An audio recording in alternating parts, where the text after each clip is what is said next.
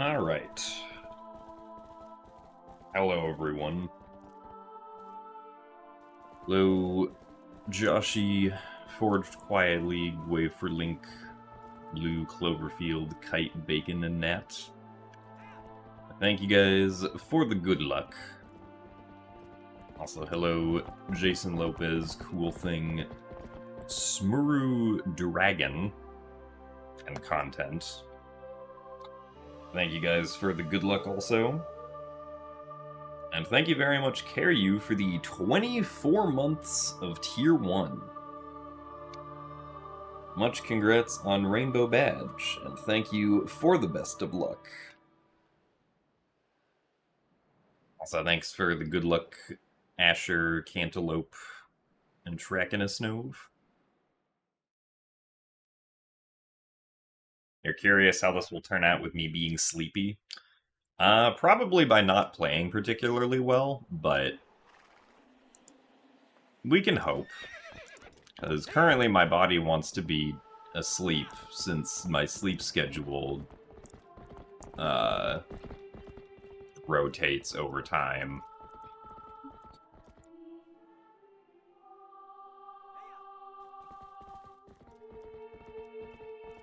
But we'll see.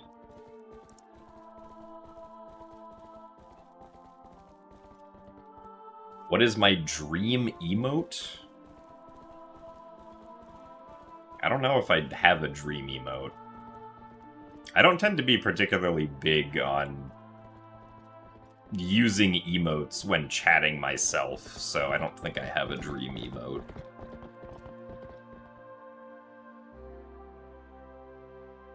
Unless it's literally an emote of me dreaming, in which case that would be Jim Sleep.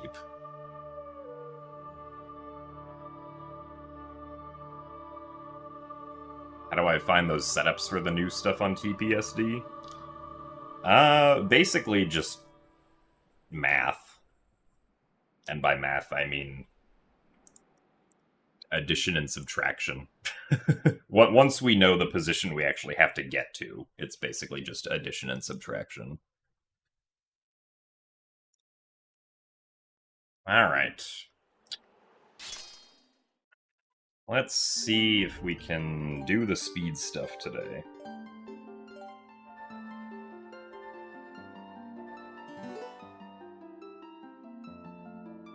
Well, the good news is, Trakinasnove, you don't have to know math to perform the setups themselves. That's just for finding the setups.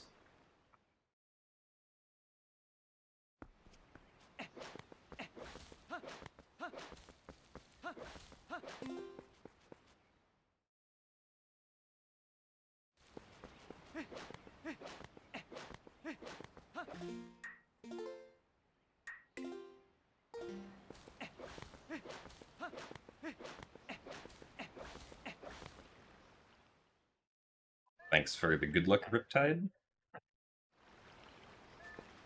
You think this is the earliest you've been to a stream possibly ever? I mean, yeah, it is pretty early in the stream. Only been streaming for a couple minutes. But we're already going fast. Hopefully.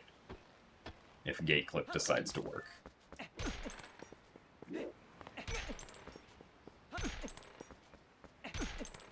Yay!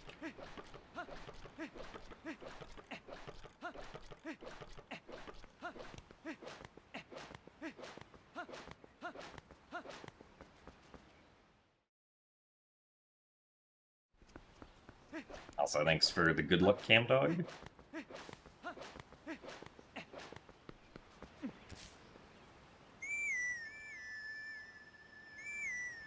I get better sleep last night?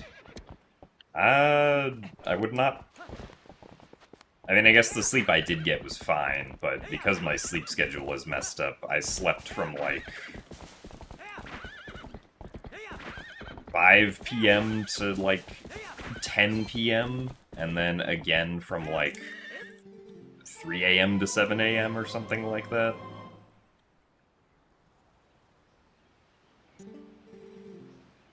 It's not quite on the schedule that it should be.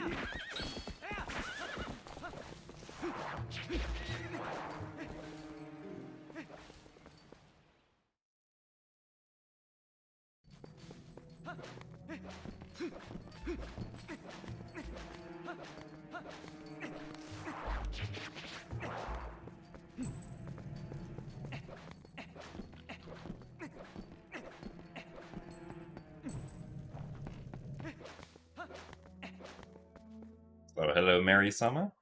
Thank you very much for the 23 months of Prime.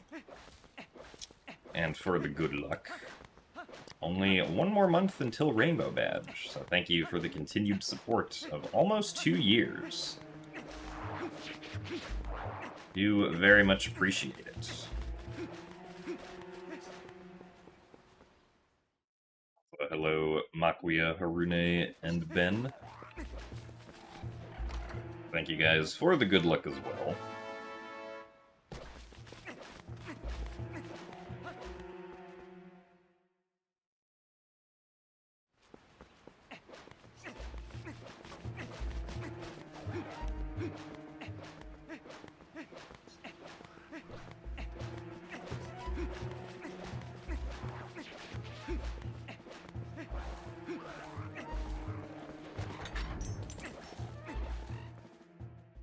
Do I need mirror?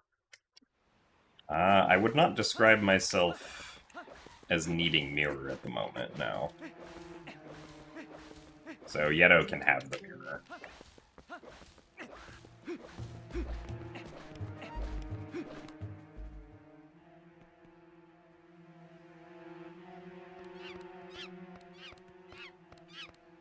Also, thank you very much, Ted Boy, for the 68 months of Prime.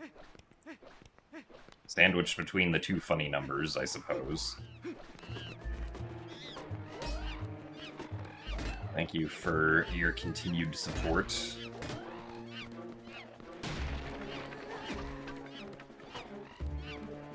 Thank you for the good luck as well. Okay.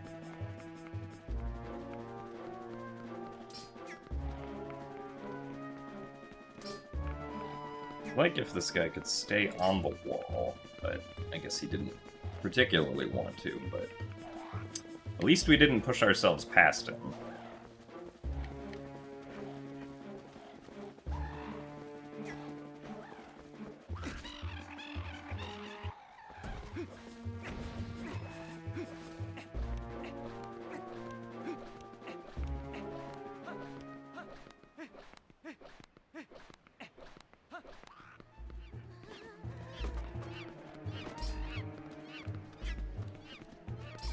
Whoa, hello. Really? Really? My guy.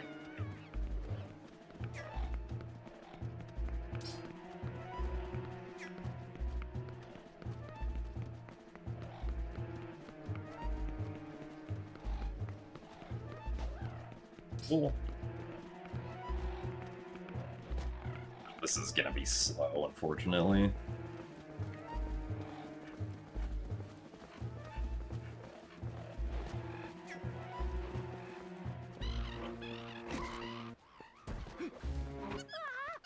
Yeah, unless we get really good goats, I'll probably reset this.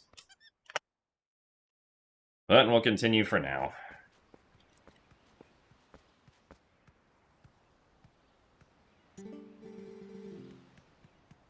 So thanks for the good luck, Renesteiner and Magago. How am I feeling today? I am feeling sleepy.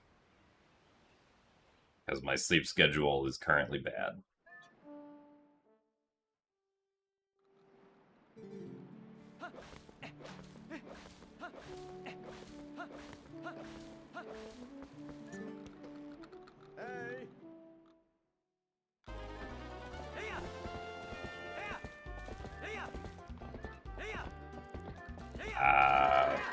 Well, it doesn't look like this is gonna be a good goats. Mostly just because of this one very sensitive goat who decided to run all the way over here.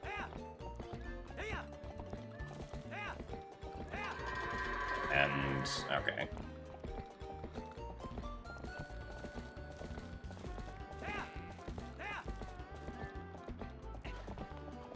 Really? He didn't even go in? Excuse me, sir.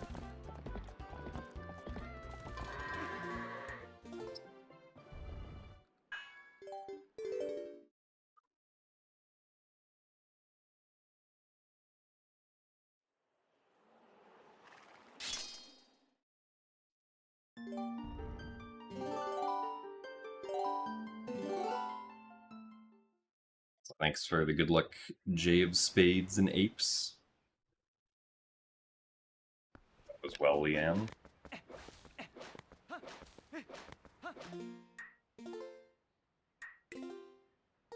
I would not say I have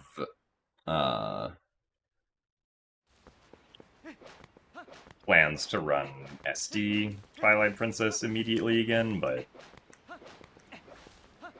I guess if enough new stuff gets found, maybe. Like, the fact that Arbiter's Grounds is significantly easier now does kind of make it somewhat appealing, but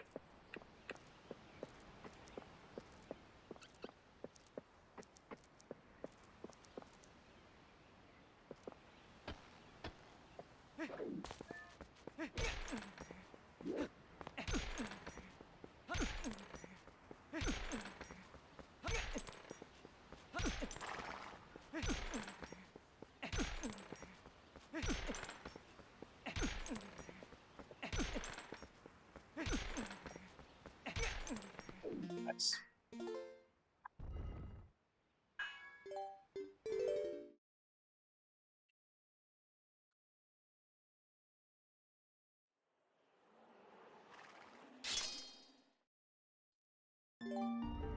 So thanks for the good luck as well, Complex Milk.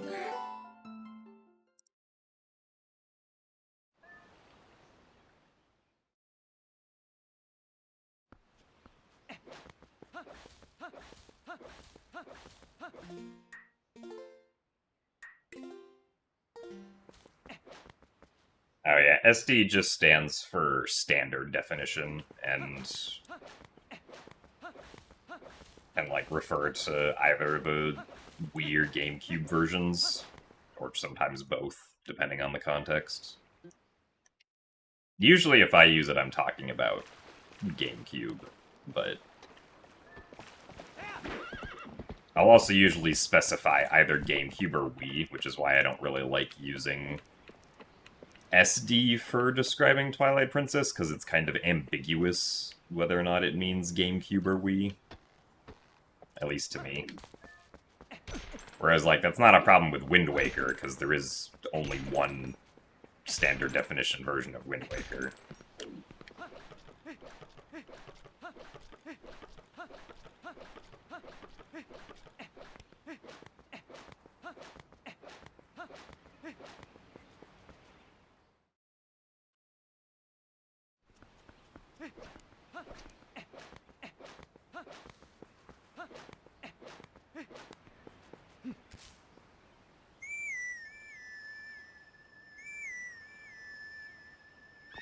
So thanks for the good luck, Fran.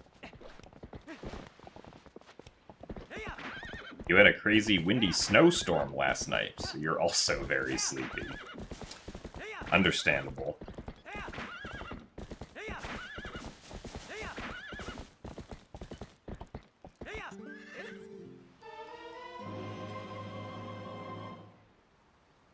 Last night we had a fairly windy rainstorm around Los Angeles. I think that's just called a thunderstorm, but there was more wind than what we'd usually get.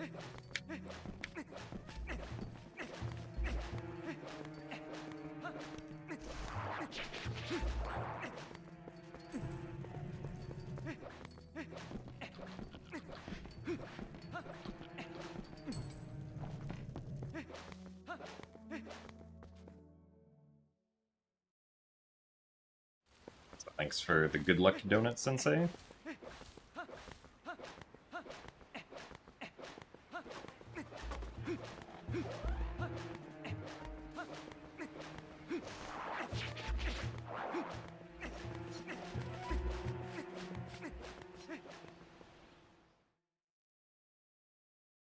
Thanks for the good luck, Moonlit Chris. How do I handle playing games that don't let me invert the x-axis? I mean, for me personally, I've never had to adjust my muscle memory because the game wouldn't let me use the camera the way that I want to. Since, like, for Wind Waker and Twilight Princess on the GameCube, the way that the free cam works is the way that I'm used to, so I'm not sure.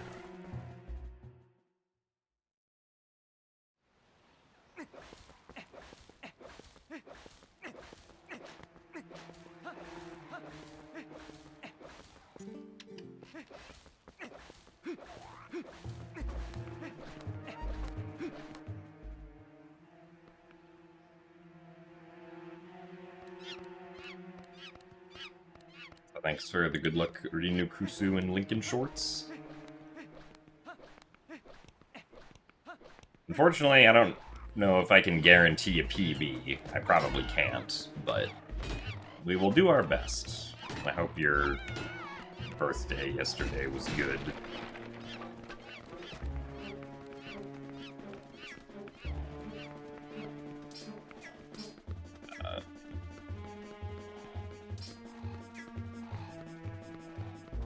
Really? No, stop. Oh my god. That's like the worst spot to go past them, because then if you try to go back past them again, you just end up pushing them back down the path. Anyway.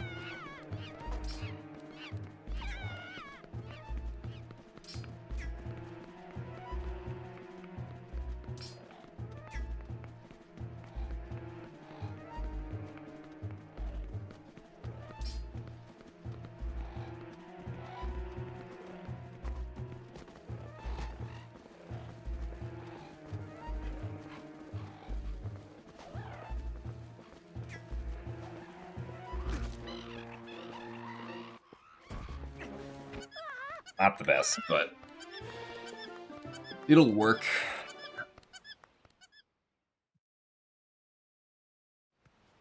Well, I did used to live in Arizona. I don't live in Arizona anymore, though.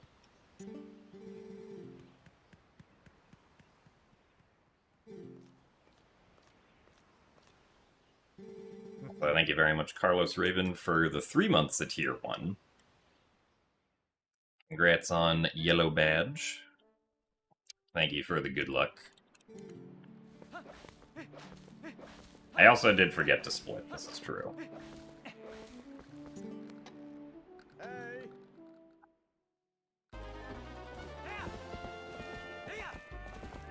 That was not great.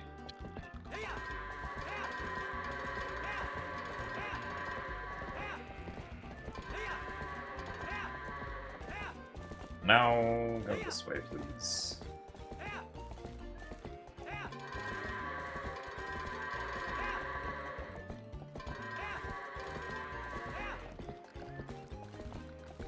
There. Please go this way.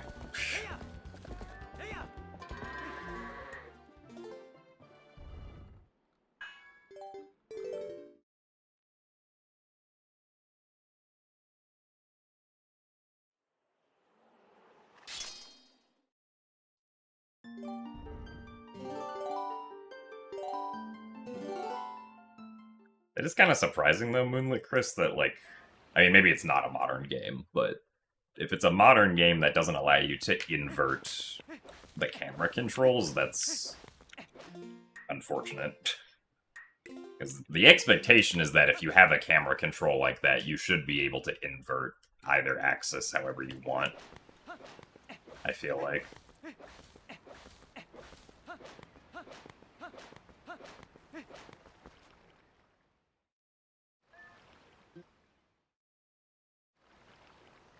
So thanks for the good luck, Vivale and Canuck.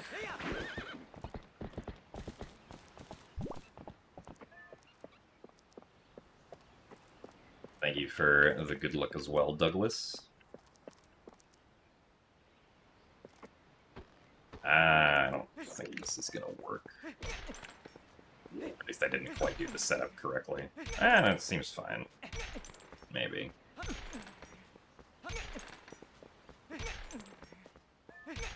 I guess we couldn't quite get the gate to swing the right way.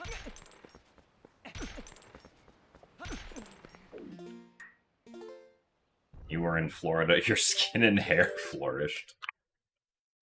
That's interesting. Yeah, I admittedly don't know what the difference is between... Aside from Florida being much warmer than the UK, I don't know what the other differences would be.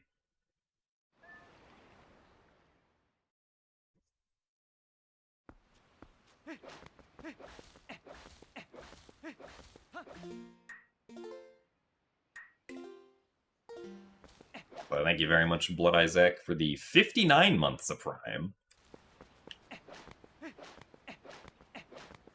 Thank you very much for the almost 5 years of support. Glad you still enjoy the speed content.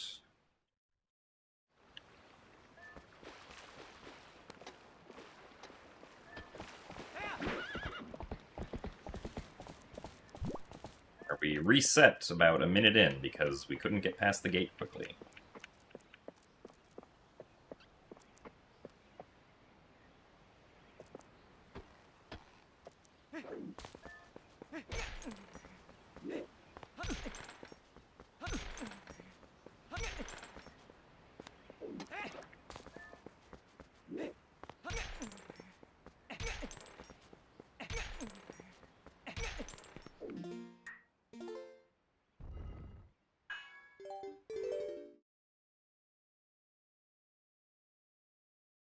Also, thanks for the good luck, Cowcat. Through Arizona does get stupidly hot in the summer. But I was inside all day most days, so that wasn't a particular concern of mine.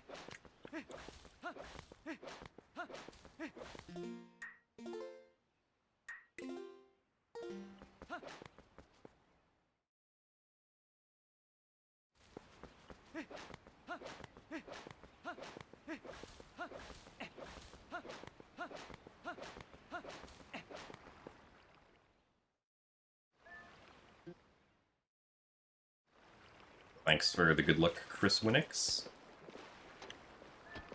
We'll certainly need it for Twilight Princess.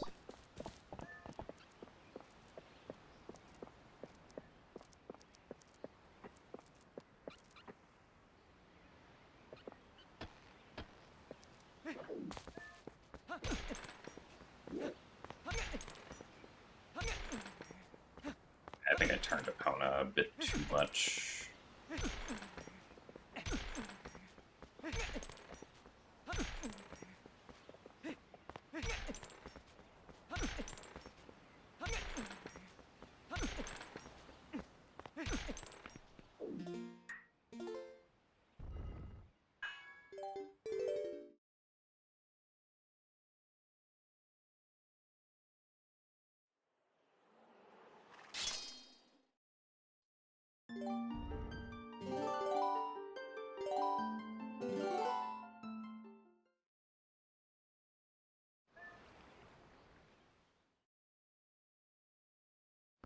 Thanks for the good luck, Birdie Kitty.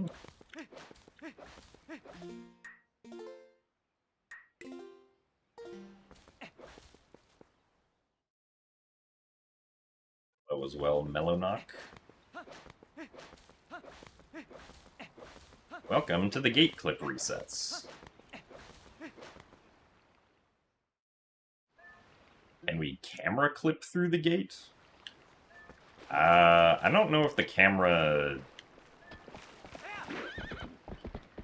Because it depends on what you mean by camera clip. If you mean get the camera past the gate, technically yes, but getting the camera past the gate doesn't help us. at all.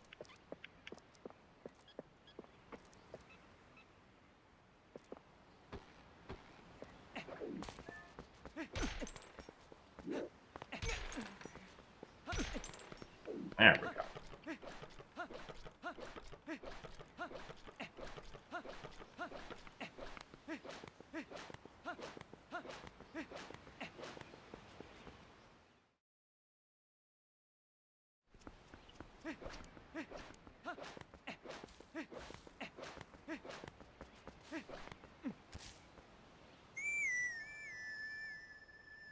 I mean, generally the heat in Arizona is also very dry, so it's not as bad as if it was, like, very humid. But obviously, if the temperature gets high enough, it's kind of bad no matter what.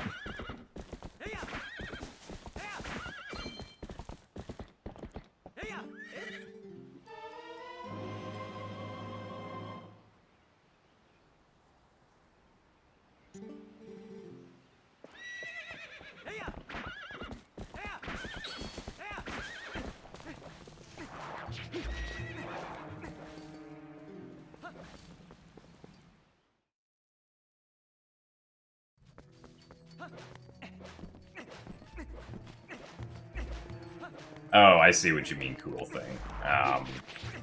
So, like, in theory, the gate is thin enough that if you could look through it, you would be able to clip through it, yes. But the problem is that,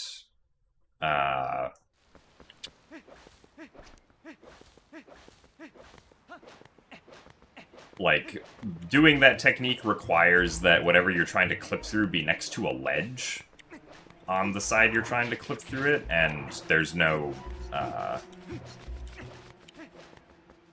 ledge on, like, that side of the gate that we could use to do a look-through clip.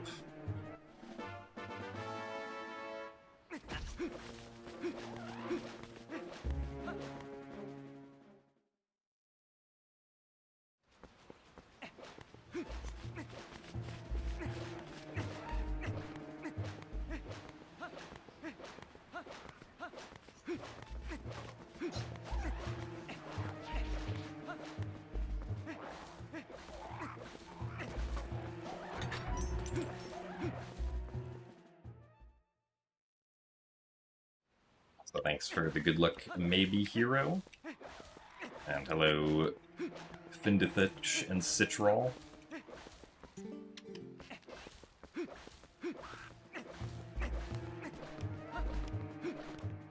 Also, thank you very much, haha, for the 50 months of Tier 1.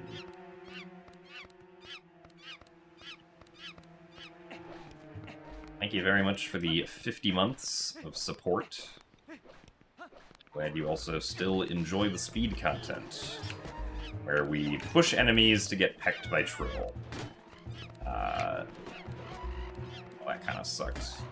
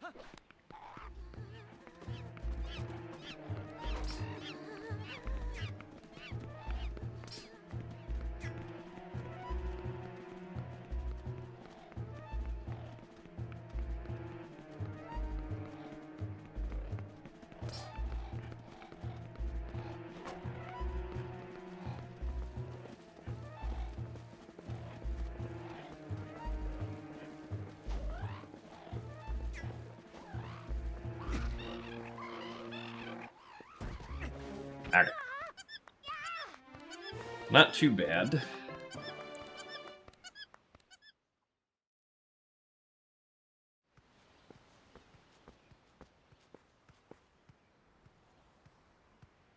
no, we couldn't use a rock as a ledge, because Link can't stand on, like, the small rocks in the area.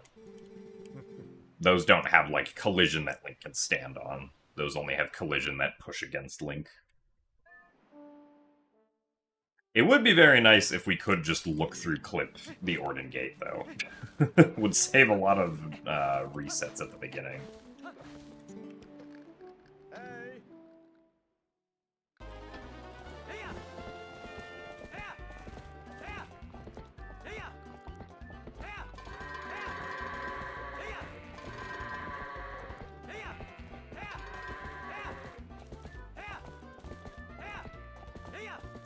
No, why did they go this way?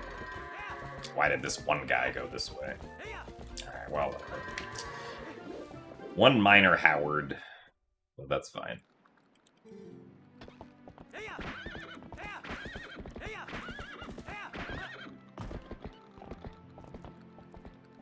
Just hookshot actor displace a ledge over there. Well, I guess if the right actor was there, and we had the claw shot, it could technically work, but... Probably not in HD, unfortunately, since, HD...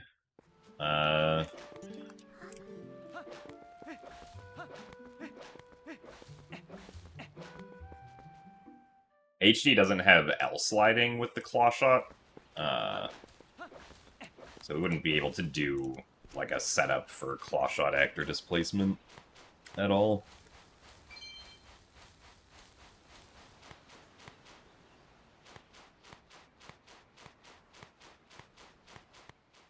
So thanks for the good luck, Cyndaquil Elo.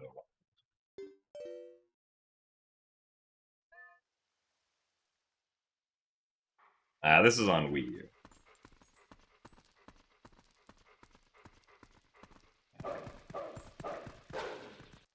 This is, unfortunately, one of the only Zelda games you can't play on Switch. In some way. There's, like, technically a few others, too, but... This is one of the ones that people really want.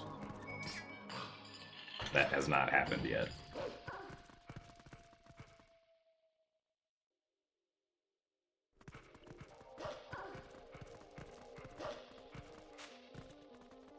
Nice skid.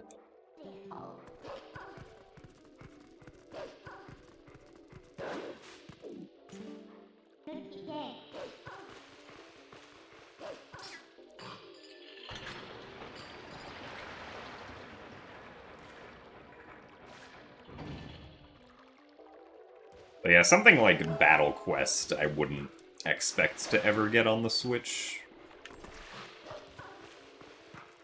Because, I mean, that was also just like a Nintendo Land minigame.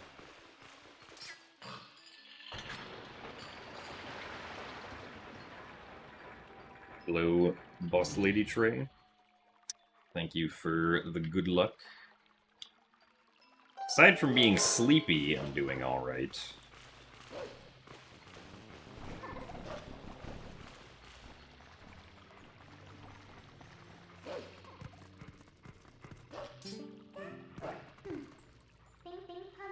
Oh, come on.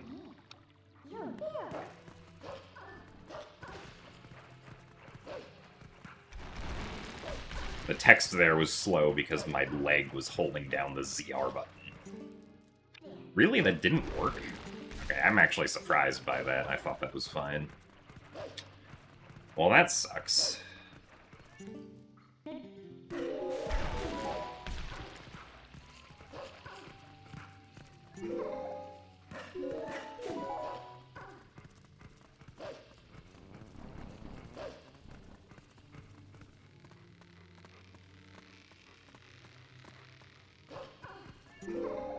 Well, yeah, I think more than likely, this game will just end up on GameCube NSO, most likely.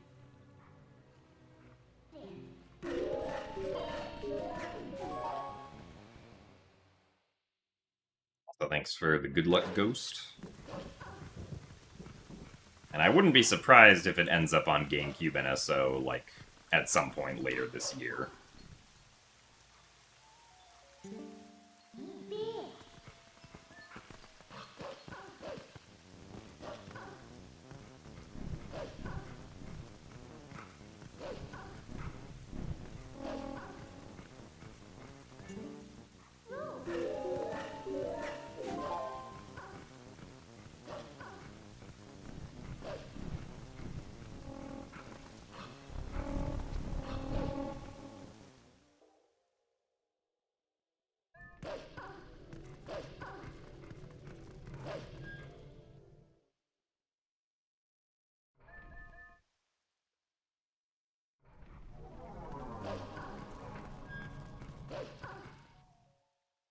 play games casually much nowadays.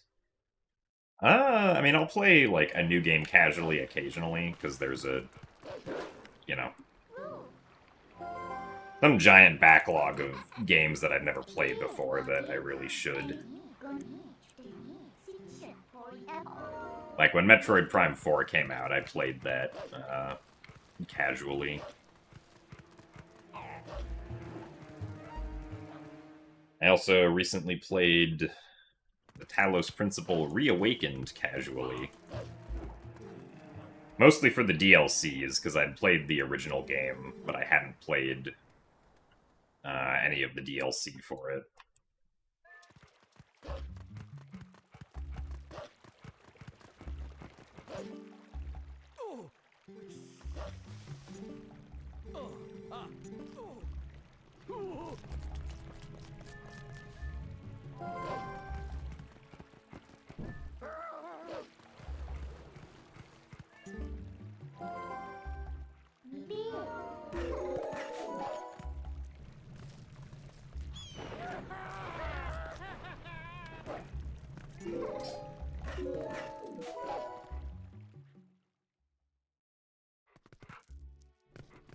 I mean, it almost certainly would be faster to play Twilight Princess on GameCube NSO, because it's not going to be like a Wind Waker situation where NSO loses time due to not having Tingle Tuner. Because Twilight Princess doesn't have any, like, GameCube interactability like that. So, you're basically just gonna... Like, what I would assume is gonna happen is you will just get the base game, but now with better load times, right?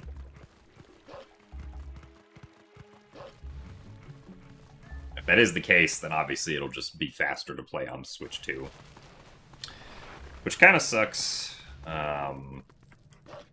but...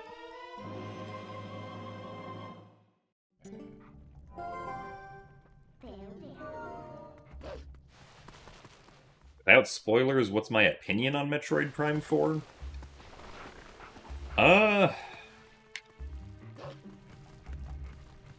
I would definitely say that I enjoyed, like, the first half of the game way more than the second half.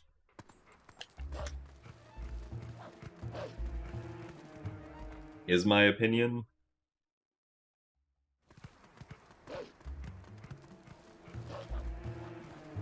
Like, some of the issues that people seem to have with the game are not things that I really had issues with.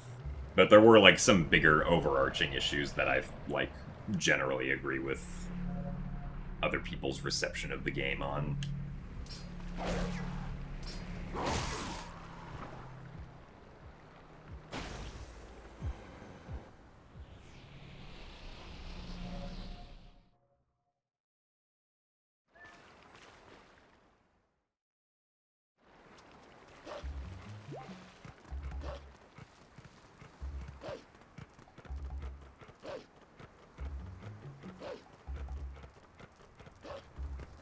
Yeah, as far as playing games casually, I also played Okami for the first time last year.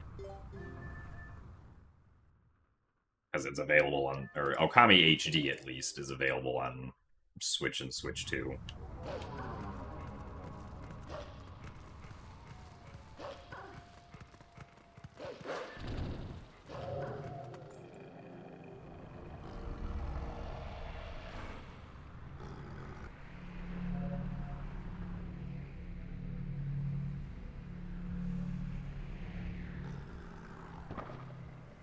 Ow, I also forgot to split. You were correct. Maybe that's a side effect of being sleepy.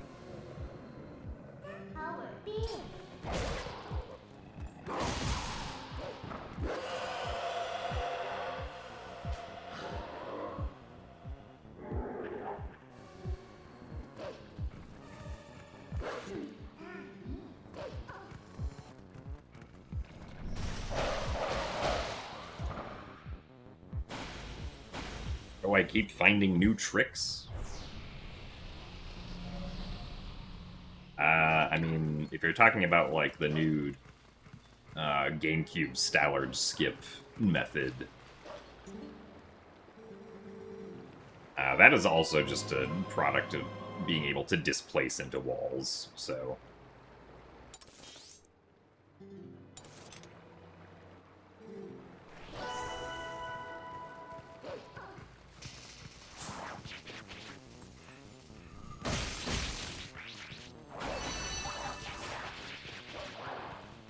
Even if it still involves clawshot actor displacement, which is a little unfortunate, but... at least much easier to do the part after clawshot actor displacement.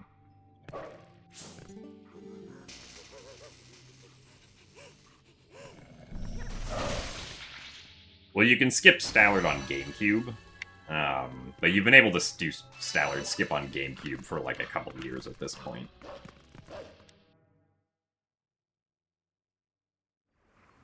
Could have said I was a magician. Well, I mean... I don't think I would consider myself a magician.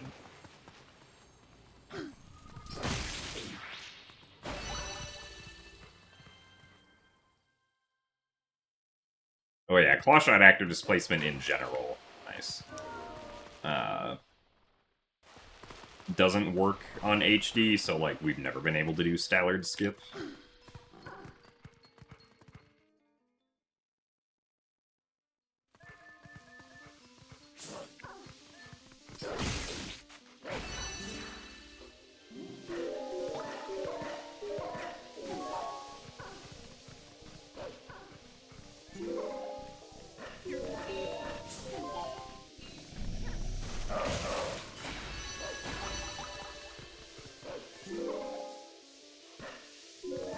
Thanks for the good luck, Jirla.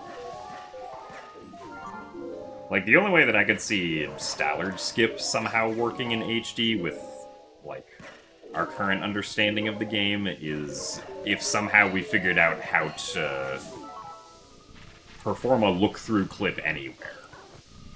Or, like, without needing a ledge, basically.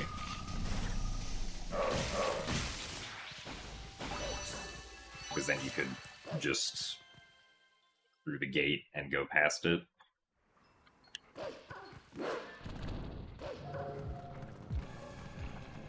Hello?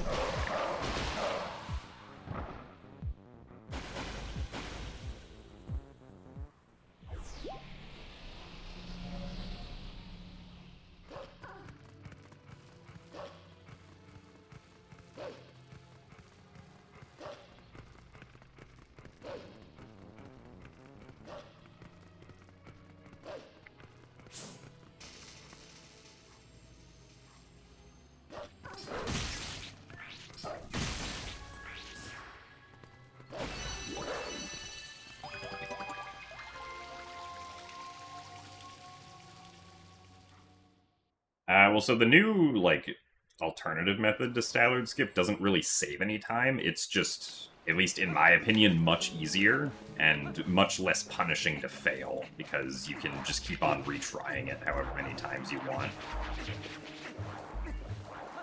As long as you don't, like, accidentally kill the Stall Trooper.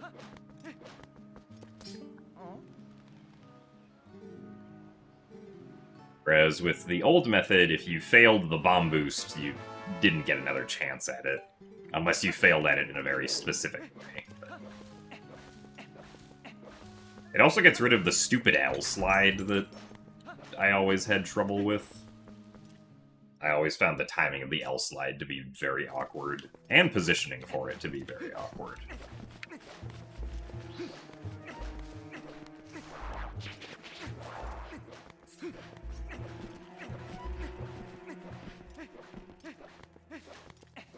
So thanks for the good luck, Ace.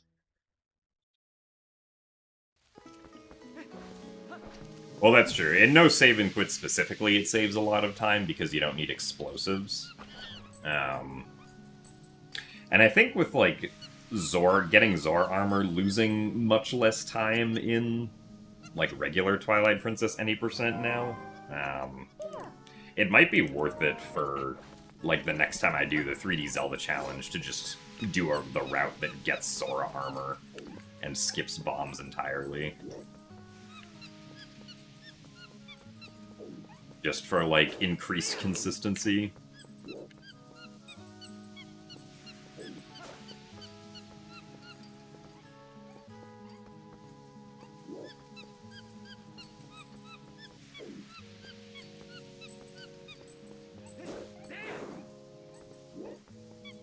Darn it.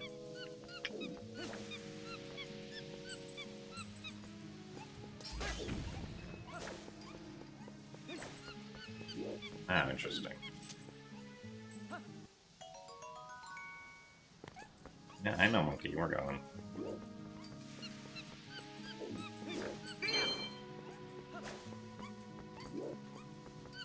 Yeah, this one's slow, though.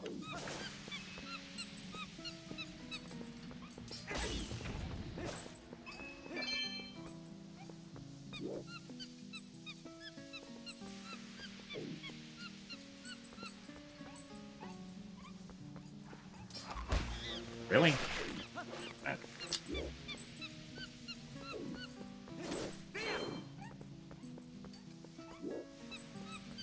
Okay, well, at least that's quick. This next one's probably not going to be quick, though. I don't know, this next one was quick, too. Okay. I guess ultimately not a terrible monkey, then.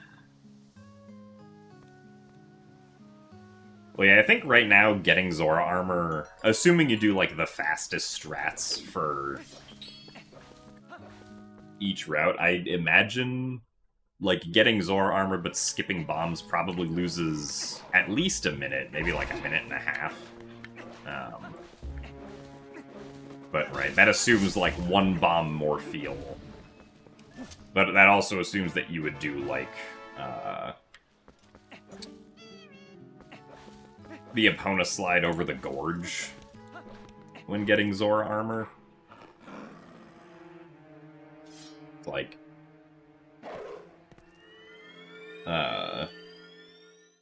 yeah, I don't know. Alright, Moogle Knight, hope that work goes well. Thank you for the good luck.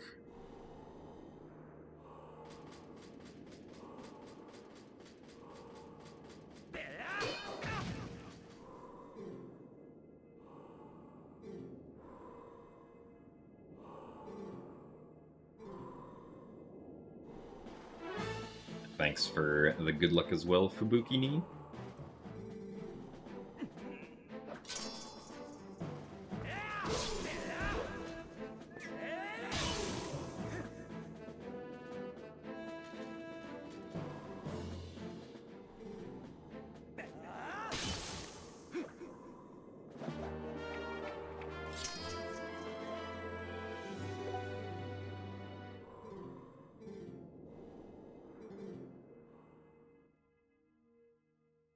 I've played some of Four Swords Adventures. I don't think I ever finished it.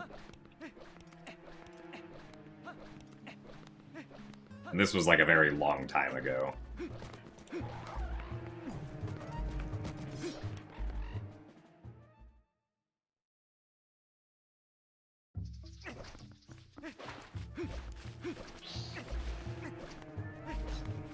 I do think that I'm generally, like...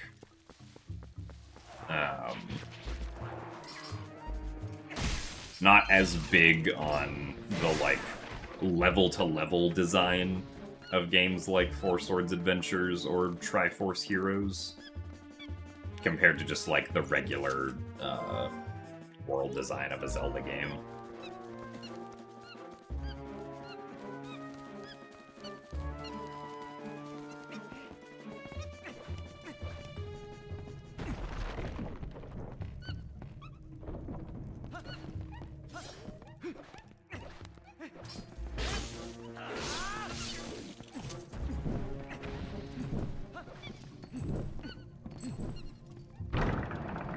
You're so tired, but if you sleep right now, you're gonna mess up your sleep schedule.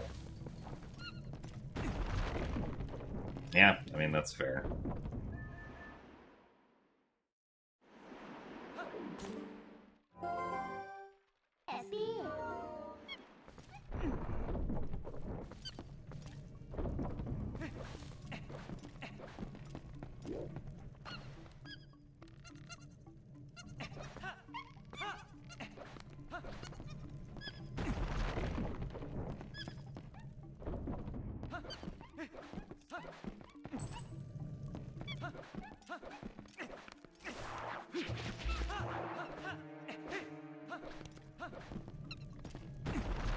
I have not done the 3D Zelda challenge since Tears of the Kingdom came out, no.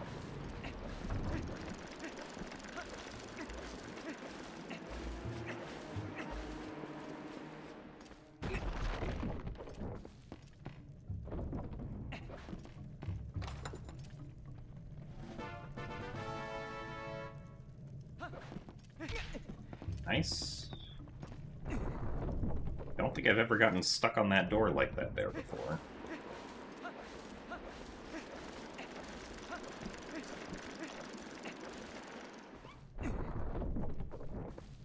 The 3D Zelda Challenge is a speedrun where you continuously,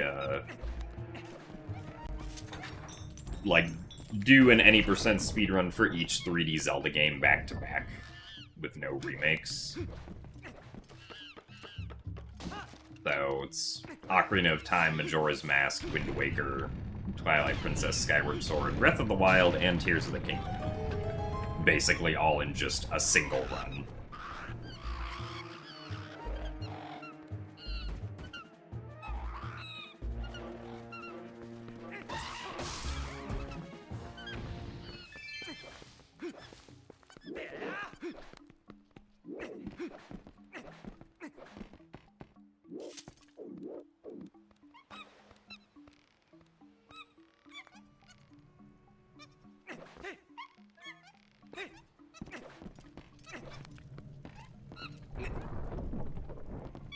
But yeah, at this point, Twilight Princess is, like, basically half of that run.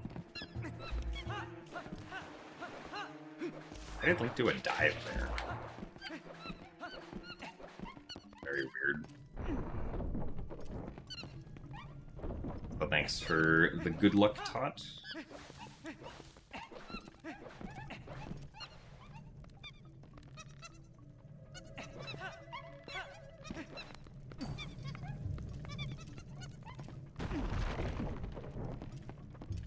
My favorite Zelda dungeon? I don't know. There are a lot of good ones to choose from.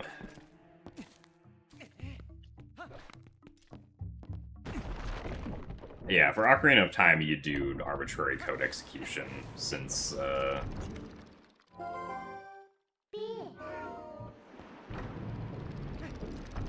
like, the challenge just follows the any percent rules for each game.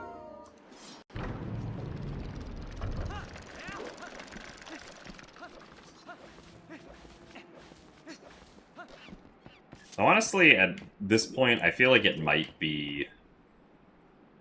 It would probably be more interesting to me if,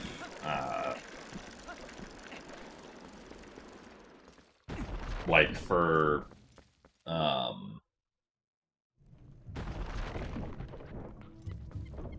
like, Ocarina of Time, Majora's Mask, and Wind Waker, there were, like, some restrictions to not allow Ace or SRM. Because then we would actually get to play more of those games. Oh my god. 6 hops. Thanks, Ook.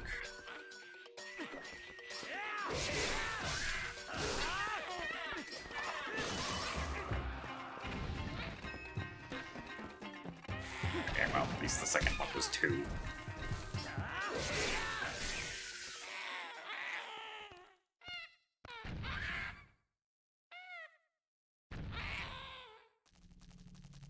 "3D Zelda All Dungeons Challenge" would also be pretty cool, but that would be very long.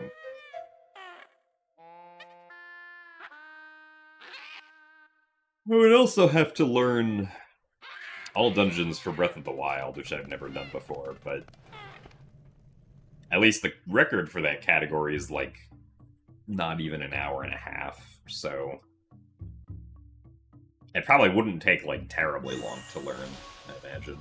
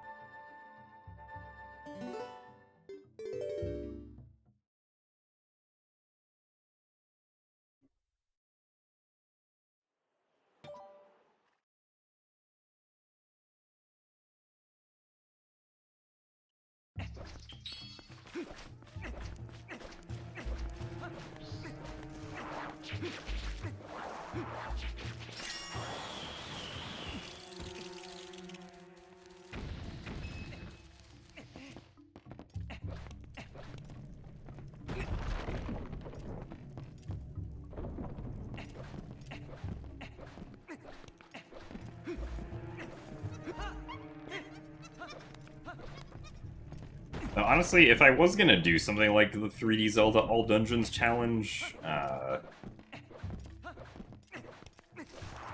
honestly might just do, like, MM3D and OOT 3D instead of MM and OOT. Because I would definitely have a lot more fun that way.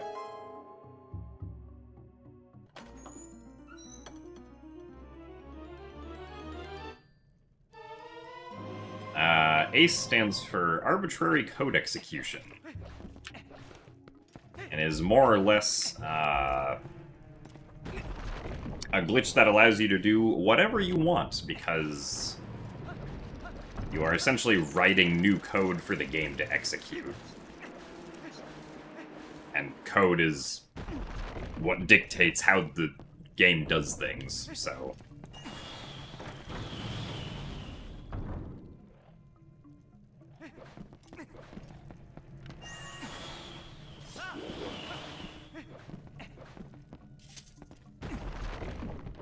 Remake 3D Zelda Challenge. See, the problem with a Remake 3D Zelda Challenge is that Skyward Sword HD takes really long.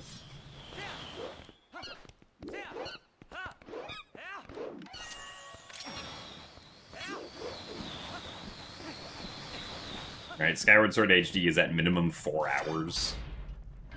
And is also not a particularly interesting run.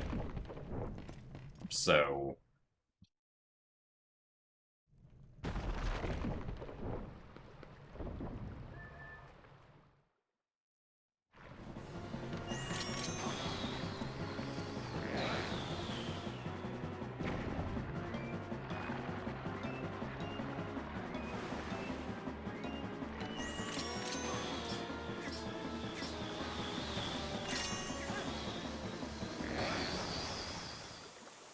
I mean, so, like, for Skyward Sword HD, right, the beginning to Harp is, like, pretty cool. But then everything between Harp and Ancient Cistern is just, like, boring.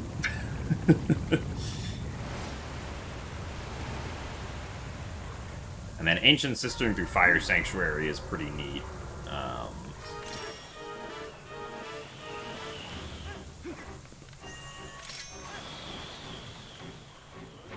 And then it's boring again until we do G3 Escape. I guess Levias is not that boring, but...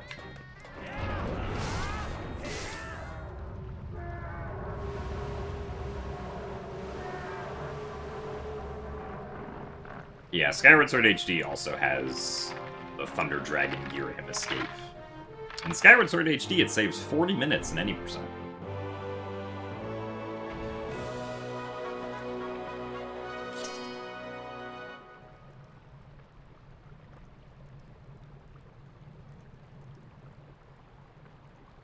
And yeah, Skyward Sword HD doesn't have Back in Time.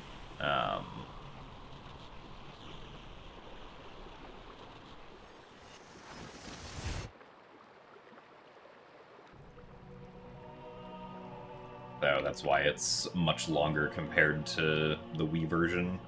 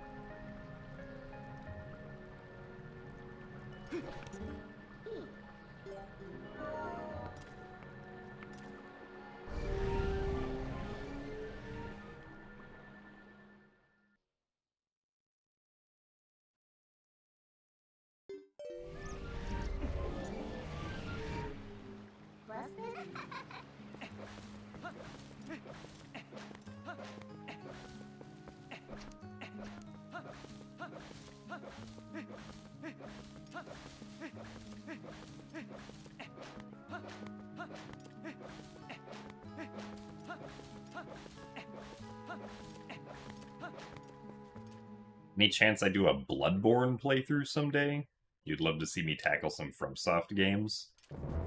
I mean, in general, I would say to probably not expect any casual playthroughs from my content anytime soon. because my content is very speedrun related and focused, of 3D Zelda games specifically. The only game I ever casually played on stream was Echoes of Wisdom, so...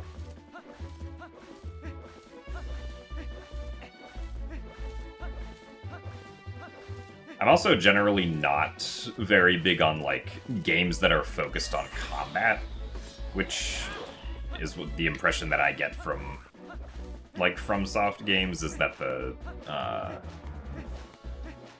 focus is on, like, very difficult combat. At least if I'm thinking of, like, the correct kind of games. 1 hour.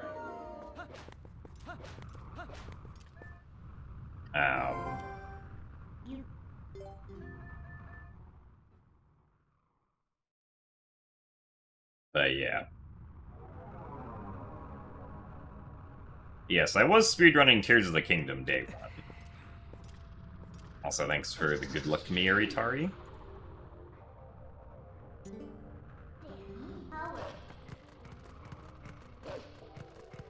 I did not do a casual playthrough of Tears of the Kingdom on stream.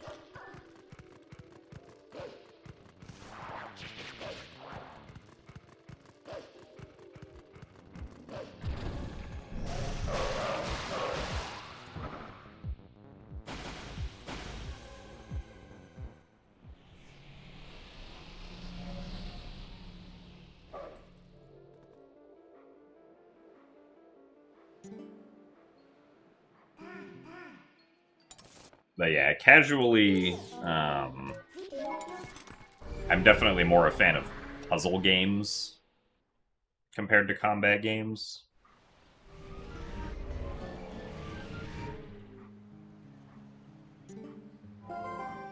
So if I ever, for some reason, do end up streaming casual playthroughs, they will probably be either of Zelda games or of,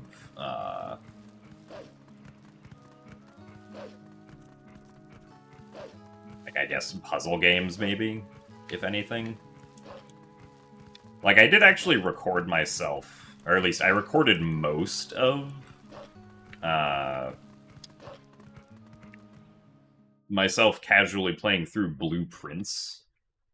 At some point, I kind of, like, stopped doing it, though, because I had, like, ended up dropping the game for a couple months before getting to, like, the very end of the game, but,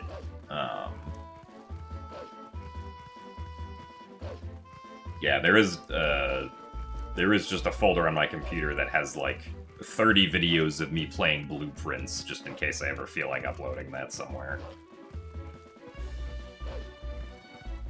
So thanks for the good luck, Kelsey. Wordle stream. I don't know about that. Also, nice miss quick spin.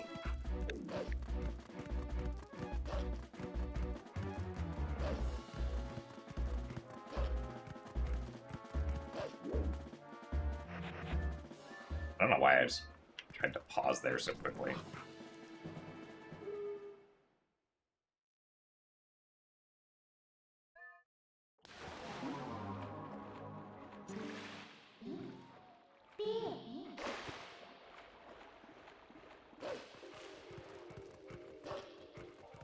There's trial and error, you'll die a lot, but that's how you learn what to do. Yeah, that's kind of the... Hello? Was I not pressing A? That's kind of the vibe that I've gotten from those kinds of games, like Dark Souls, Elden Ring, or Bloodborne. Which I think those are all FromSoft games. I'm not entirely sure, honestly.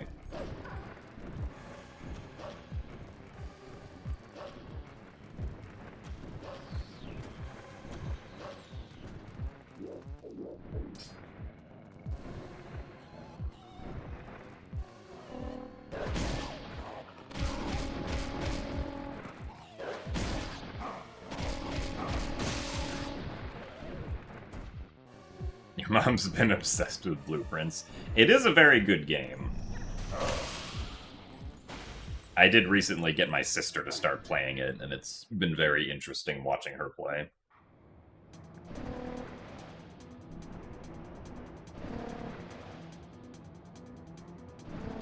It's one of those games that once you, like, complete it all the way through, it's very interesting to watch how other people try to approach the game and get through it.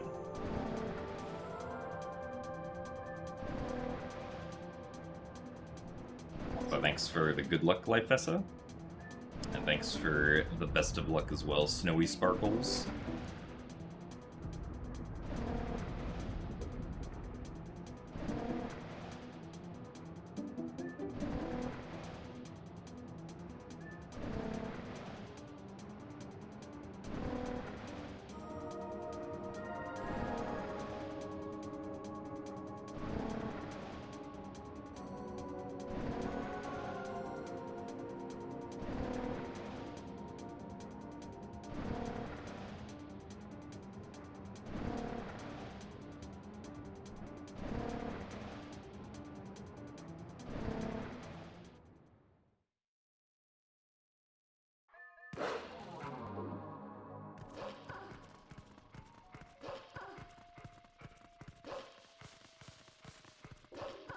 So Pillar Clip does work in HD. We're gonna do Pillar Clip with Zora armor later.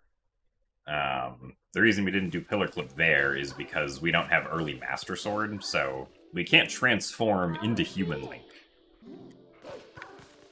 at the moment. We also don't have the Iron Boots, since we haven't completed Elden Twilight.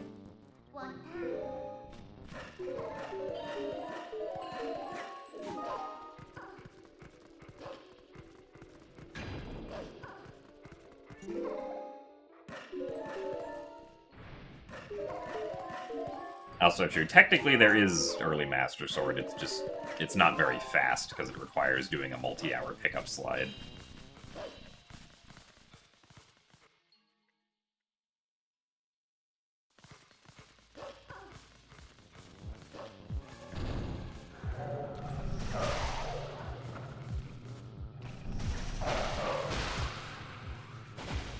Also, thank you very much, Zopiad, for the 70 months of Prime. Thank you very much for the good luck.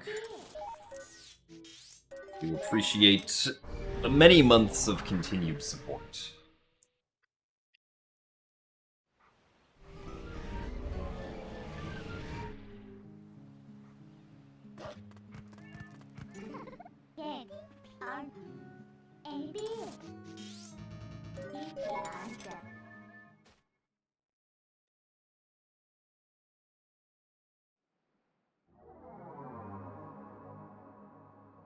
So thanks for the good luck, Baskist.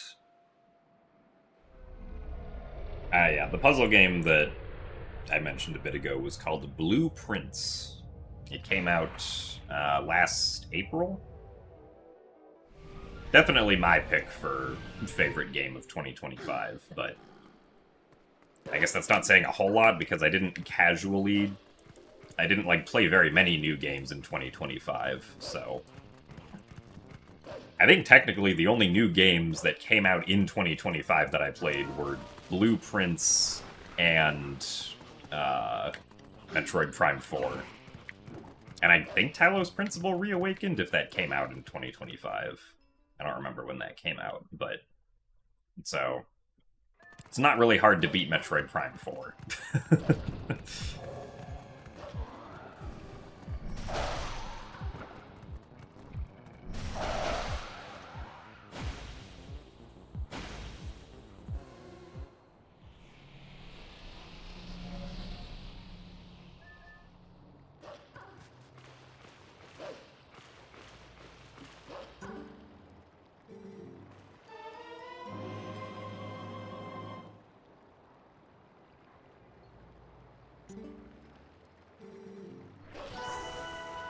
As a setup that gets it down to just 1 hour, 27 minutes.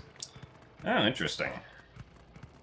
I would imagine that's probably, like, the same on HD, but yeah, unfortunately that's still too slow to be used in anything other than low percent.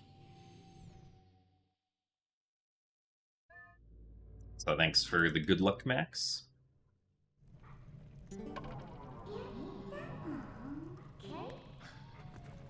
on words is intentional?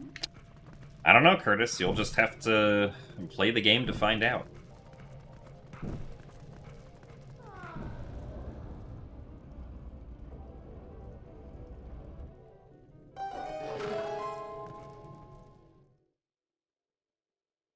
Metroid Prime 4 makes you sad. Yeah, I know, DF.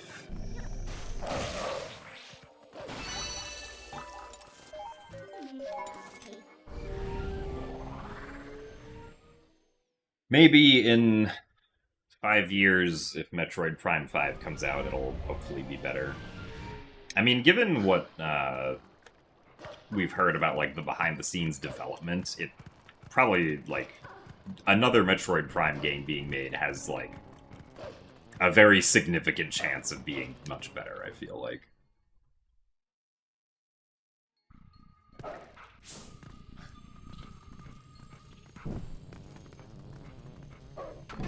But considering the amount of time that people were waiting for Prime 4, it is somewhat of a letdown after 8 years of known development time.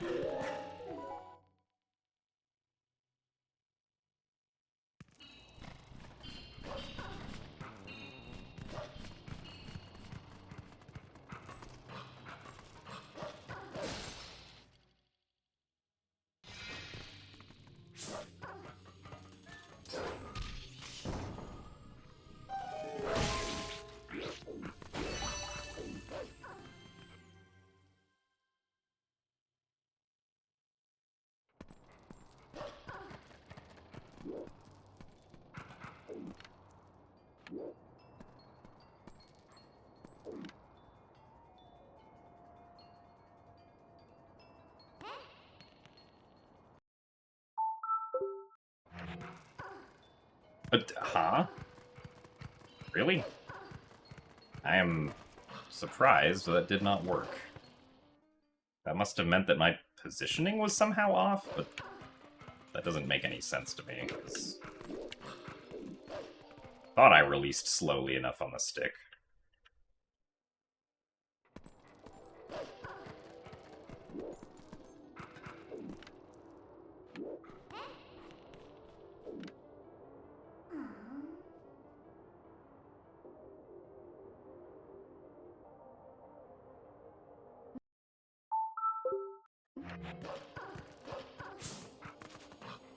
Well, that stinks.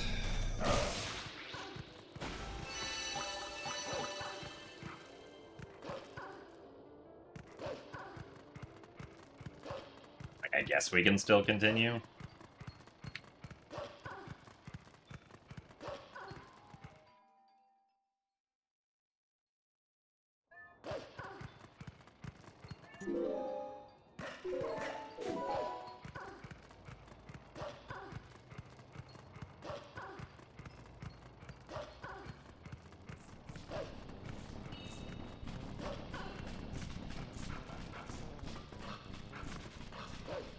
Have I ever watched the Sherlock series?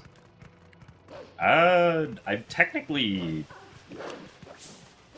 I think, seen like a couple episodes, but only as like something that was occasionally in the background that other people in my family watched. It wasn't something that I was like very actively paying attention to when it was on.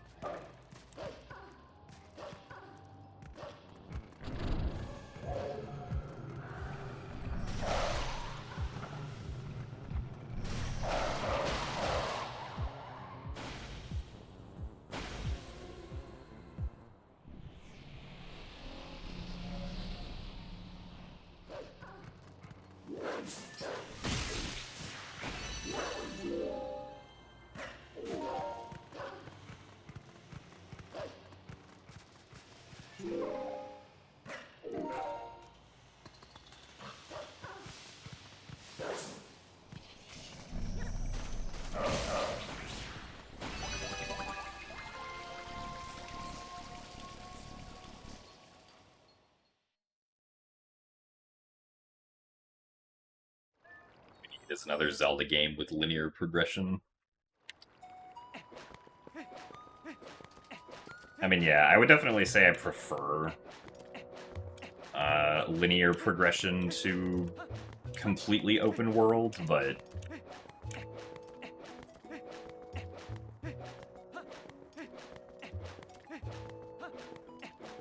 I would say that I think prefer the most, like, light linear progression, like what Link Between Worlds and Echoes of Wisdom did. Where, like, there's still a, you know, a basic structure that the game has to follow, but you can do a lot of the game's events in whatever order you want. And I much prefer that to just being, or to the game just being completely open worlds. Like Breath of the Wild and Tears of the Kingdom are.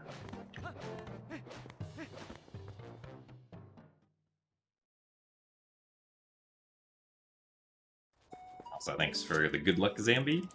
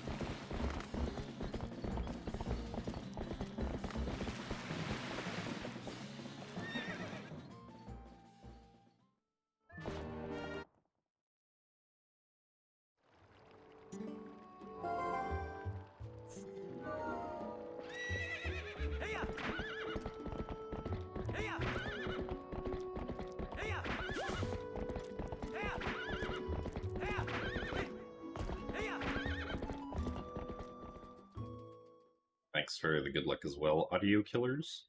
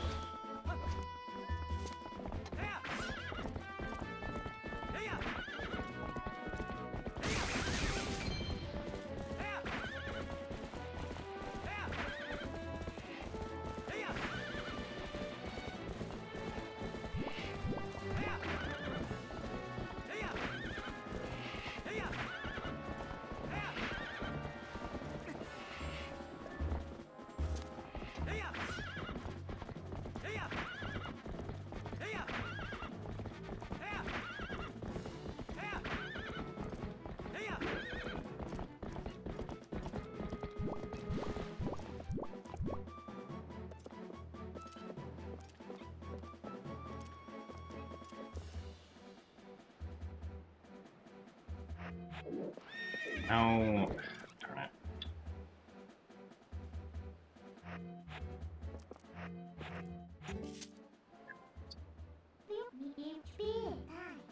Ugh.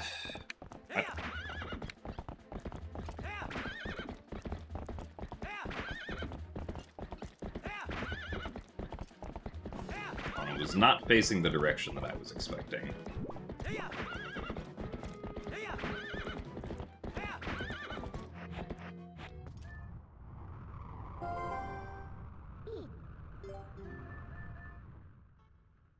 So thanks for the good luck, Azeroth.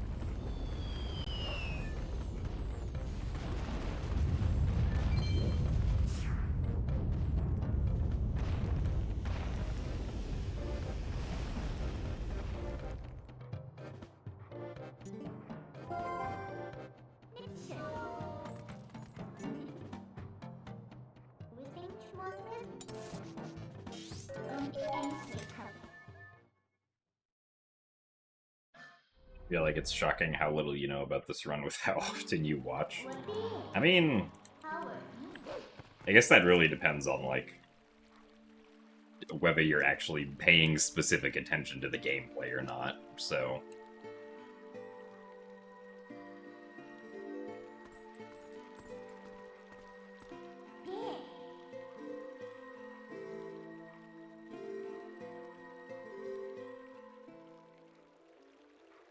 Yeah. The big. Oh, no.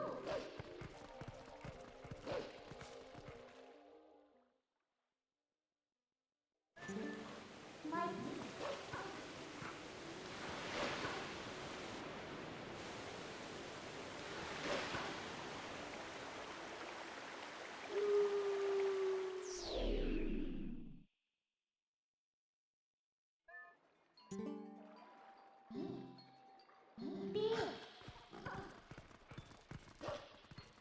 Well, skipping Rutella's text, you could technically do the method as Wolf Link with the, like, Twilight bug super jump, but then you wouldn't have a way to do it the second time, so you'd still have to go through the text anyway. Because we can't just go under the water since we don't have early Master Sword to use.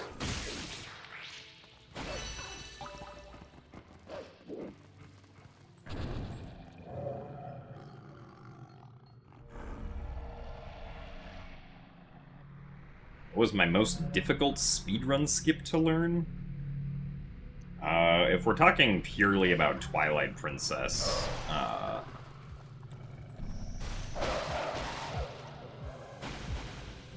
the most difficult one to learn was probably Sword and Shield skip.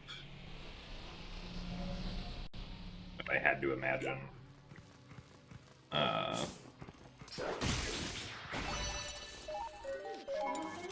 Followed probably by Stallard skip in GameCube.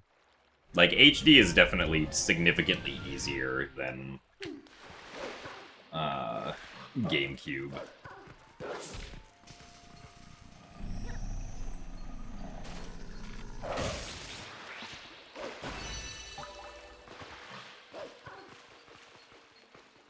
Too early on that one.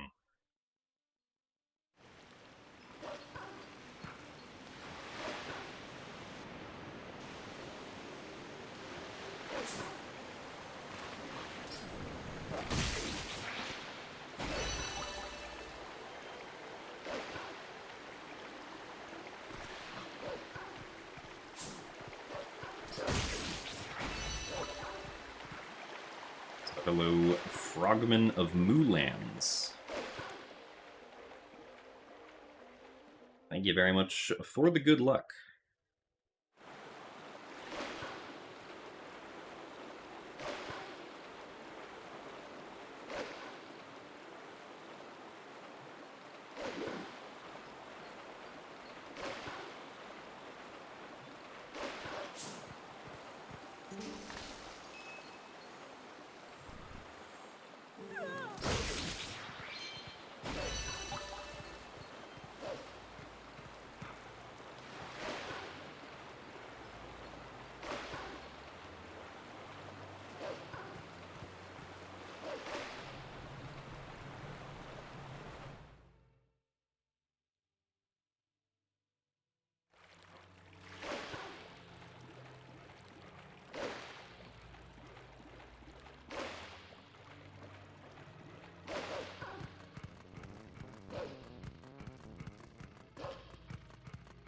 You like the idea of Twilight Princess a lot more than you like Twilight Princess. That's interesting. I guess that depends on specifically, like, what you mean by the idea of Twilight Princess compared to where actually playing the game, like, is not as fun, or describe it.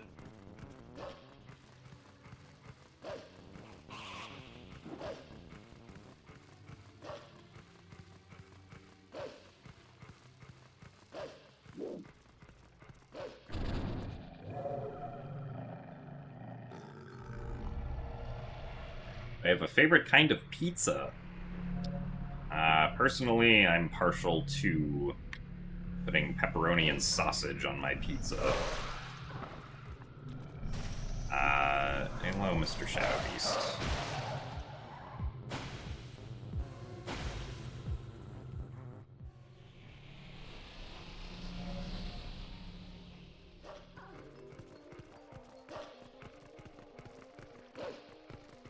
About any 3D Zelda game? Any 3D Zelda game. The most difficult thing to learn is probably manual super swimming in Wind Waker, or Wind Waker HD. Like, regardless of what method you try to learn.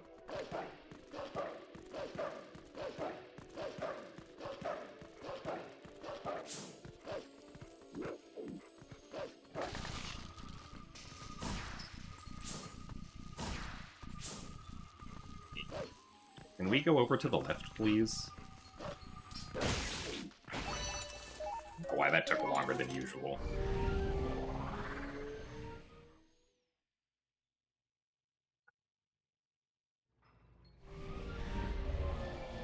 Also, thanks for the good luck, PSP. You've been so accustomed to the stream alert that you started listening to the VODs as it helps you with your ADHD for reading. Oh, that's interesting. I guess that makes sense, though, if it's just a familiar white noise in the background at that point.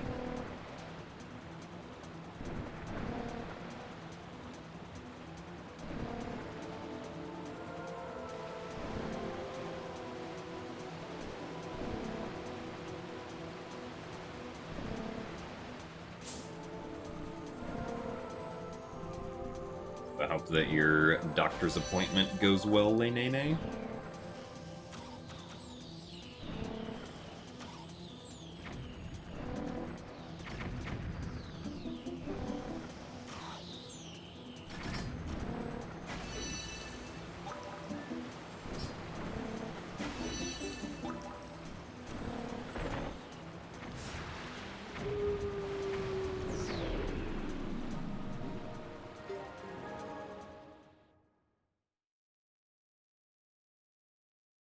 Yeah, there are definitely a lot of people on the internet who don't like Skyward Sword.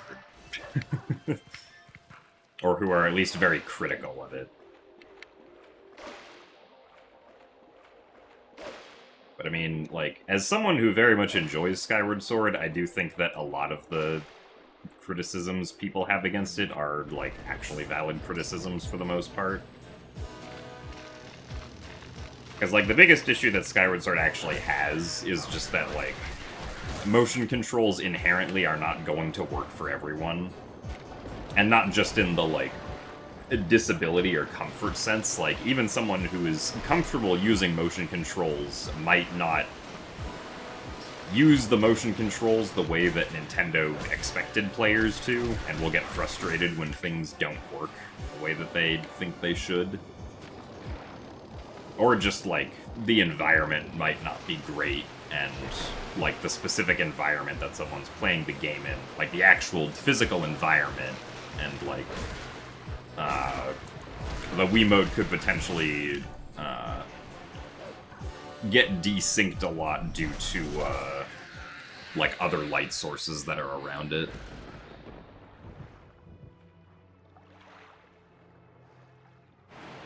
So, if you're in a good environment and the motion controls work well for you, it's probably going to be a very fun experience.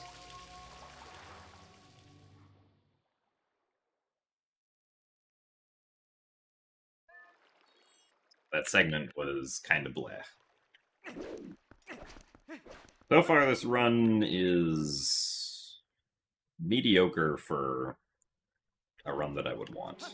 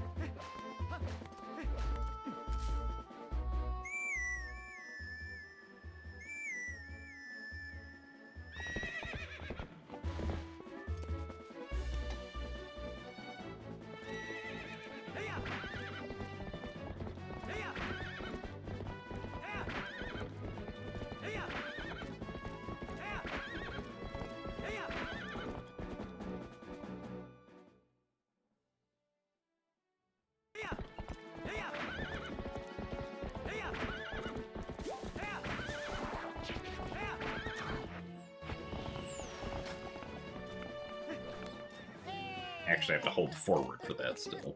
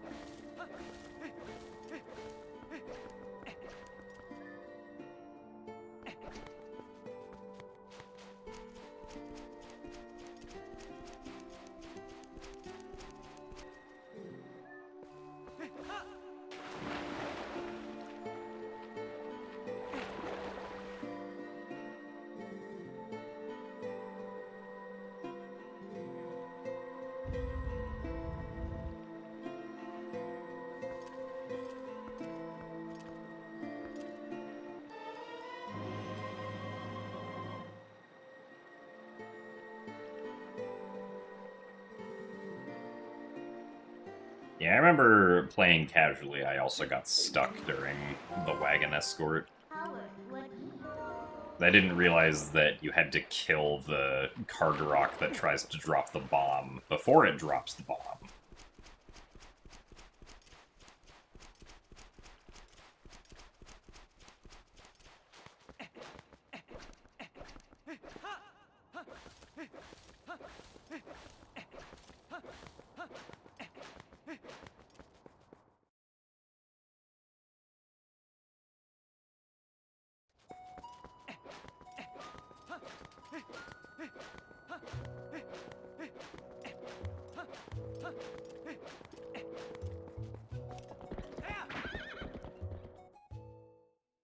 Casually, you do have to talk to Prince Rawless, but in the speedrun, we skip doing that. Because you're supposed to casually talk to him for the coral earring item, to then get the reekfish scent, which allows you to go up Snow Peak, but we instead do a trick that allows us to get up Snow Peak without the reekfish scent, so we don't have to go talk to Prince Rawless.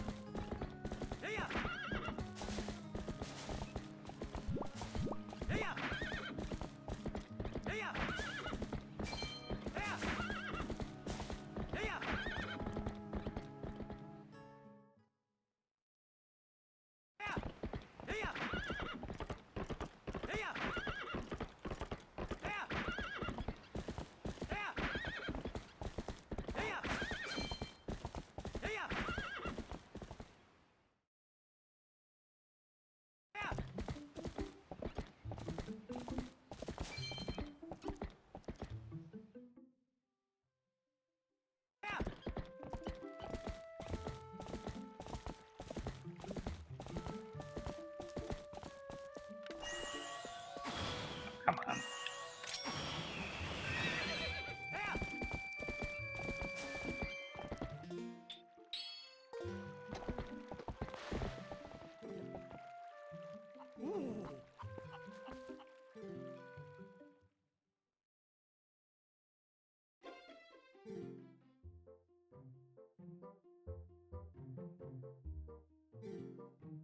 Thanks for the good luck, Rifrega.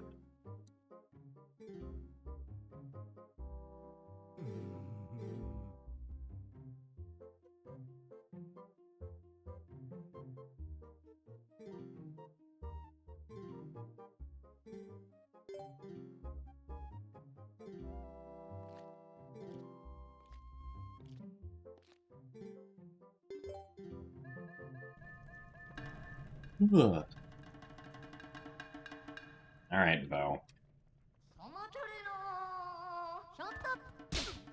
One slap. Okay. One slap of time loss.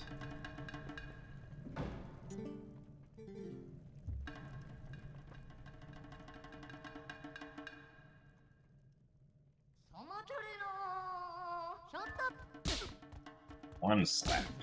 Two slap. Three slap. And unfortunate.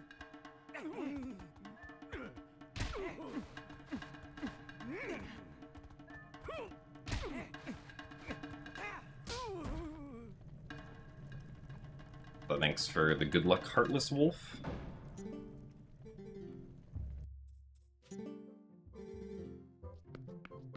Well, this run kind of sucks so far. At least for where I would want a run to be.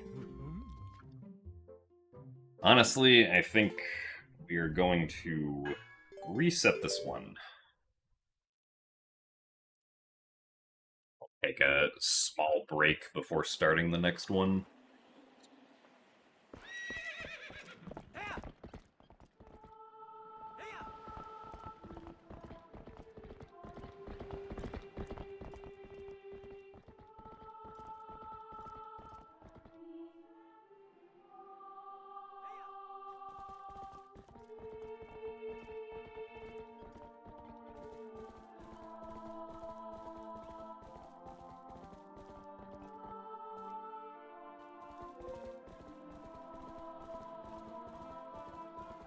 My favorite non-Zelda game is Outer Wilds.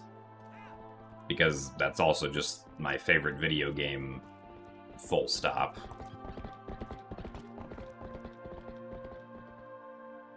And like I mentioned earlier, I also really enjoyed Blueprints that released last year.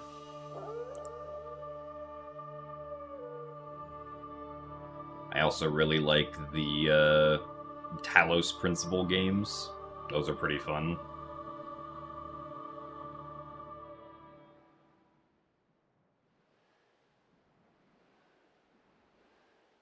Can I explain Outer Wilds? No. Outer Wilds is best experienced if you don't know anything. But, I mean, if you look at the game, like, on the Steam page, you will see that it is a game that involves space in some way, right? You will be flying around in a spaceship.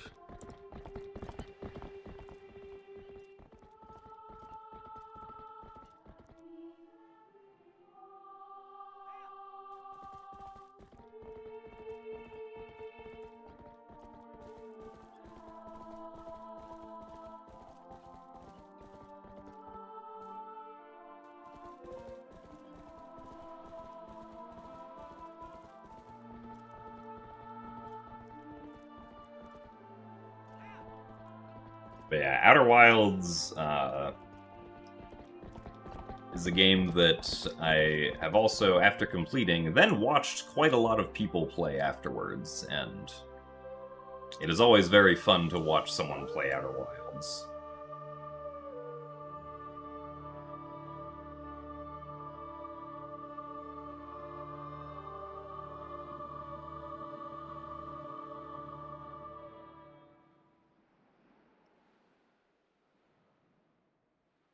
But yeah, generally, like, my favorite games are all, I would say, like, puzzle-based in some way.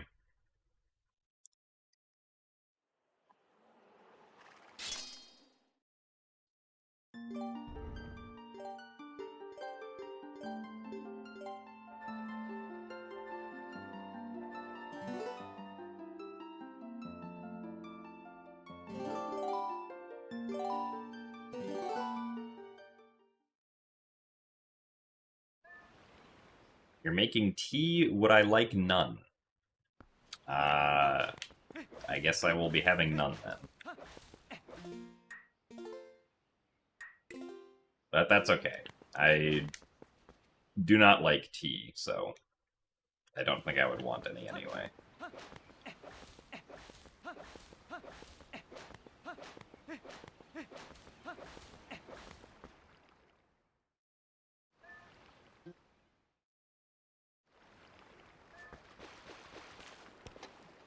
What's Sleepy Edition?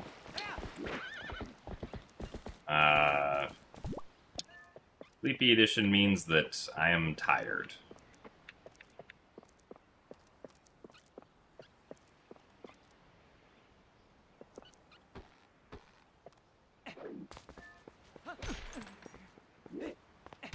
Due to lack of sleep. Nice.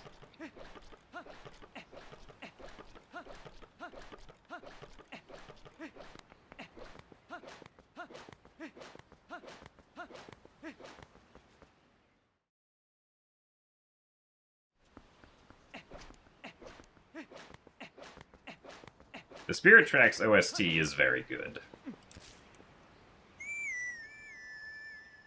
I do enjoy me some train training and some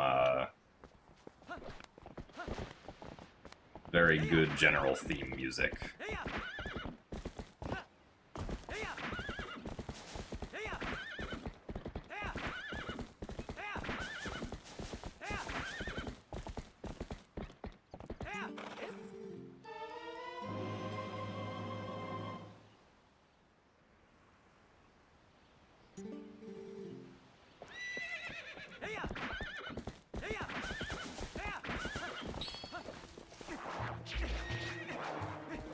Yeah, G3 escape is possible on the latest Skyward Sword HD version. Unless the new version was just pushed a couple hours ago, but I don't think that happened, if I had to guess. As far as I'm aware, the latest version is 1.0.1.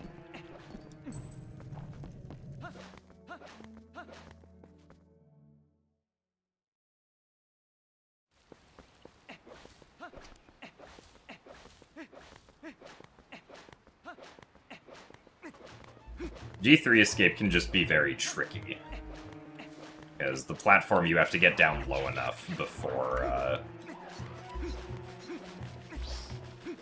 you can successfully get down to the statue.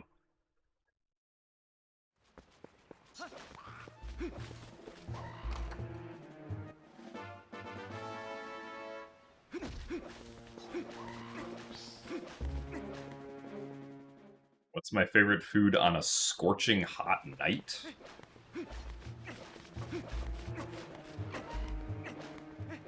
I can't say that, like, my appetite for food differs a whole lot based on, like, what the current temperature is. I would definitely want a cold drink, though, but I don't think I would mind eating, like, hot food while it is currently hot, temperature-wise.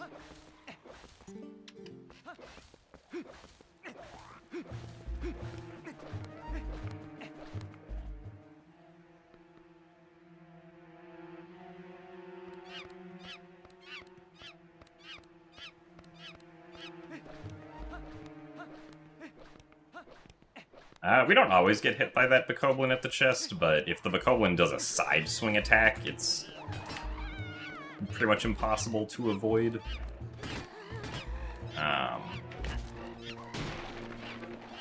If the Bokoblin does a vertical attack, then usually we can avoid it.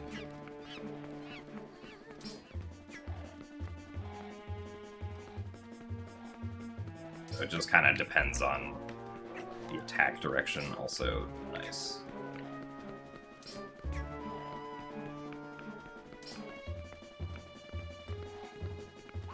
It's a little bit slow, unfortunately.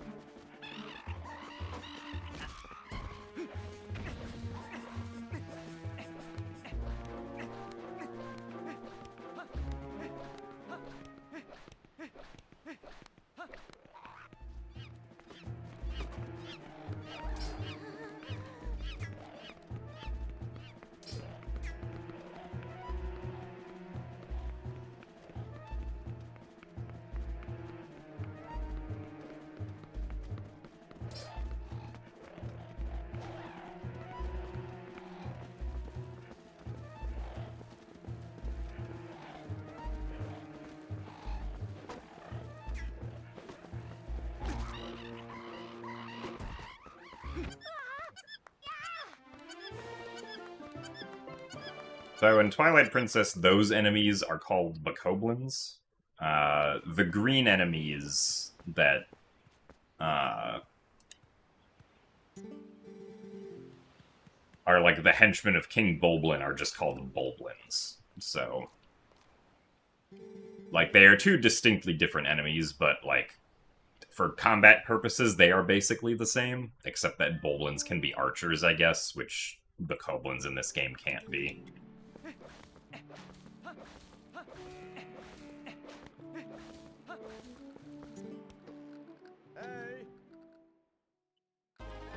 Hello, Mr. Alberto.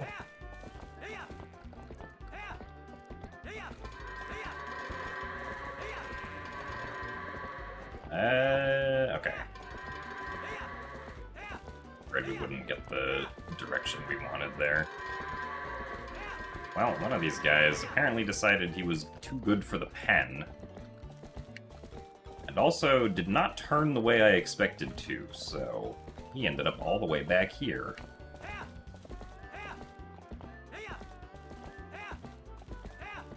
Thanks, Howard. You turned what could have been a 21-second goats into a 35-second goats. Very cool.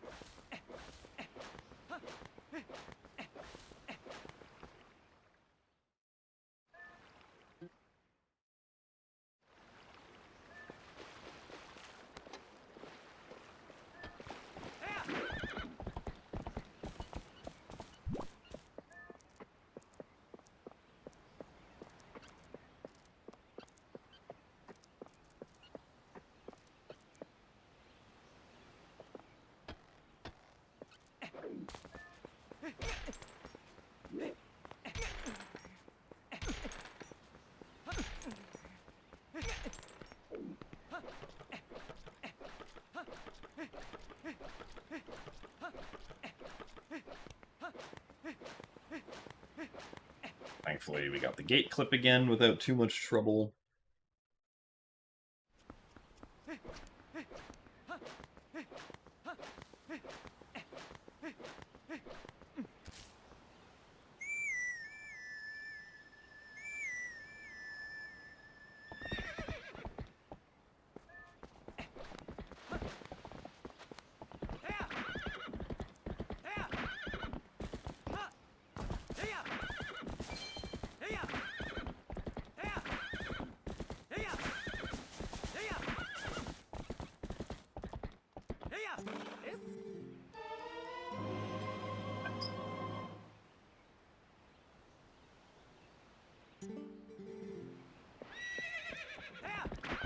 For HD, the roll bonk has always been a part of gate clip, yeah.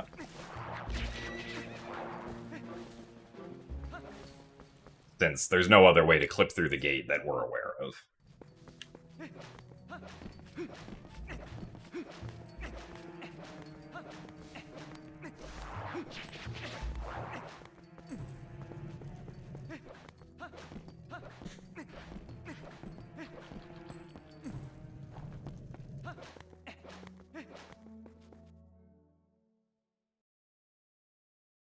Please protect you from Leanne?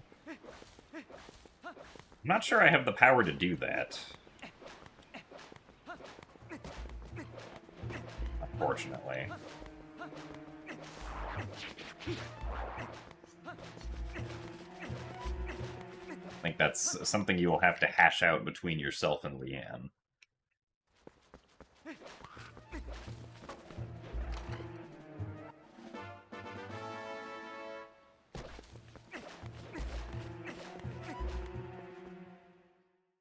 How good do I think my sum of best is? I think there are probably segments where it could be at least a few seconds faster. Like, my Temple of Time best could probably be, like, honestly, maybe, like, up to 10 seconds faster with, like, a good Temple of Time and also getting, like, stupidly good Armagoma RNG, which never really happens. Like, getting, sideways spider climbs on both cycles where she walks back up. The chance of that happening is pretty low, so it's not something that's ever happened to me.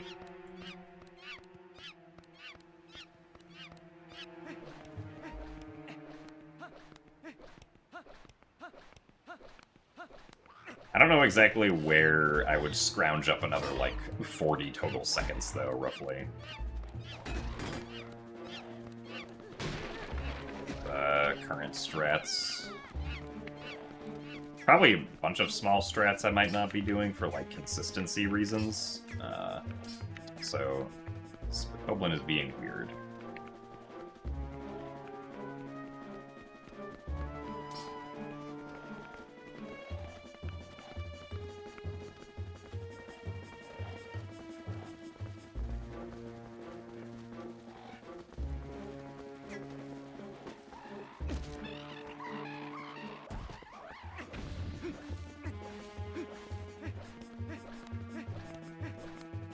Found my Jotwad task the other day, and it's peak content. Ah, well, thank you. Glad you enjoy my fusion of tasks and poetry. That was definitely supposed to be taken very seriously. I am surprised we did not accidentally go past the Boko there, but I will take it.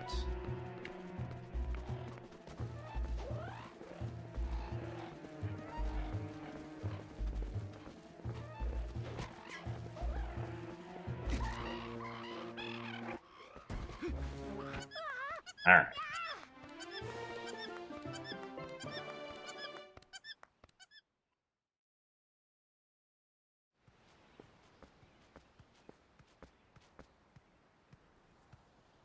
Thanks for the good luck hero of time. You missed the days where you used to nap while the run was on. Now life's too busy. That does indeed happen, huh?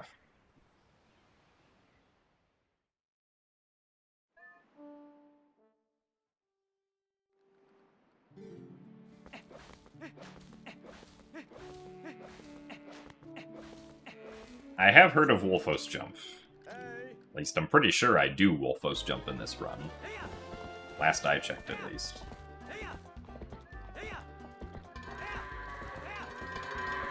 No, that guy was too sensitive.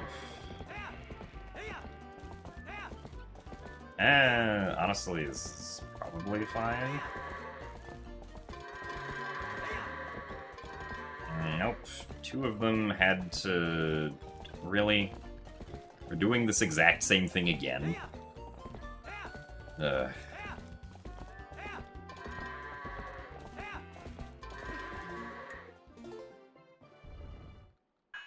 Thanks, goats. Much appreciated.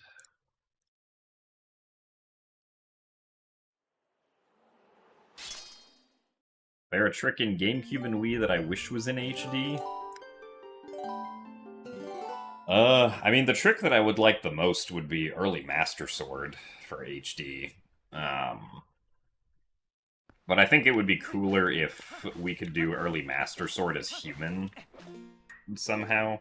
Because human can already get to Sacred Grove early, but the issue is that there's one wall in Sacred Grove that we can't get past as human Link.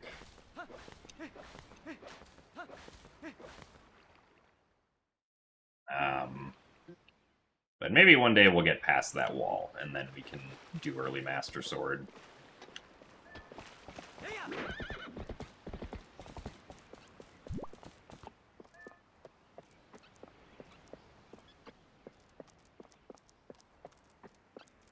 But I think it would be cool to do early Master Sword like that, because it would be a very different early Master Sword compared to GameCube and Wii. It wouldn't be as fast, as it would be more out of the way to do early Master Sword like that.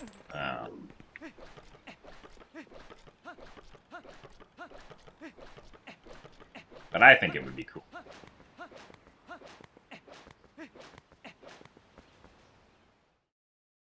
Please let you be sensitive. I mean, you're allowed to be as sensitive as you want to be.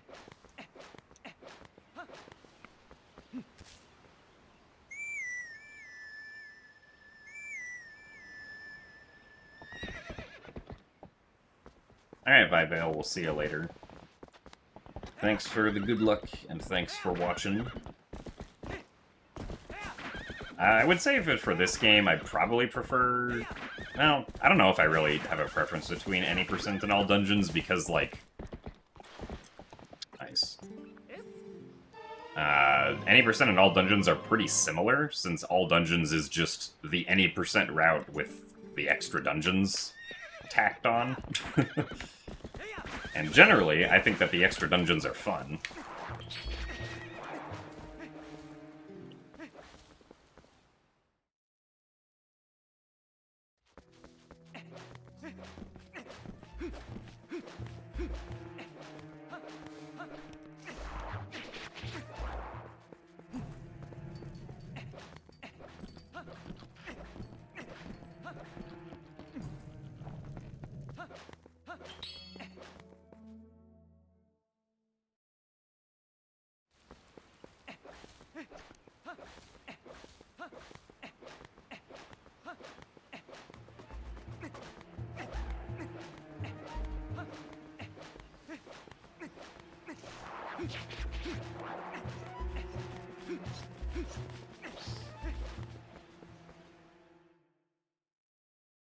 Also, thanks for the good luck music boxes.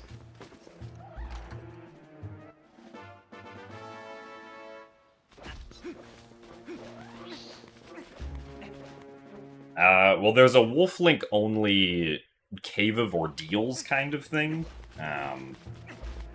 But it's not required at all to beat the game, so... The only category that does the Cave of Shadows is the 100% with Amiibo speedrun.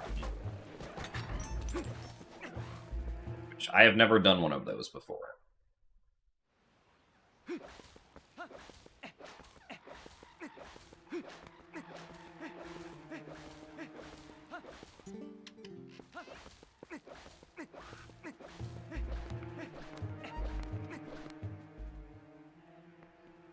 My shirt is Dark Link in, like, the Wind Waker art style. Just on a dark gray shirt.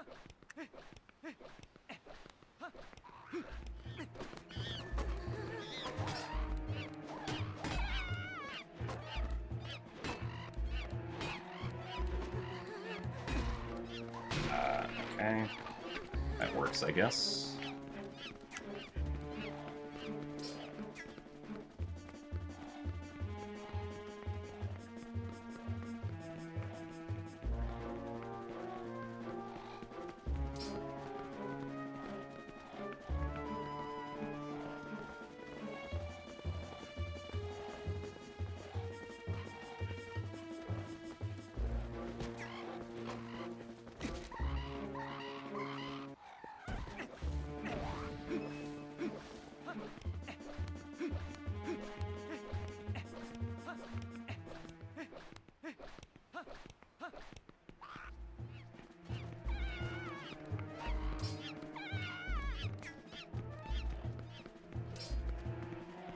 Back onto the wall, please.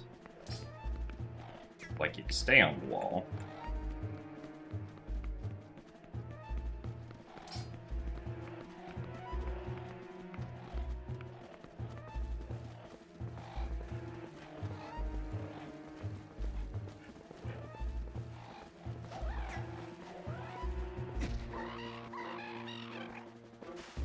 One more, come on.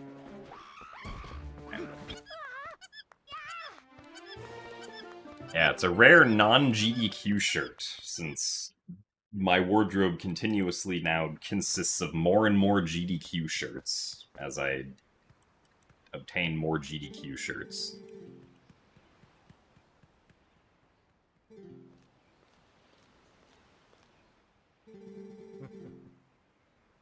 So thanks for the good luck, Deesh.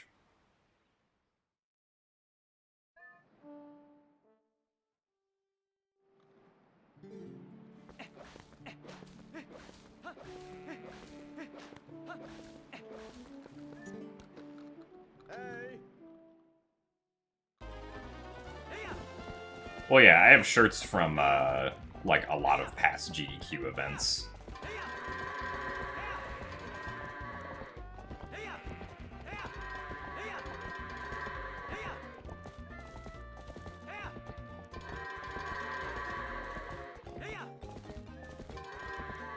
Darn it.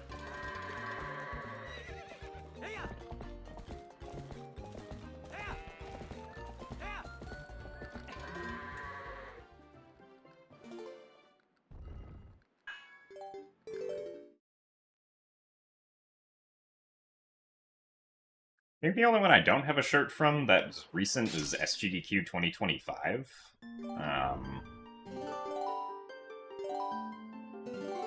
Because I didn't like the, like, shirt color, which was, like, dark green.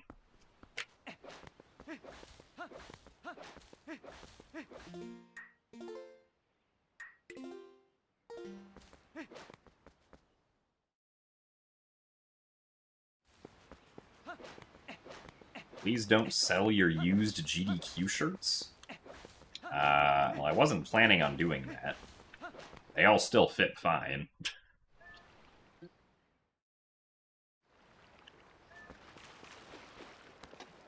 How many times have I done this section of the game? I don't know. It's a good question. I mean, at least whatever the attempt counter is, since very few attempts reset before gate clip.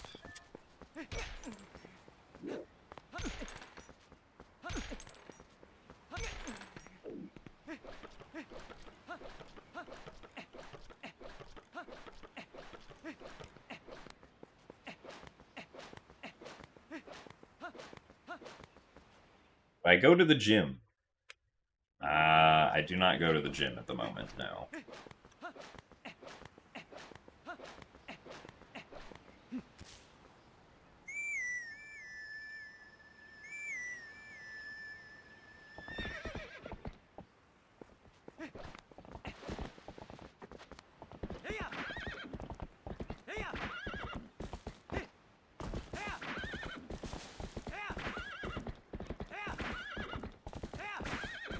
As far as, like, the beginning of the game, like, up to goats, I've probably done that at least 1,000 times, if I had to guess. Maybe more.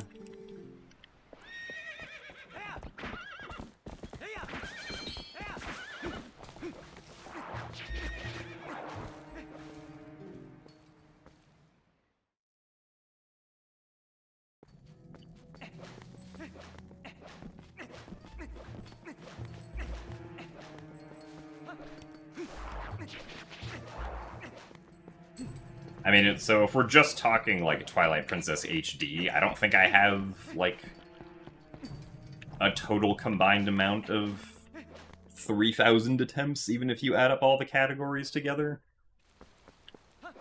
I don't know what my count for any percent is, but also at some point my any percent splits got reset for Twilight Princess HD, so I don't know what the count was from when the game first came out.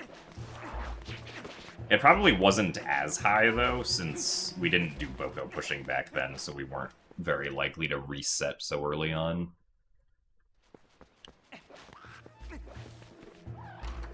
So, thank you very much, Z Axelen, for the 5 of some currency that I unfortunately do not know. But thank you very much.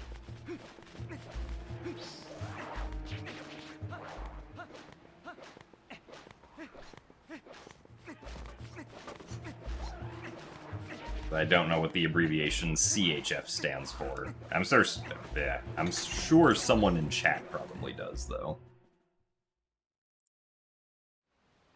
Oh, Swiss francs. Okay.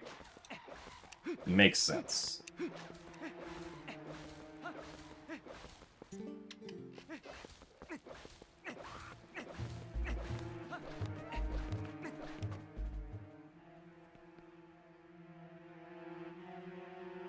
But yeah, thank you very much for the support. I do appreciate it.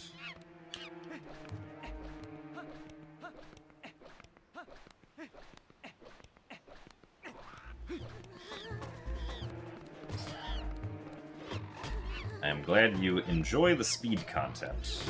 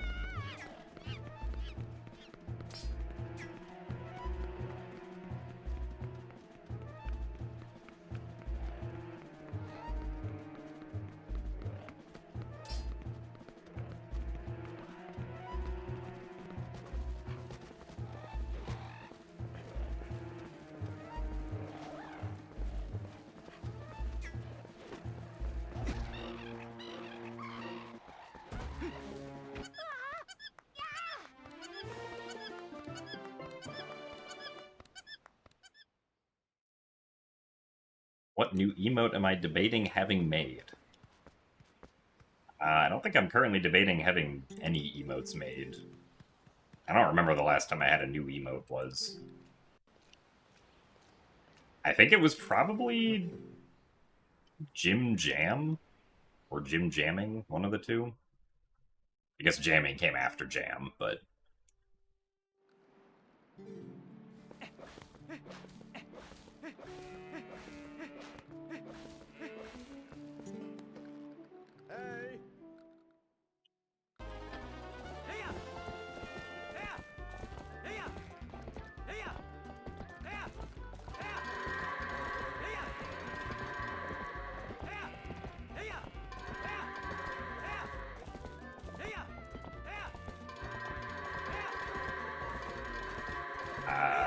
this goat confuses me. What is he doing?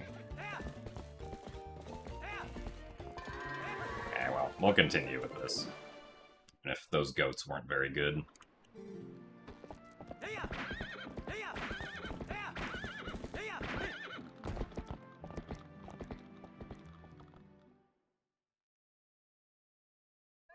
I have max charisma?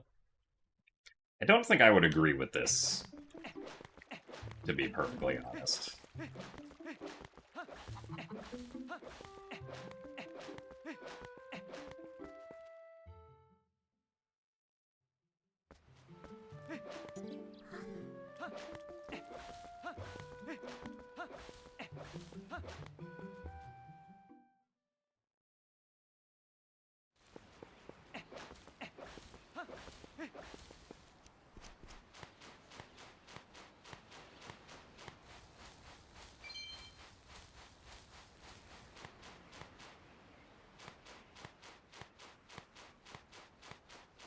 Being modest is charismatic. I mean, that I generally agree with, yes.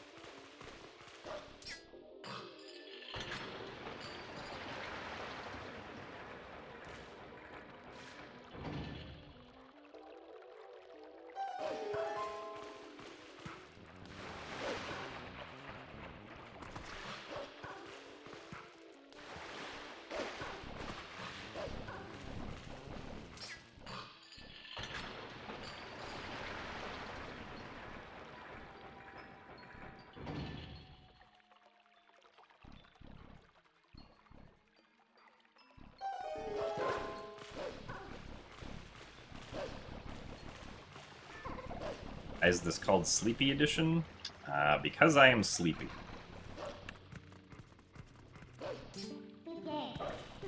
Honestly, I do not have a high degree of confidence that, like, even if this run were to theoretically finish, I would be awake enough to play well during the whole thing.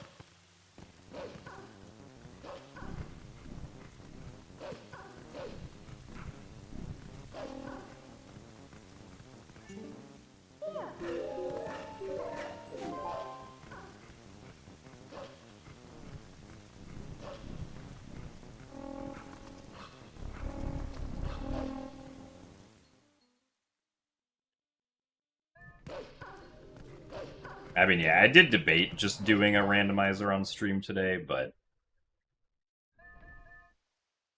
instead, here we are.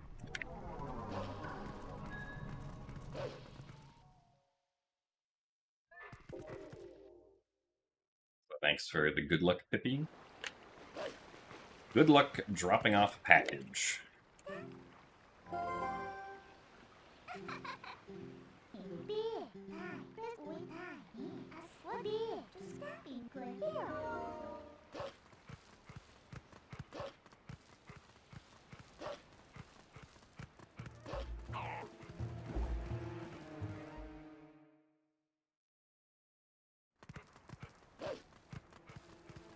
I don't know if I would describe trying to do a speedrun as trial and error.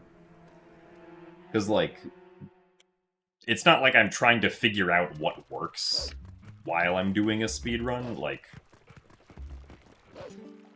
that's obviously true to some extent with, like, glitch hunting and, like, trying to find setups for things, or just figure out what I'm the most comfortable with doing in certain sections. But actually doing runs, I don't feel like is trial and error.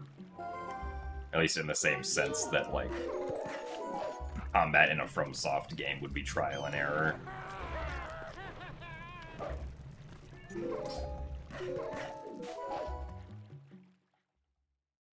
I take caffeine before runs? No.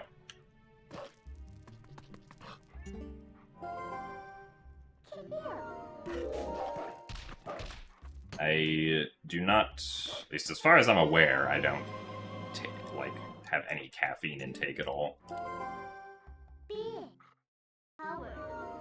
Howard. So thanks for the good luck, Gramjic.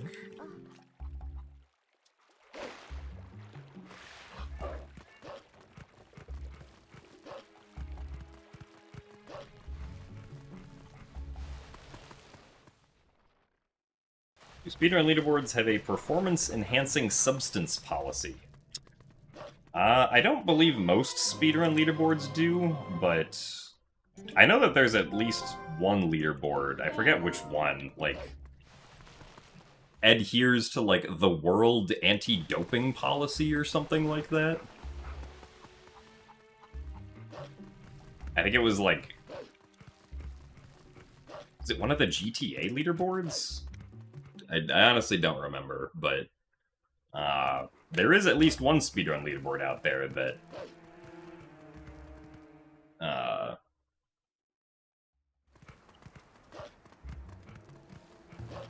does something like that.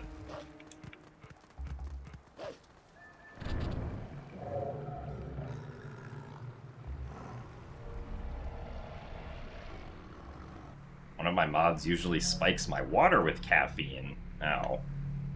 I mean, that would mean that there's just caffeine in the general water supply of this house, which, that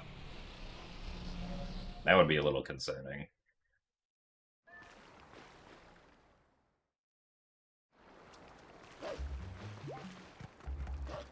Also, yeah, the fraction at the top right of the splits is the number of completed attempts over the number of total attempts. So, completed attempts number increments every time I finish a run. Total attempts increments every time that I start a run.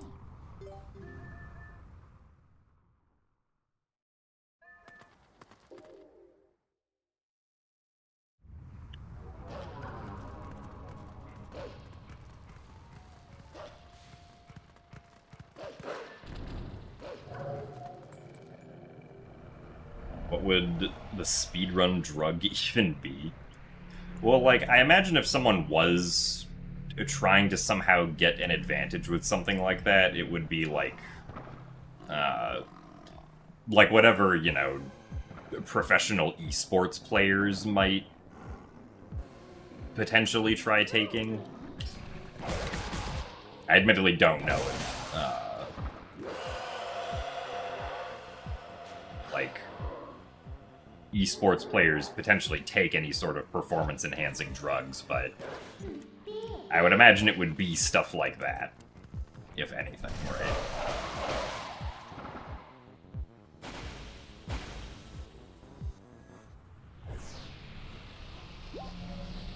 Alright, Leanne, we'll see you later.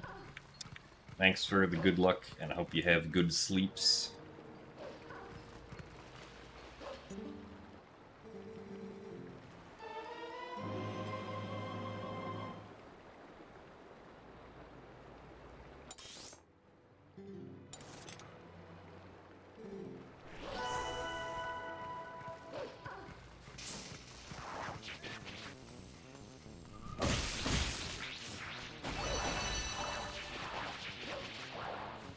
I've never tried G Fuel before, no.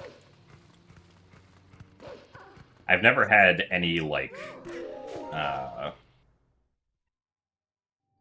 drink that is designed to somehow give you energy in any way. And one of the bugs flew across the screen, nice.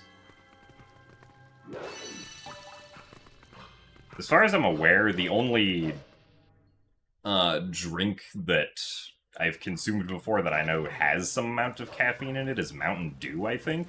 But I haven't had Mountain Dew in a very long time. And even then, I never drank it with any sort of regularity. I don't know if the amount of caffeine that it has is, like, even relevant, but...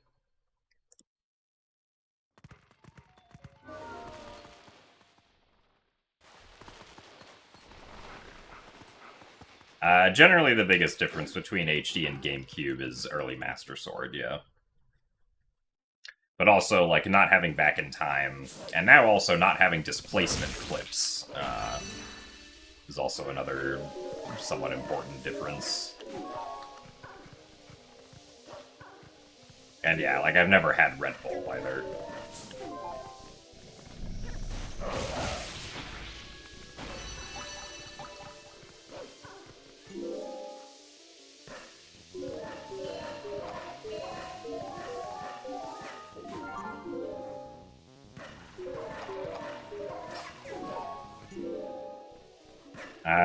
So the displacement clips don't work in HD, presumably because,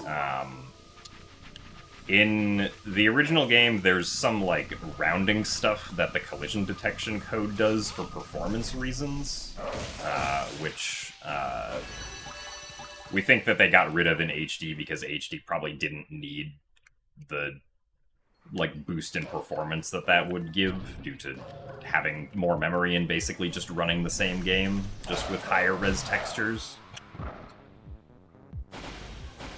Because you can see the effect of it in, like, the difference of Link's position when he walks up against a wall. Because on GameCube and Wii, like, if Link walks up against a wall, or I guess, start with HD. On HD, right, if Link walks up against a wall, and his position on the x-axis is, like, say, 100, on GameCube and Wii, his position would actually be, like, 99.995. Because of how, like, the rounding works. But on HD, there is no rounding. You get correctly set at the X position of 100.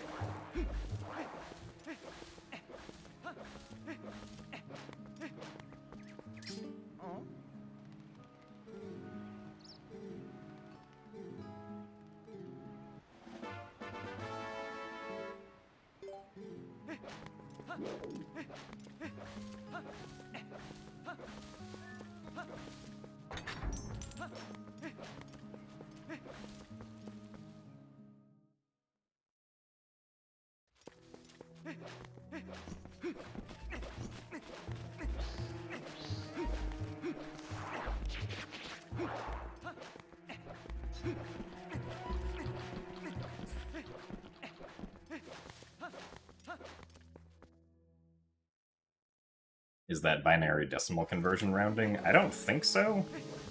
I think to some degree, it's like an intentional rounding of some part of the collision detection code that, like, obviously in most circumstances is perfectly fine. It's just this very niche case for speedrunning that we're able to exploit it during. And it's specifically only for, like, the wall correction code, like the code that sees what Link's push collider is currently touching, and then, like, does the math to correct his position based on all of the different wall triangles that he's touching.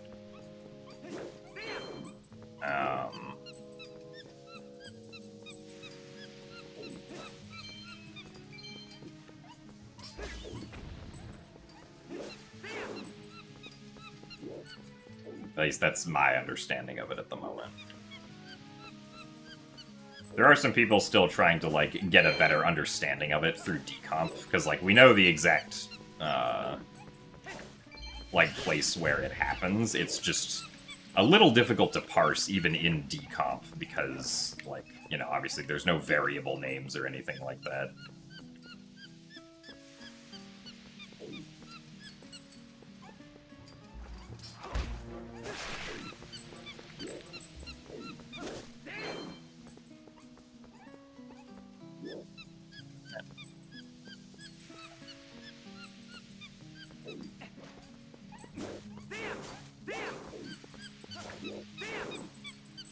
Green rupees. Slightly worse than average bookie. HD does have a few exclusive glitches. I guess specifically one that doesn't work on GameCube or Wii is a glitch called look-through clipping, where in certain like collision setups, you could say, it's possible to clip through a wall just by looking through it. But it specifically has to be something that has, like, collision that's pushing the opposite direction on the other side of it, like a gate or a door or something like that.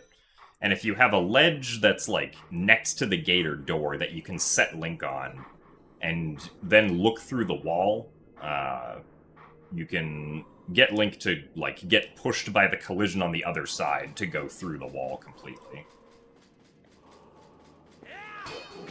Unfortunately, it doesn't have very many uses. It's used twice in Lakebed Temple to save, like, maybe 30 seconds total, and that's it.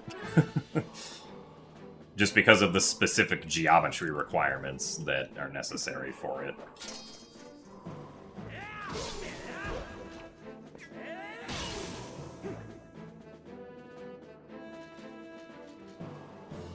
It does get another use in 100% though, because you can skip some floors of Cave of Ordeals with it, but...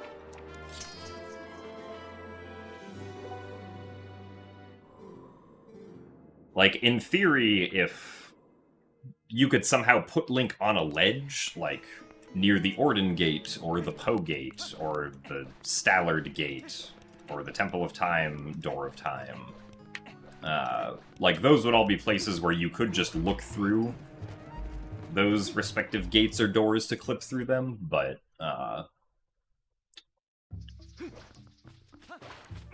fortunately there are no ledges right next to any of those, so we cannot look through, clip through them.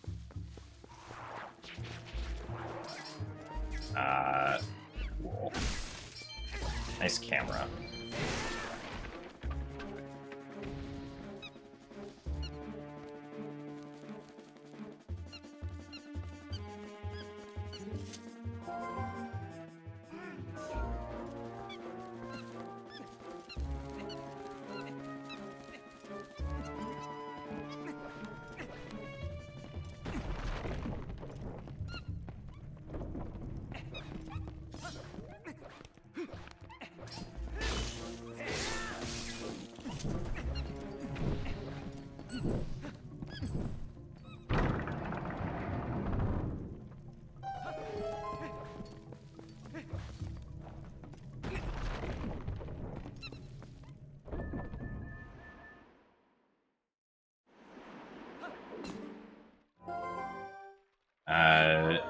HD and Wii also have a glitch that allows you to shoot the clawshot through walls called third-person clawshot clipping. Which GameCube doesn't have because GameCube simply just doesn't have using the clawshot in third person as an option, the way that Wii has it by default, and GameCube allows you to, and HD allows you to switch between first person and third person for aiming items. So there is a point at City in the Sky where we switch to third person aiming to do 2 clawshot clips like that.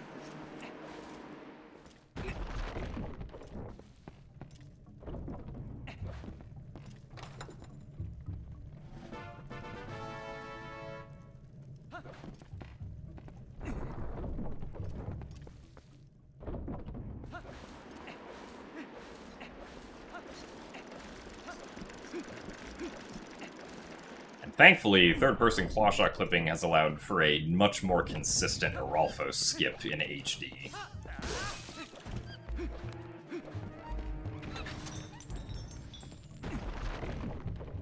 Because previously, the way we did Aralfo skip was, you either lose 50 seconds roughly to, like, doing the fight, or,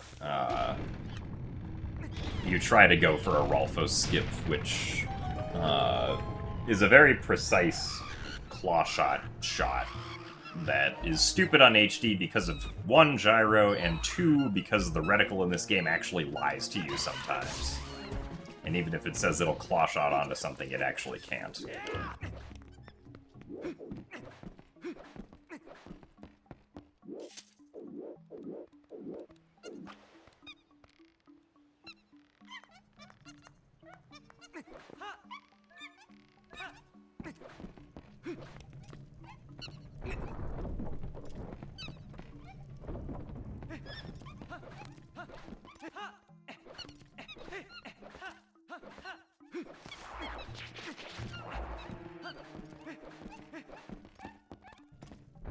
Also, welcome back, Lene. This run, I don't think is too bad. I guess depending on the Ook RNG, we might be ahead when we get to Boomerang.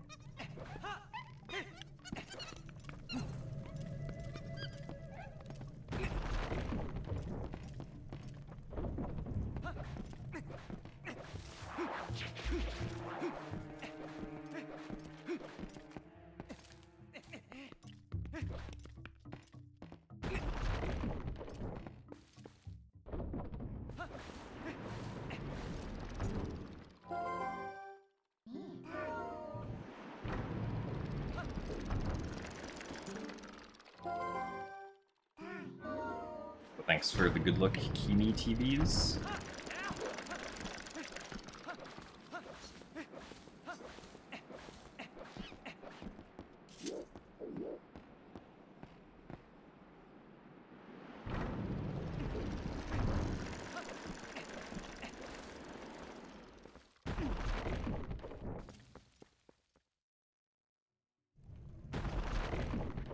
Your worst enemy in this game is the one clawshot target south of Castletown to get up to the spinner rails. Yeah, that one is just weird in general. Oh,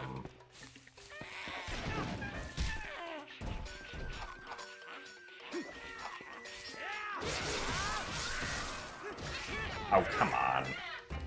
Is that gonna be a free cycle now? I think it is. Oh wait, no, it's not. Yeah, okay, we're fine. Just had to do 1 extra hit, then.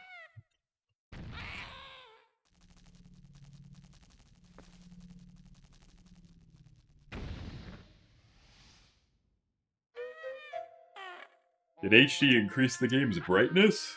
I don't know if it's specifically brightness, but... I mean, there's an option to increase the game's brightness in the settings, but,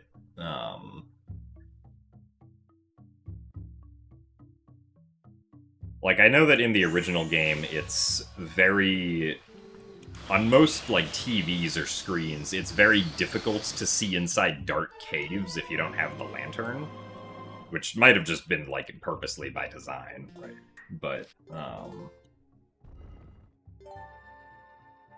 in this game, you can see, like, perfectly fine, generally, inside dark caves, even if you don't have the lantern, so...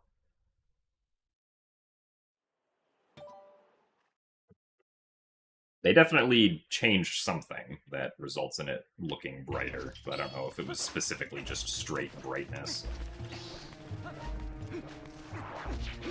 Nice.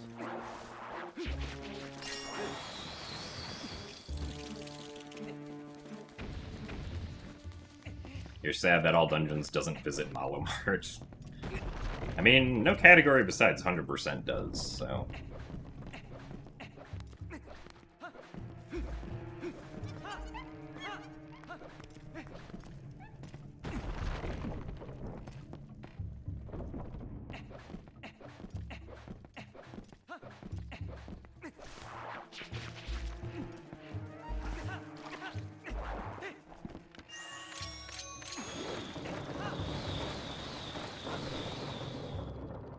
Pretty good roll.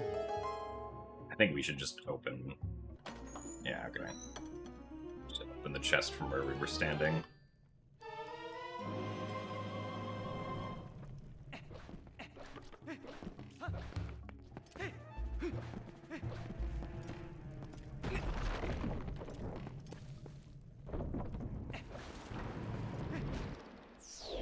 Huh?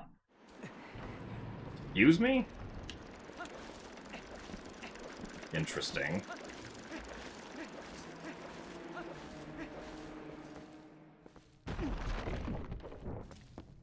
Aha.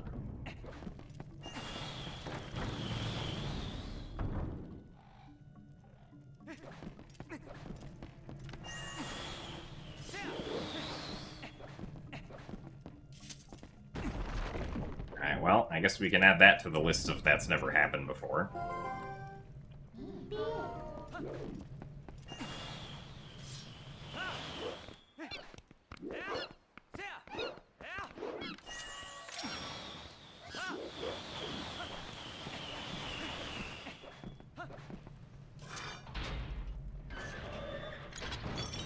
So I think what happened there is I must have hit, like... Actually, I don't know if they're... Like, I voided out, so I must have hit a ceiling? Like, the bridge collision must have a ceiling somewhere that I accidentally hit while I was still standing on the ground, maybe?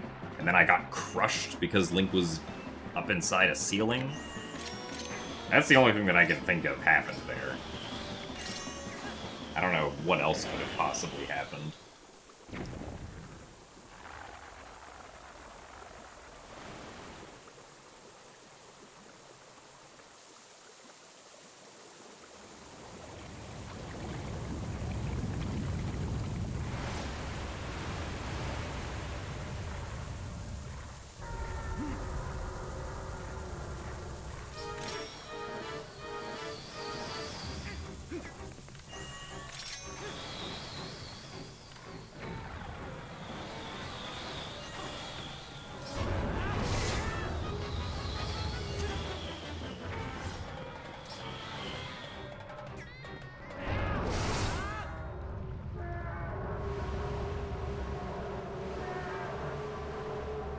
But yeah, unfortunately, because of that, we're not going to be ahead anymore.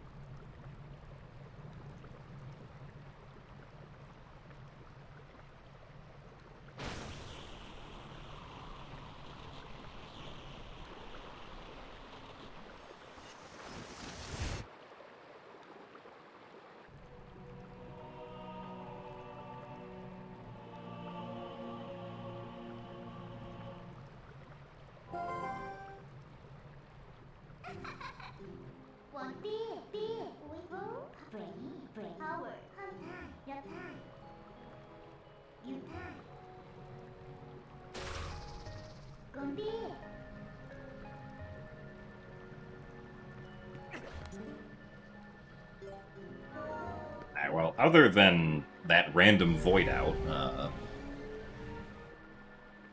the rest of the segment was good.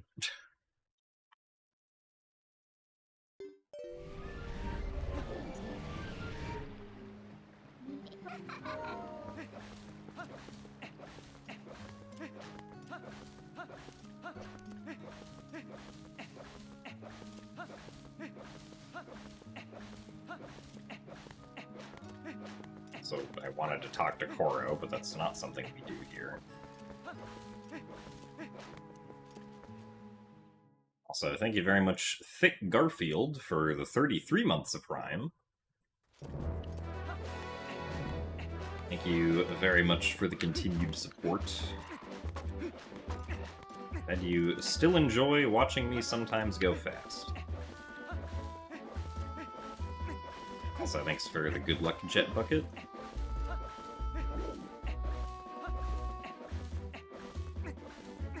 You're excited to announce you're getting a crumble cookie tonight. Ah, nice.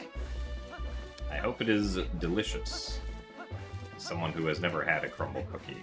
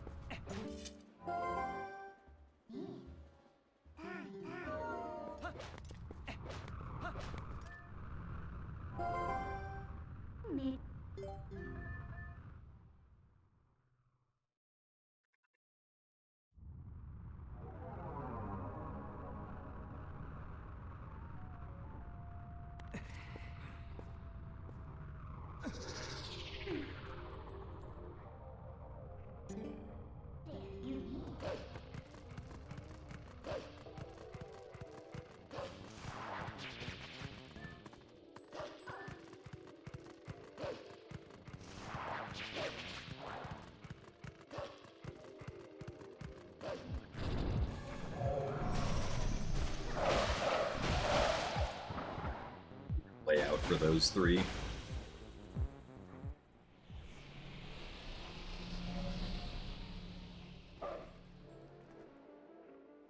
Love watching my streams. Well, sounds like you're in the right place then.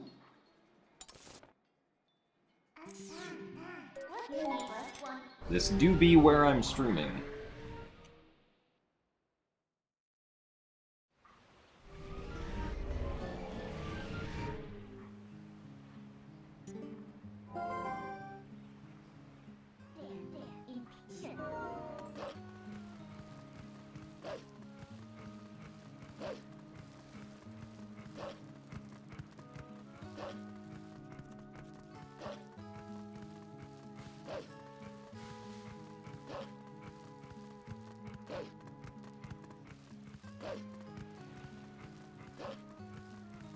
I mean, casually, I think that HD is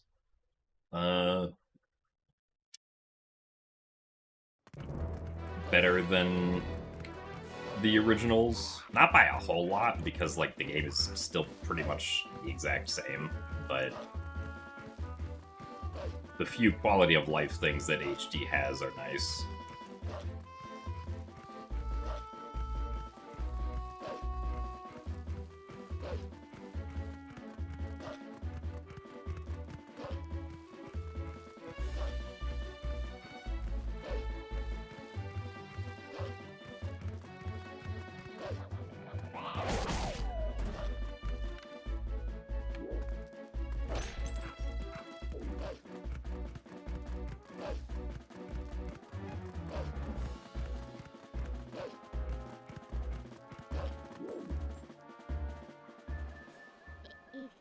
As far as speedrunning goes, I don't have like a preference between the two. I think they're both equally fun. At least GameCube and HD. I don't know about Wii, because I've never done Wii speedruns for Twilight Princess.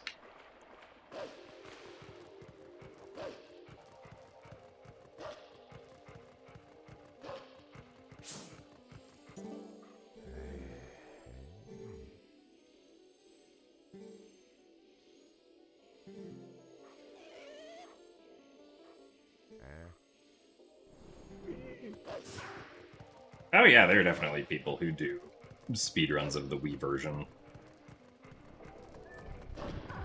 It's not as much, or it's not as many as people who do GameCube runs, but there are,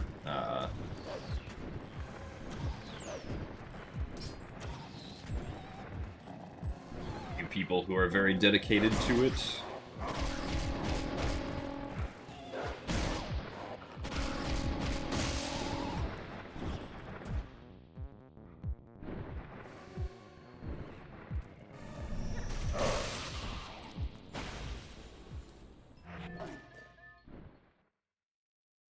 My favorite Zelda game is a tie between Wind Waker and Skyward Sword.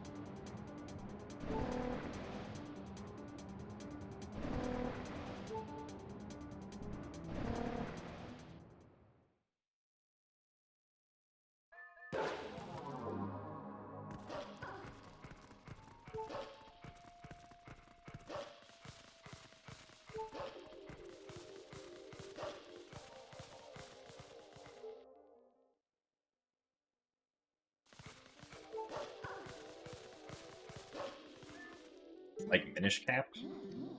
I only ever played through half of Minish Cap because I got stuck at some point halfway through and couldn't figure out what to do. And never completed it.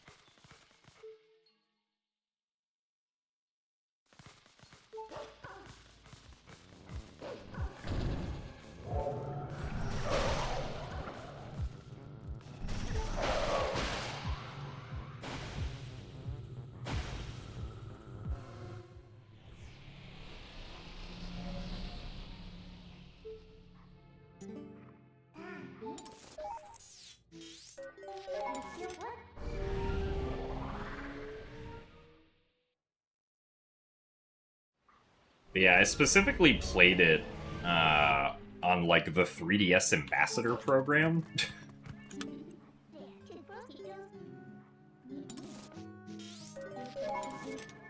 So it's been a very long time since I got halfway through it and then couldn't figure out what to do. If I were to casually play it again, I would definitely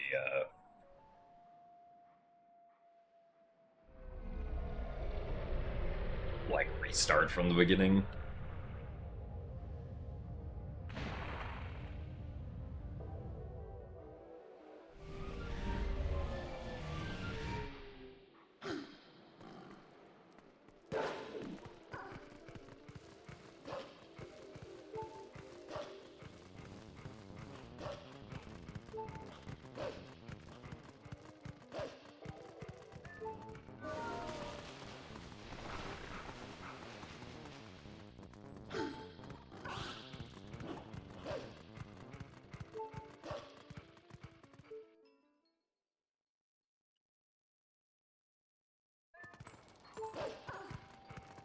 I wouldn't think it was a bug,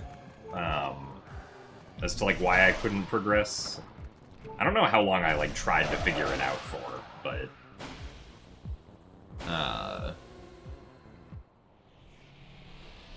I'm I'm pretty sure it was just something I couldn't figure out how to do.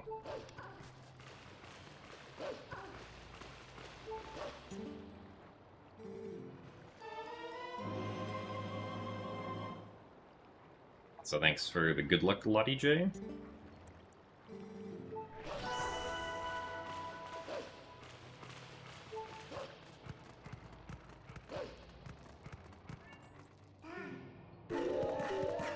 And thanks for the good luck as well, Folt.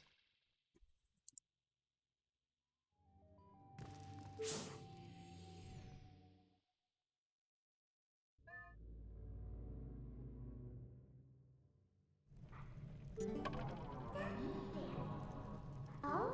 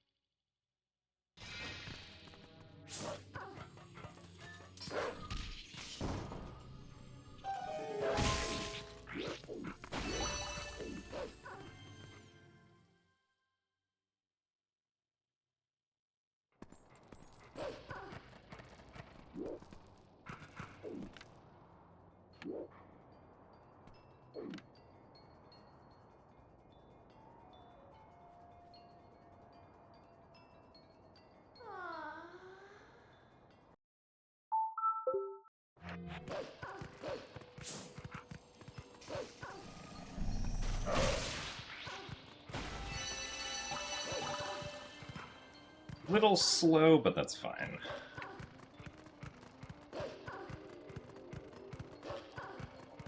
We did cast the magical house explosion spell that did not actually result in an explosion, it just made the house disappear.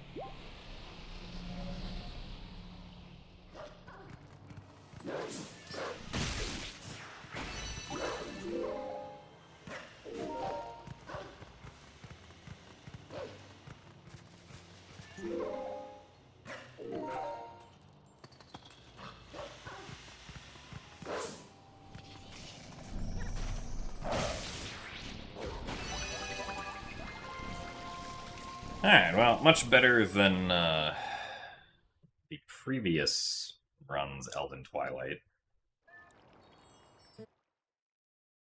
So we will take it.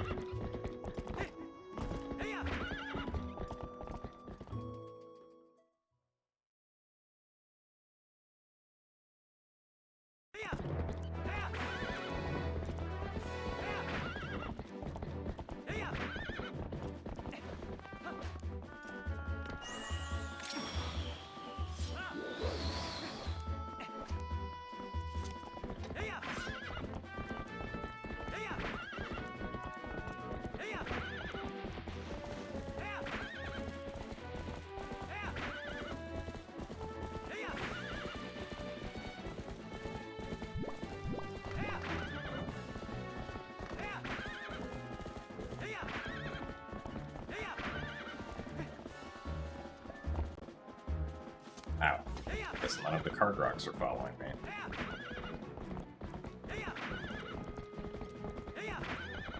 So the boomerang there was for a long jump attack so that we could skip a mailman trigger. Or I think more technically, like, despawn a mailman trigger, I think is what it does.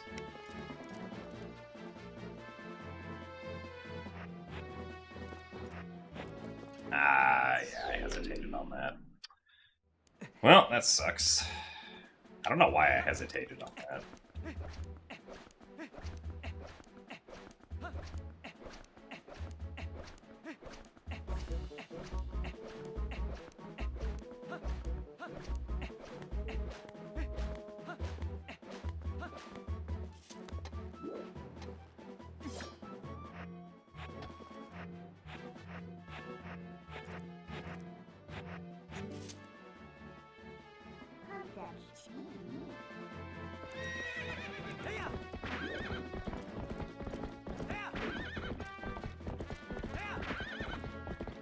Well,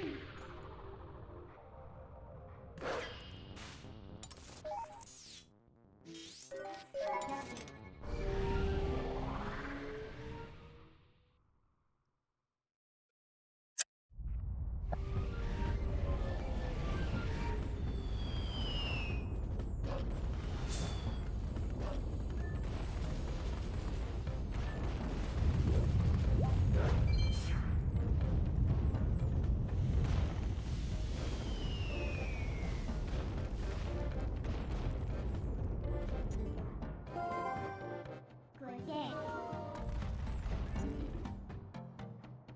Any failure? Take care of the work.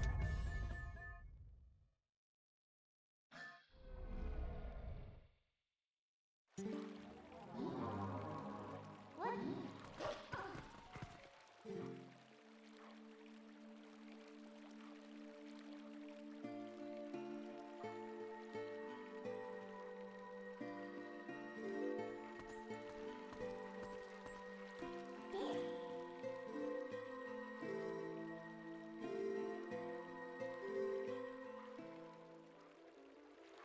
Here. There.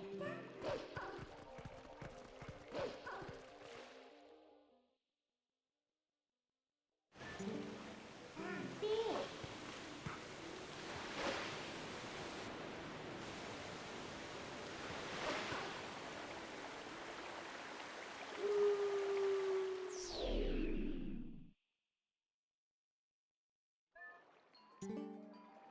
And there.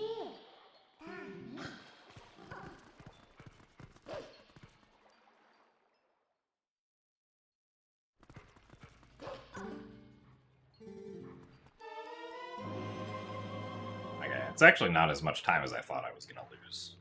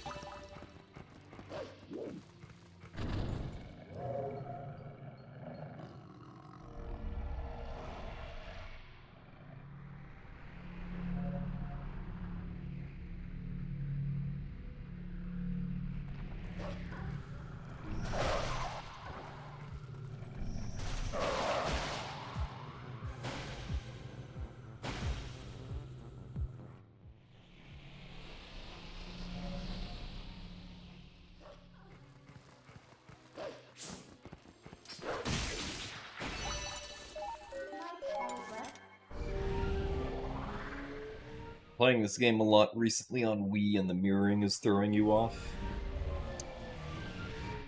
Yeah, makes sense. I get thrown off whenever I watch the Wii version.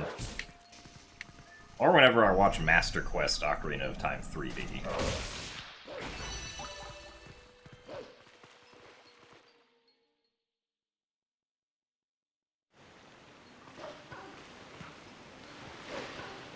So thanks for the good luck, Maddie.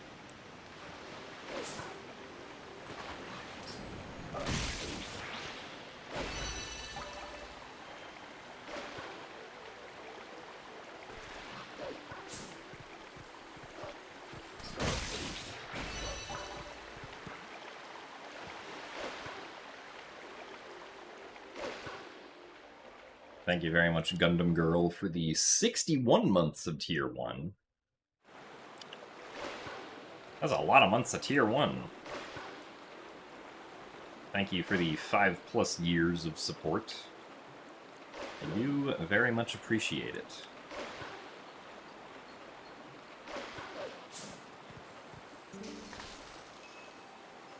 So, hello, DF.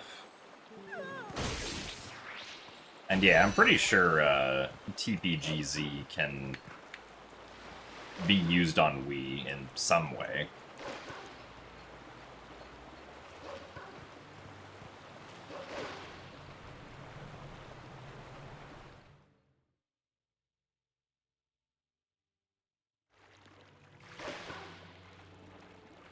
So thanks for the good luck, Navi.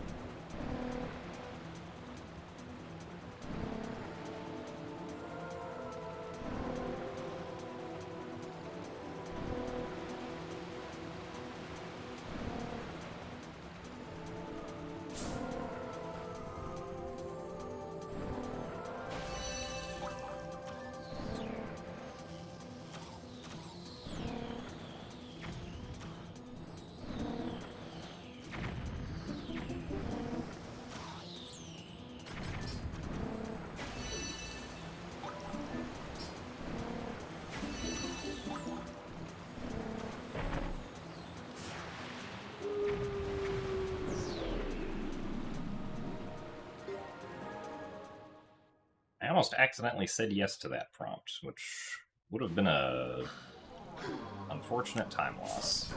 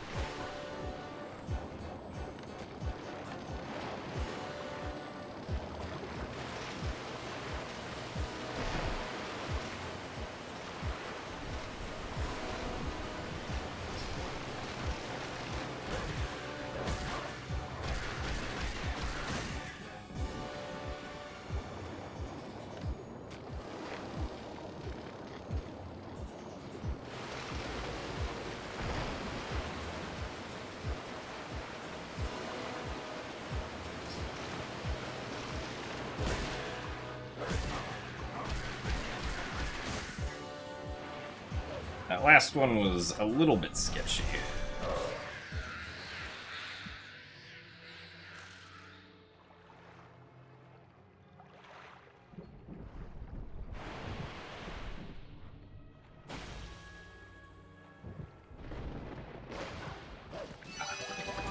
Okay. Not the movement I intended, because I forgot to hold target, but sure.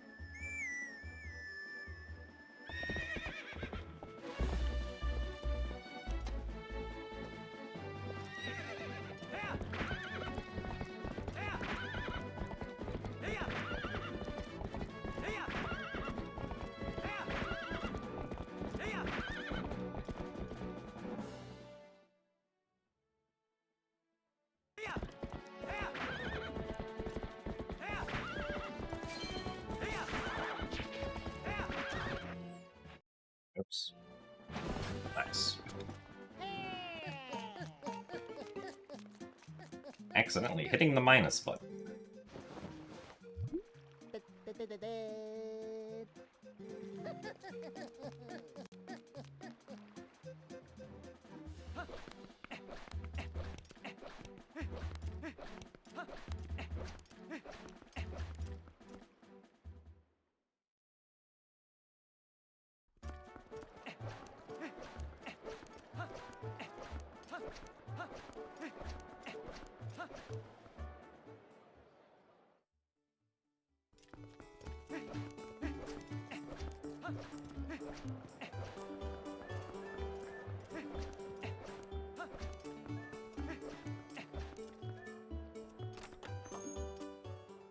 Postman is very good.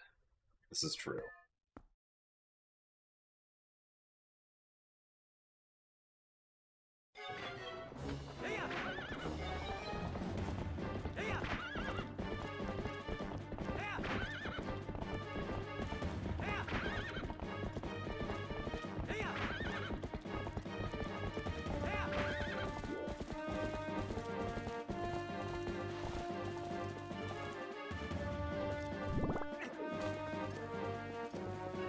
going.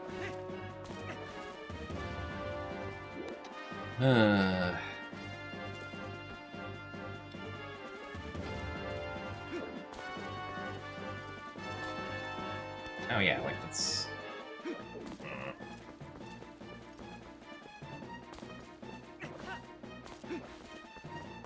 Why is this trick not good lately?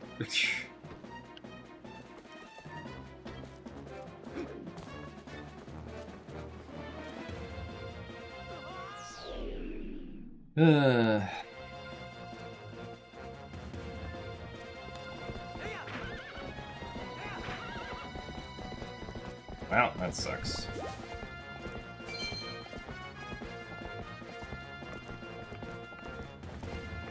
Really shouldn't be having that much trouble with that trick, but...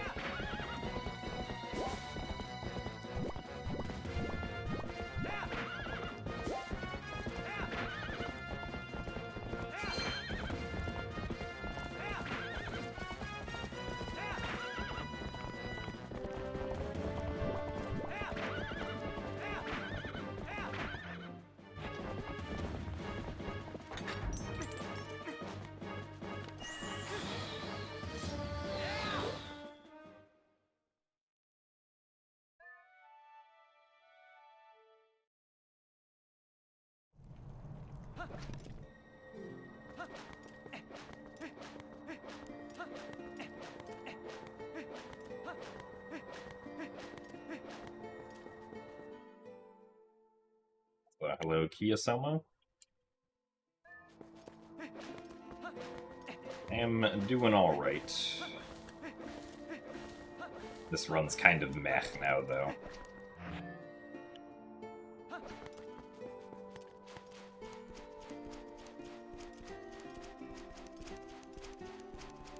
Unfortunately, because I could not clip out of bounds with Epona. In fact, so far all the major time losses this run have involved failing to do something with Epona.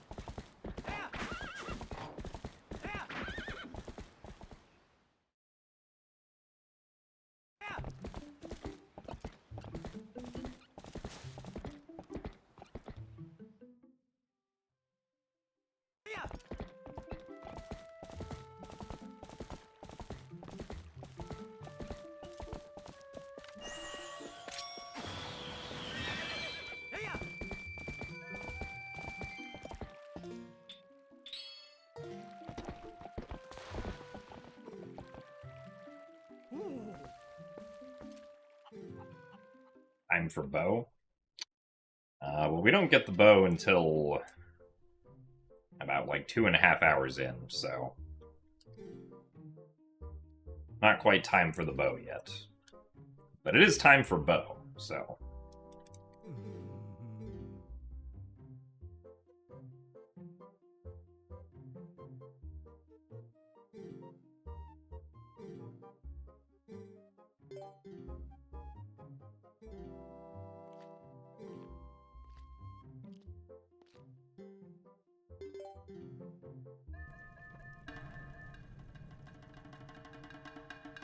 Alright, bow.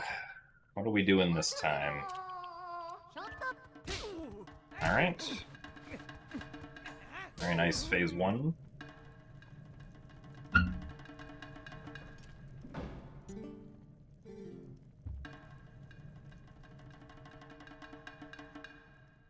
I mean, yeah, I think it's pretty easy to think that bow has tusks, even if it's the mustache designed to sort of look like tusks. Good RNG, though.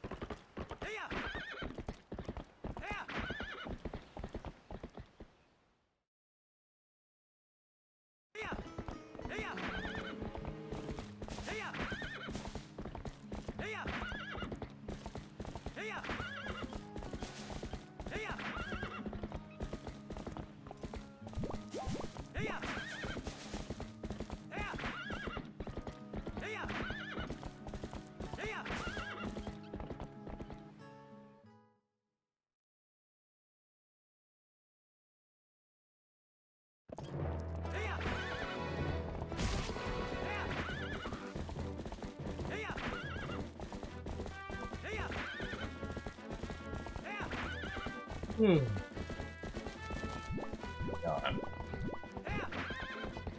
Thoughts on cats? Cats are pretty neat. I'm definitely more of a cat person than a dog person.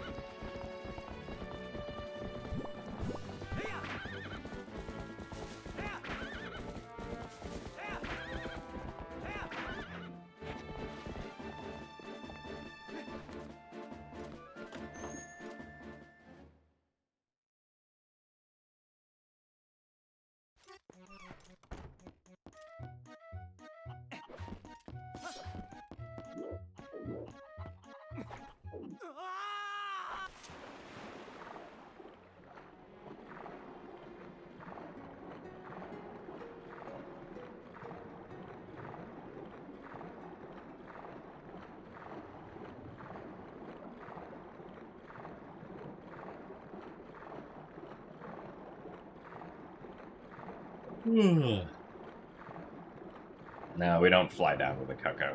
I mean, even if we had to pay for the minigame, we still wouldn't use a cucko, because we would just immediately fall down to go to Lakebed Temple.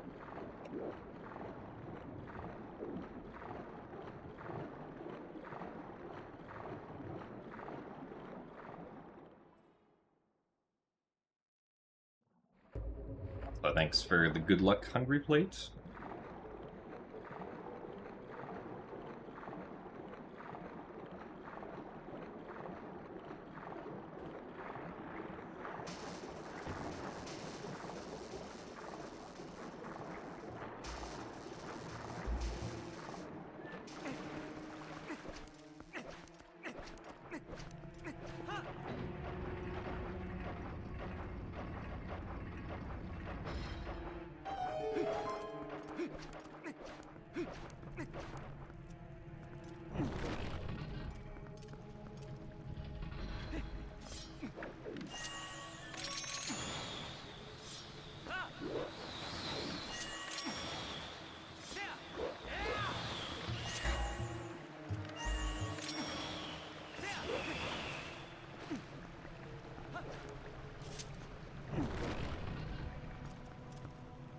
But thanks for the good luck, Kathy.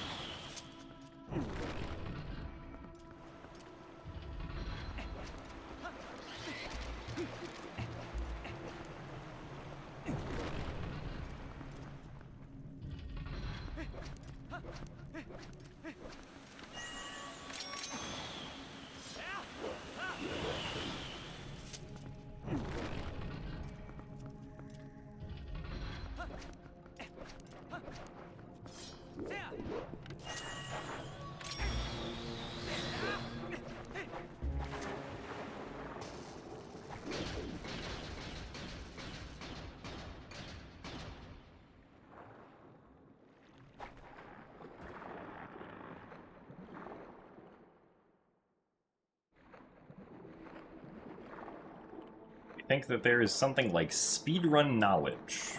Like someone could be good in one game and it translates to other games. I mean, I would definitely say yes, but not specifically with, like, respect to knowing tricks in one game. Right? Like, obviously knowing how to do tricks in Twilight Princess is not going to inherently make you able to speedrun Wind Waker.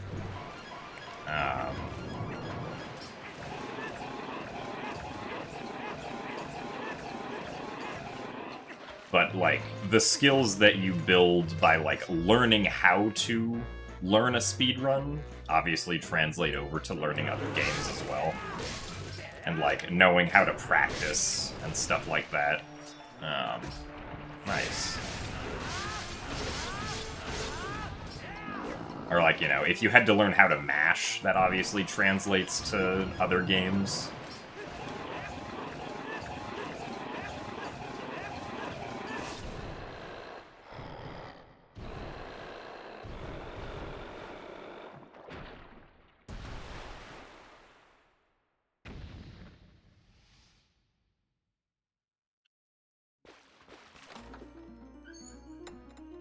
So, that stuff obviously transfers over.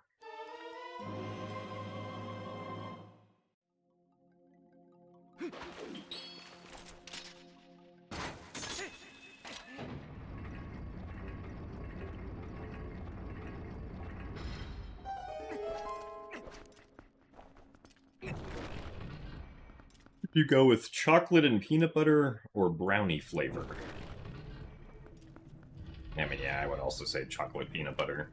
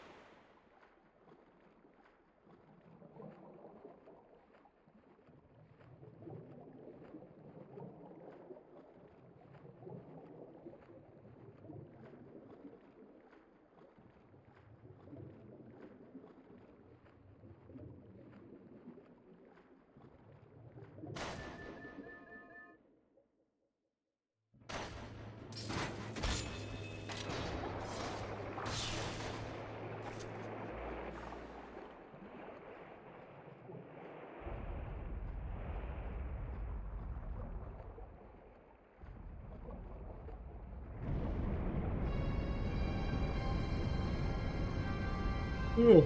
Would you go for red cherry and blue raspberry, or blue raspberry and green apple? I mean, I would probably pick the first combination.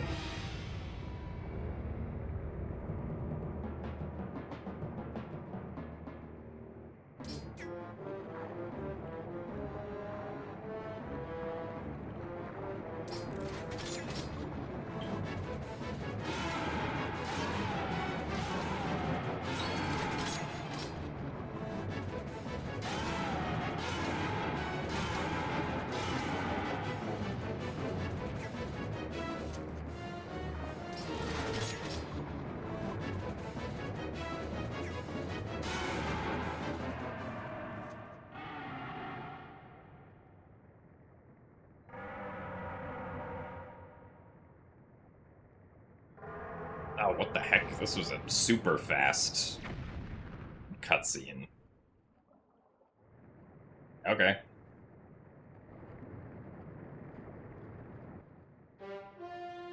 Yeah, the camera transition happened before the music started.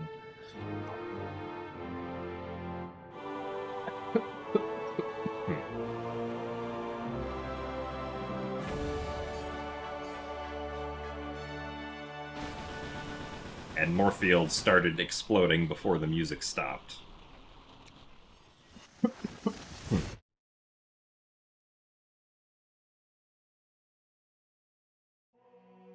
now the music started really late here.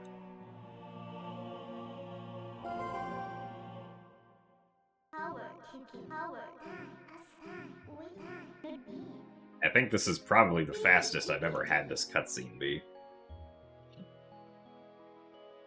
Because, yeah, the cutscene is specifically the part where Morpheal swims towards and then bonks into the wall. Can be, like, shorter or longer depending on where Morpheal is. Usually the game, like, has Morpheal crossing most of the room to bonk into the wall, but for some reason there, Morpheal, like, only had to cross like a third of the room to bonk into the wall.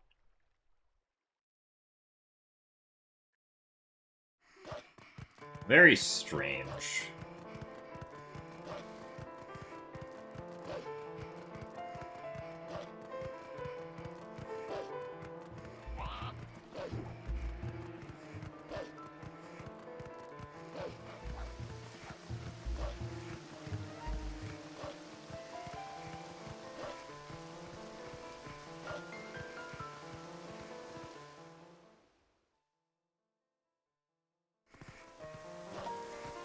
As far as I'm aware, there isn't any sort of RNG manipulation for runs of this game, no.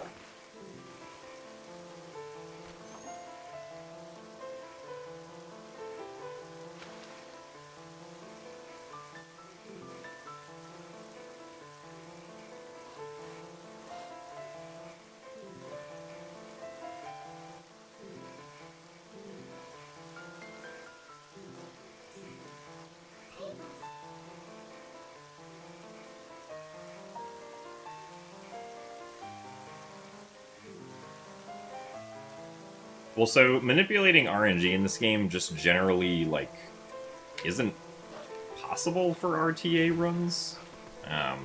Because this run has a lot of RNG to it, but there's no, like, reliable way to somehow manipulate it, as far as I'm aware. unless you're making a task.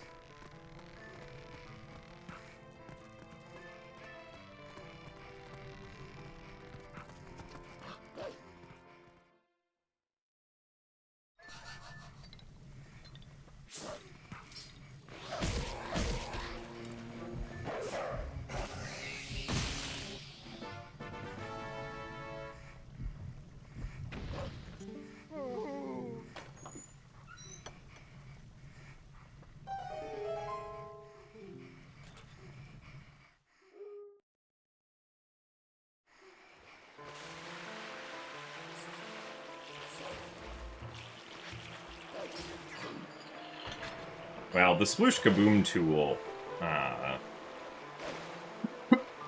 excuse me, is more so like RNG prediction and like knowing where you are in the general RNG cycle, and not like specifically manipulating it to be what you want.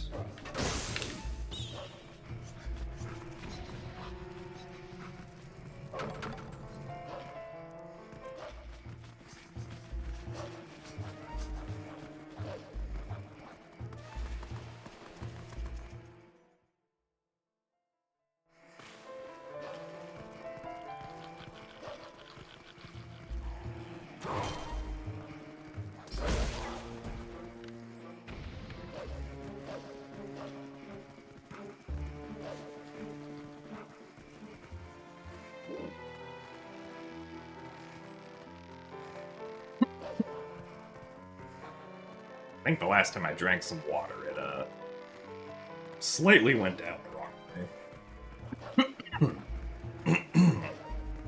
Please excuse the coughing.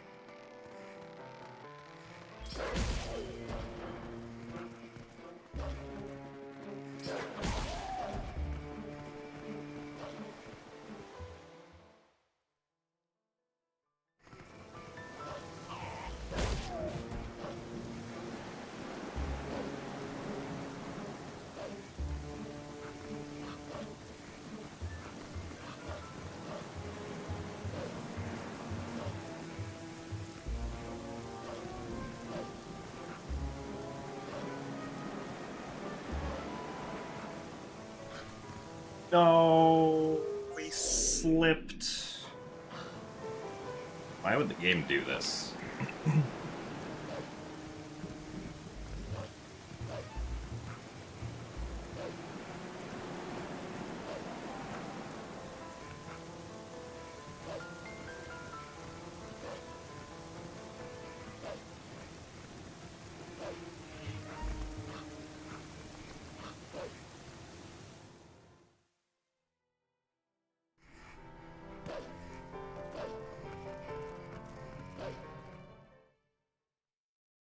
Thank you very much, Ludicolo, for the raid. Welcome to a TPHD speedrun that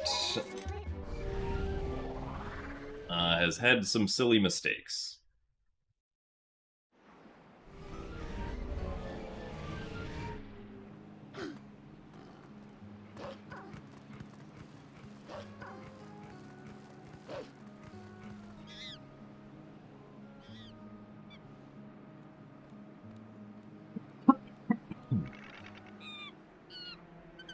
And also me coughing.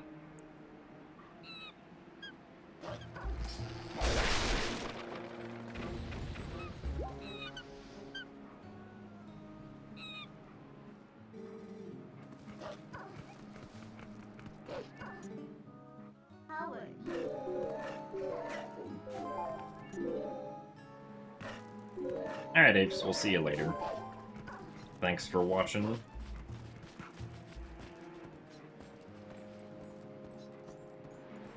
Hope that the sleep is good.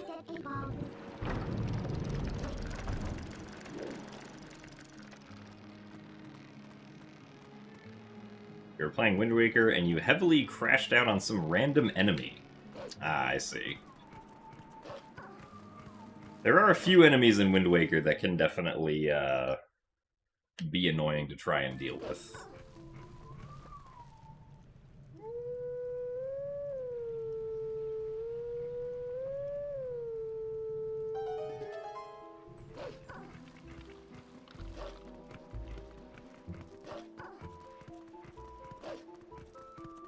Oh yeah, the whiz robes.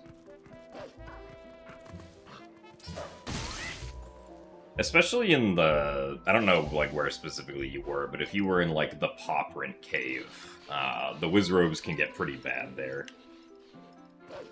They can, you can have 3 of them at once going at you.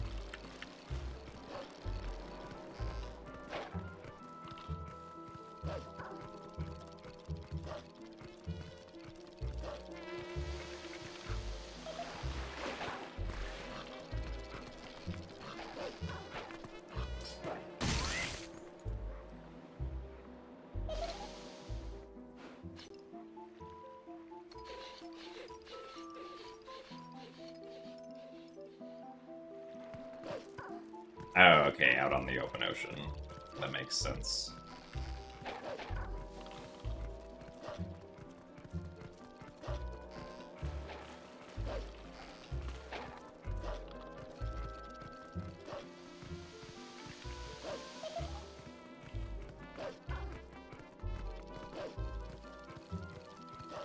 Well, I'm sure you'll get them next time.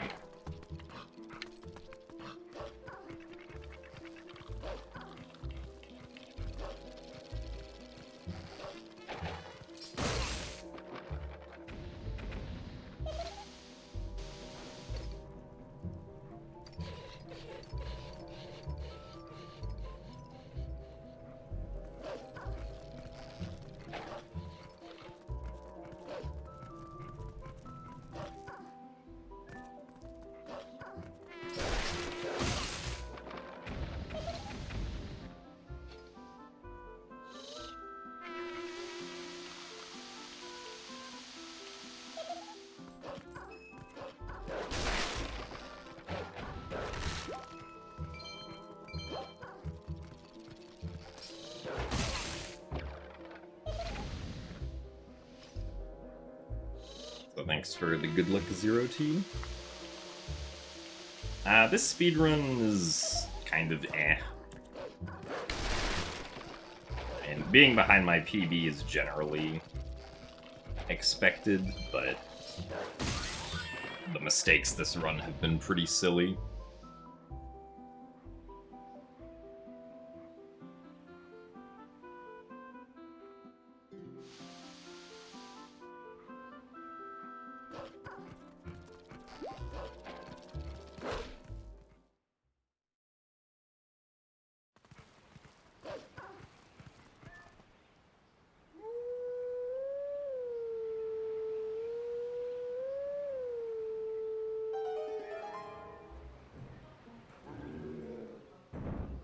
And enjoy the lunch, Ludicolo. And thanks for stopping by.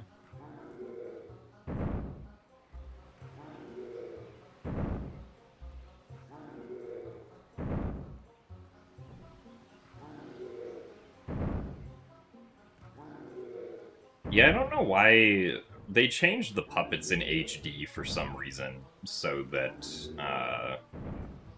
there's always, like, 1 or 2, like, spare puppets that are just roaming around that don't, die when you, like, hit Skull Kid.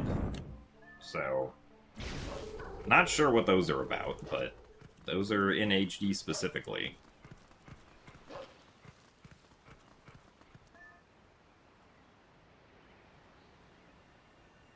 Also, thank you very much, Black Jacoop, for the 26 months of Prime. Thank you very much for the good luck. Do appreciate the continued support.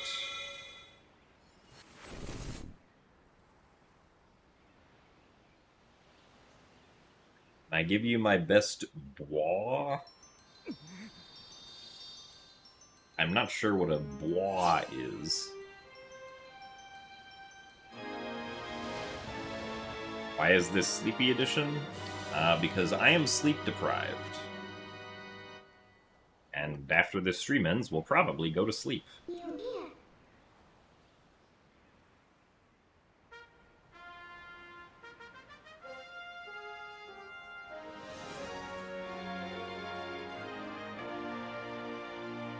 Oh, the noises the statues make. I see. They do kind of make a sound like that, huh? So thanks for the good luck GDQ, say?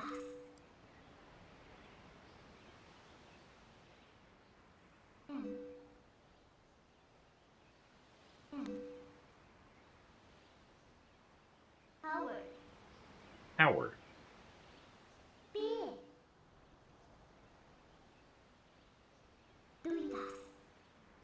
Currently for me, it is 3:18 p.m. in the afternoon.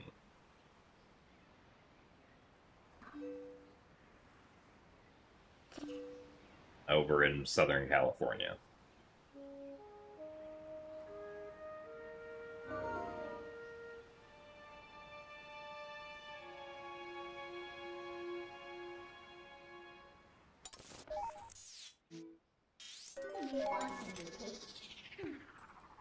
Yes, as opposed to PM in the morning.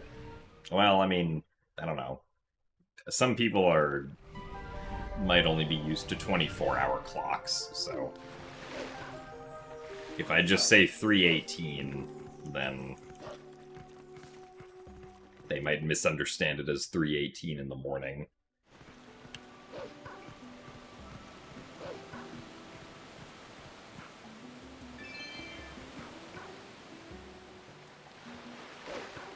I actually did not want to fall all the way into the water.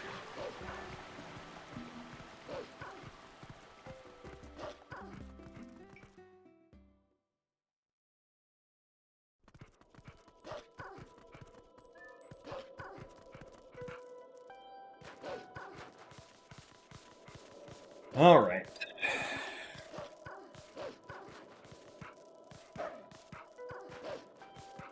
Let's see if we can do the stupid trick.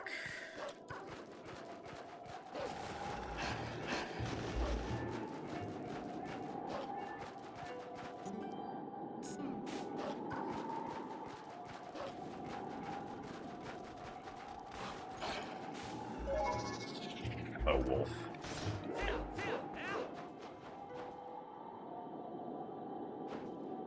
Back.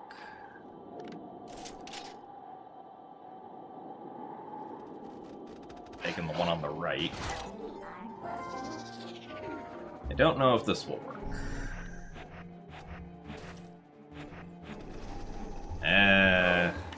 Okay. We'll take it. It's hard to tell if they spawn more to the right, because then that means they go further up the hill. So, if they go too far up the hill, then it doesn't work. But thankfully that one did not go too far up the hill, so...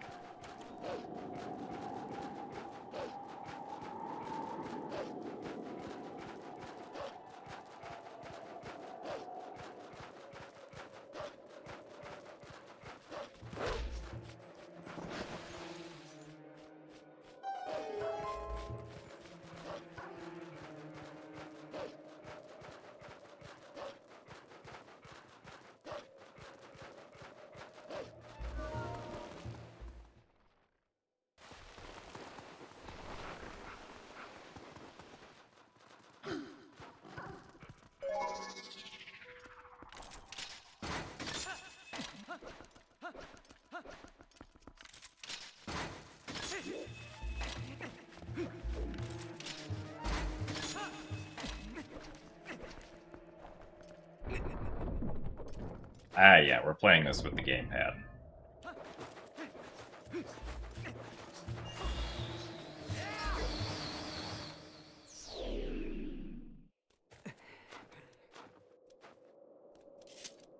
As the gamepad allows for gyro aiming.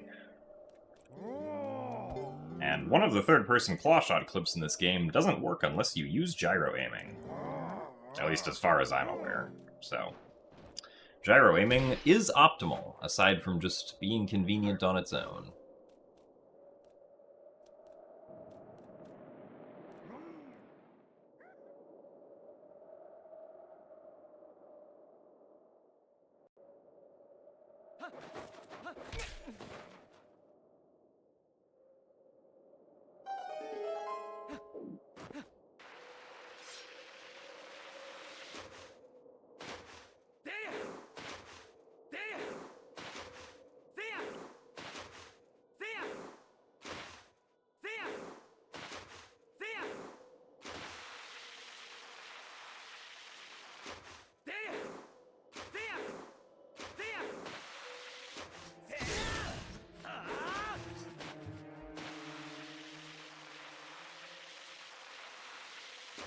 That's way too far to the right.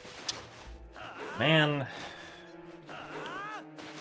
I'm so bad about getting those rupees lately.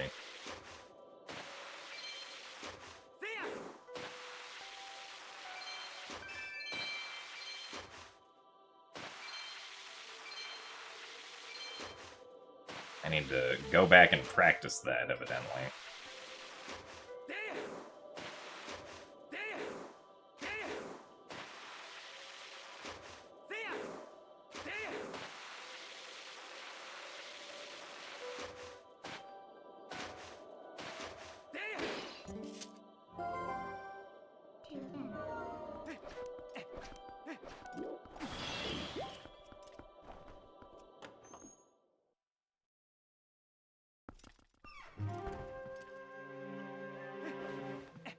Yeah, so our speed is actually fastest when we are in the air. So the spin attacks keep us in the air slightly longer than if we were to not spin attack.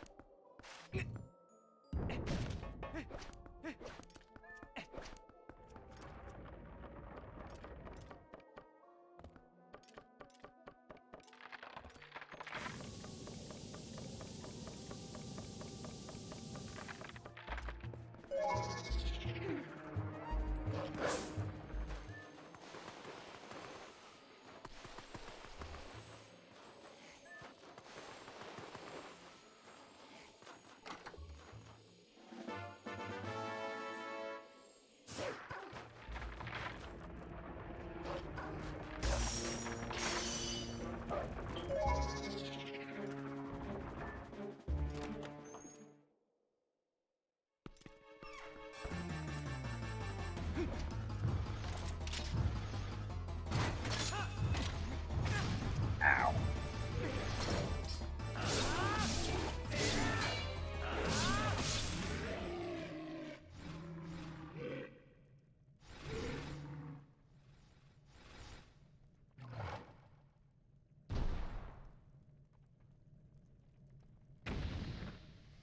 The boss flag was set because it got set during the Sacred Grove Skull Kid chase. And normally it's supposed to get, like, used or, like, reset by King Bulblin 3.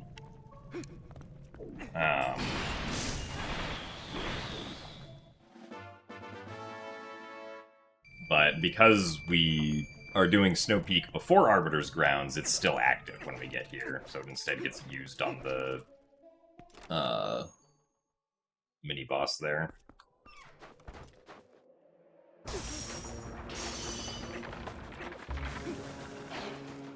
Have I ever been to Minnesota?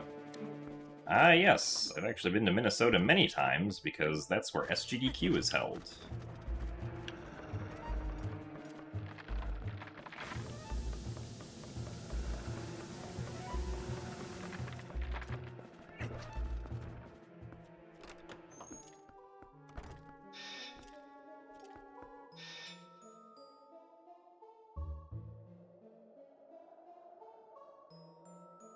I've never been to Minnesota in, like, the winter, only in the summer.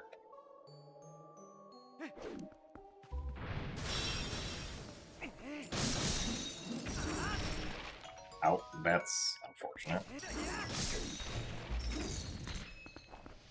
Let's take this. Wanted to get it without the text, but sure.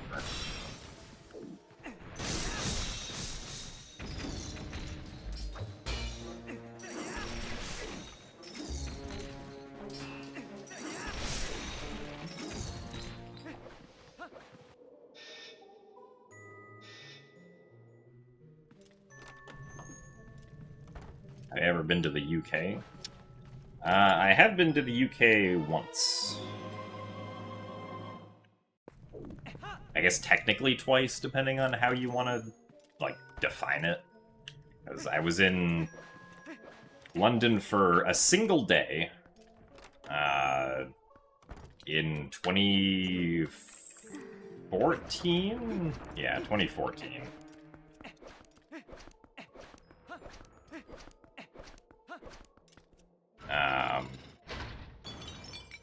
As part of, like, a family vacation, and then we went to other places in Europe for, like, a week, and then came back to Scotland for a few days, so...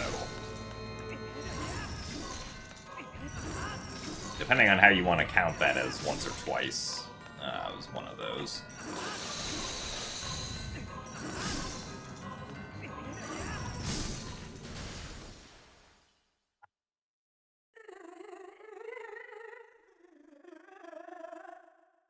They ever do GDQs in California? So, GDQ does have a room at TwitchCon, and TwitchCon is held in California, so, at least for, like, GDQX at TwitchCon in 2024, I took a train down to San Diego, where TwitchCon is held.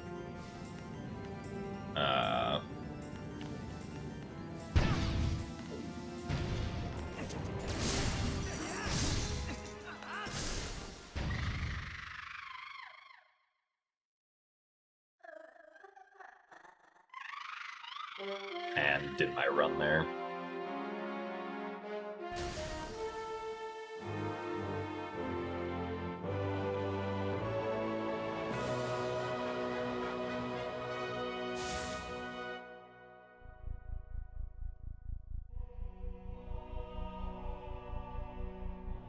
That leaves us 2 out of 7 continents. I mean, I did spend a fair amount of time in Japan when I was, like, 6. So... I guess for me that would technically be 3 continents.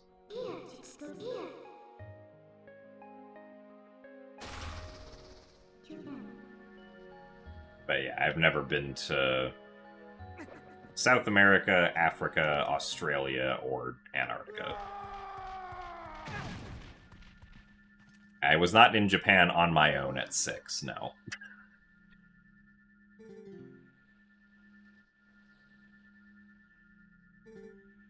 Look into eyes of Yeto. Their true beauty.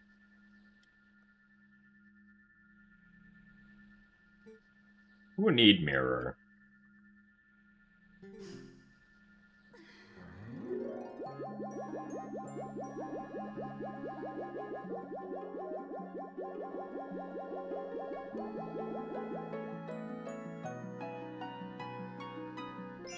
And unfortunately, we lost like 20 seconds here because we had to go get the orange rupee.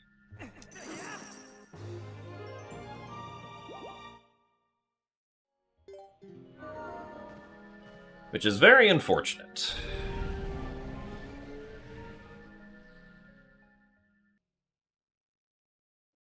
I feel like the runs had more green and less red when they were me in the corner. Well, I think that's probably because I was running a different category at that point.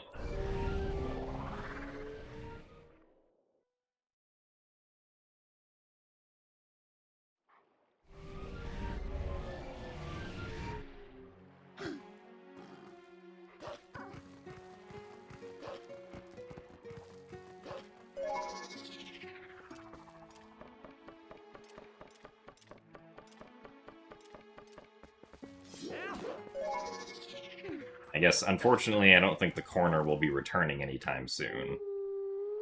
Though I will once again remind you that there is technically a corner on stream right now. You can tell by the lighting in this room that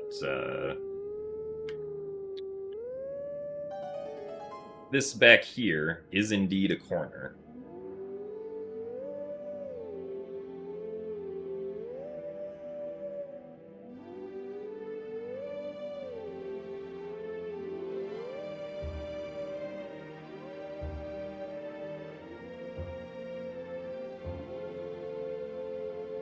I'm not in said corner. I mean, I suppose not.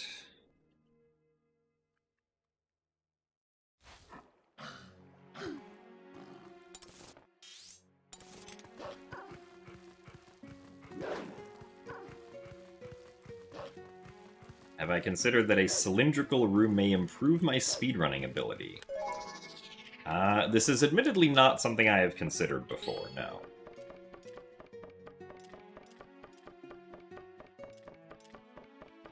Do I plan on playing SD any % again? I imagine at some point, yeah. I don't know about, any time in the, like, immediate future. But I was actually interested in maybe, like, if I do SD any % again, doing, a route that gets Zora armor and doesn't get explosives at all.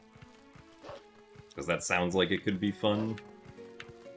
And, like, even if it loses, like, obviously it loses time to not getting Zora armor, but, I would probably do something like that for the 3D Zelda challenge if I were to do it again, since just it would probably be much more consistent to get Zora armor and not have to worry about, like, Morpheal.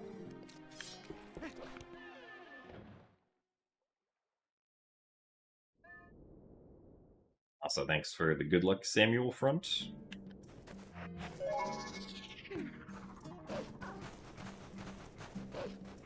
You play Skyward Sword or Twilight Princess. You've played both extensively and you're feeling a Zelda game, but you don't know which one. I mean, I would always go for Skyward Sword over Twilight Princess, but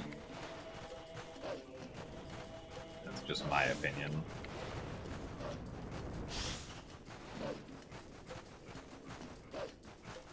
You used my stream as a flashlight to see your microwave buttons.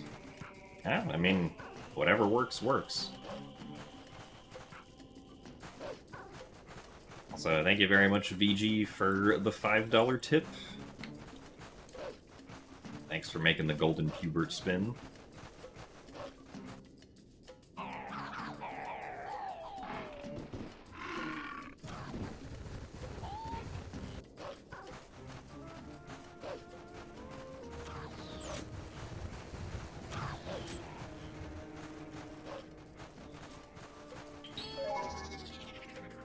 Got to do my equip.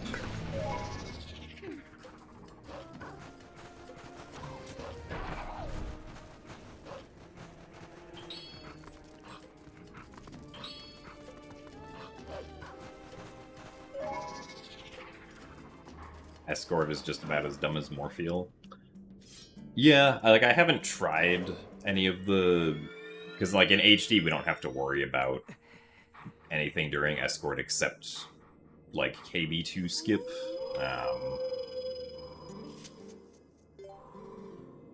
I know that the Epona slide over the gorge is dumb.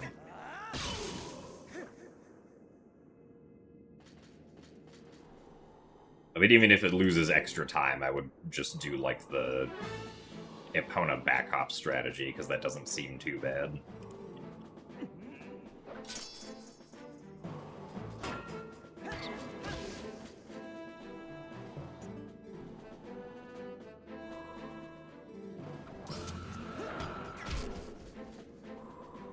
We get shield attack because it allows us to do Pogate skip, since, as far as I know, and through the testing I did, I wasn't, I was not able to get consistently across the out-of-bounds quicksand unless I had shield dash.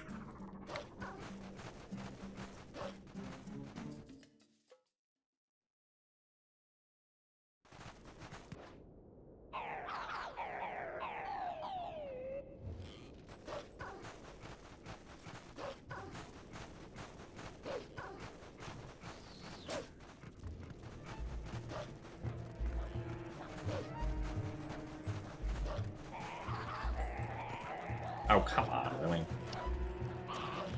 Oh, great. Now one decided to go up there. There you go.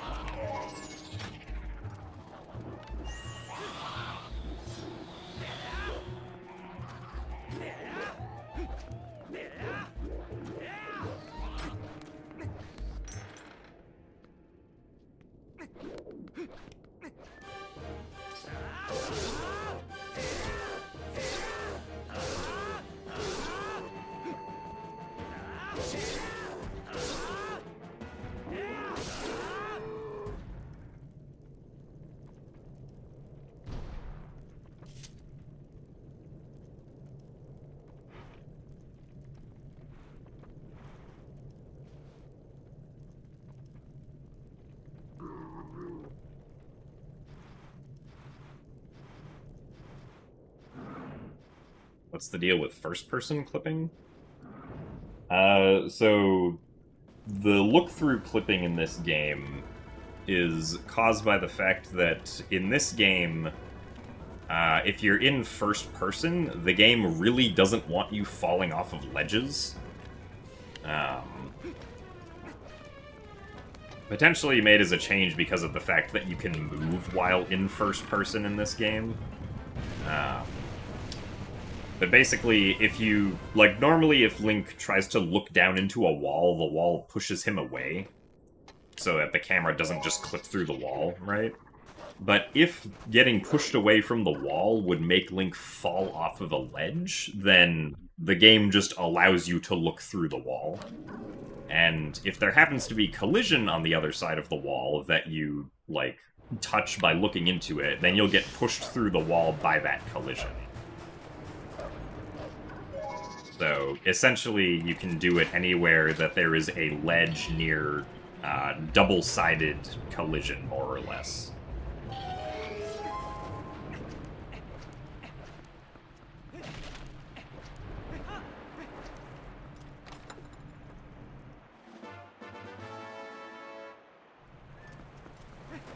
Well, so the displacement clips,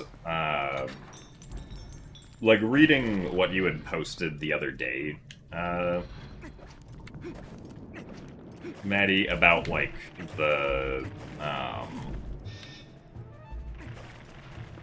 like, where the wall pusher was being calculated from, it could be that they, like, you mentioned how if they had, like, taken the position of the wall pusher from somewhere else, it would be fine.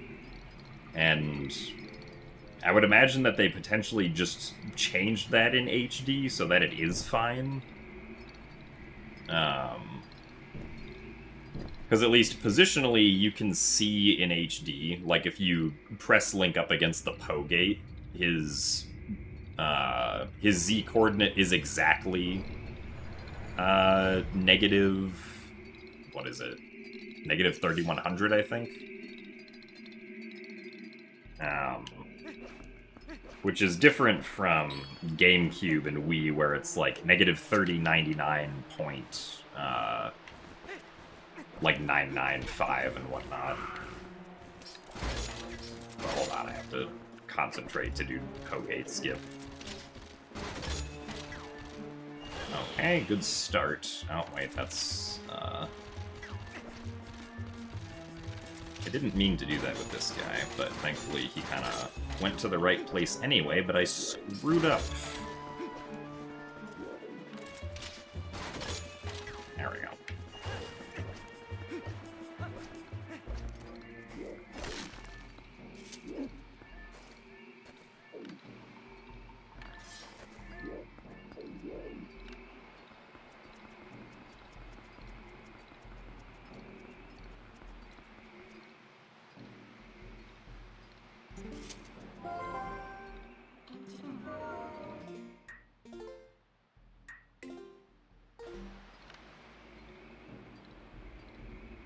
Okay.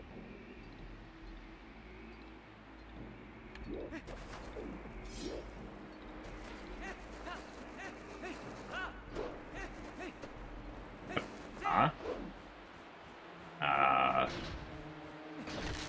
Yeah. I am not entirely sure what happened there. We, like, briefly fell off of the seam, but then landed back on it.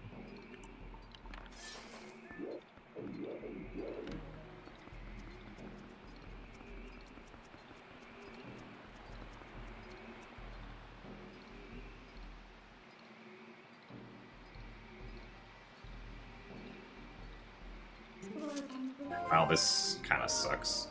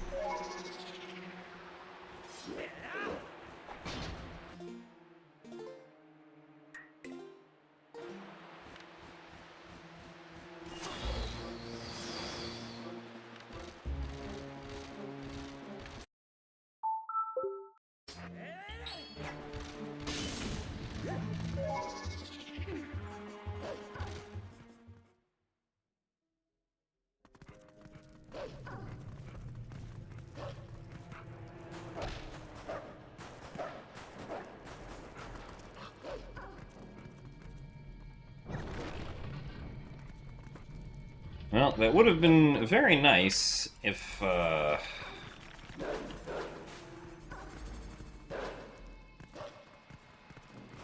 hadn't had that weird occurrence the first time I tried to go across the quicksand.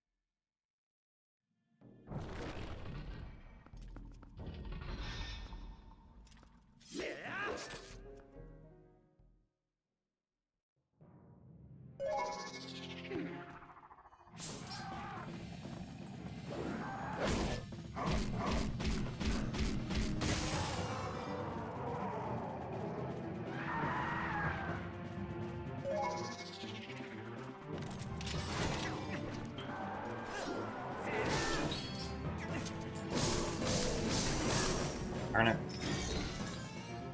Ugh.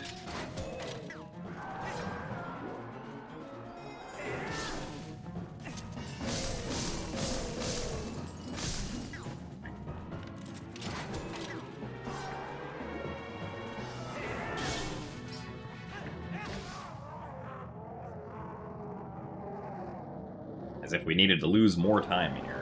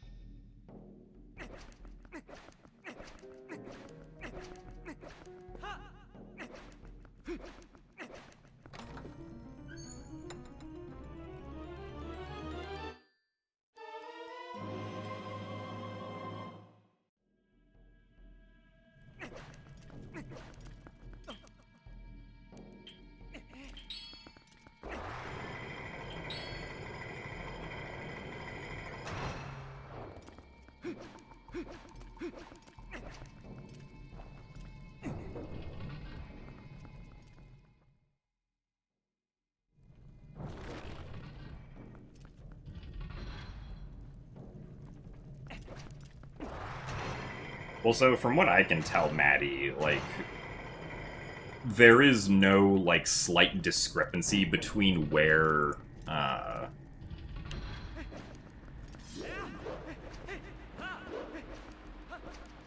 like, really? That didn't work? Okay, I'm surprised by that. Like, there is no discrepancy between where, or I guess there's no gap between where the wall correction code gets run and then where line check gets run, essentially.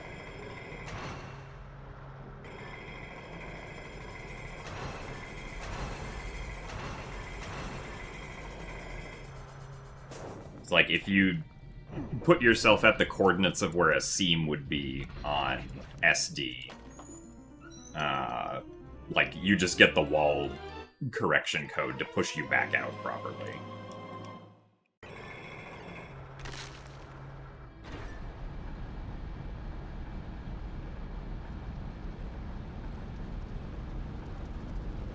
And then, like, that works all the way up until, like, you hit the exact wall or anything past the wall, which is where line check runs to keep you from going through the wall.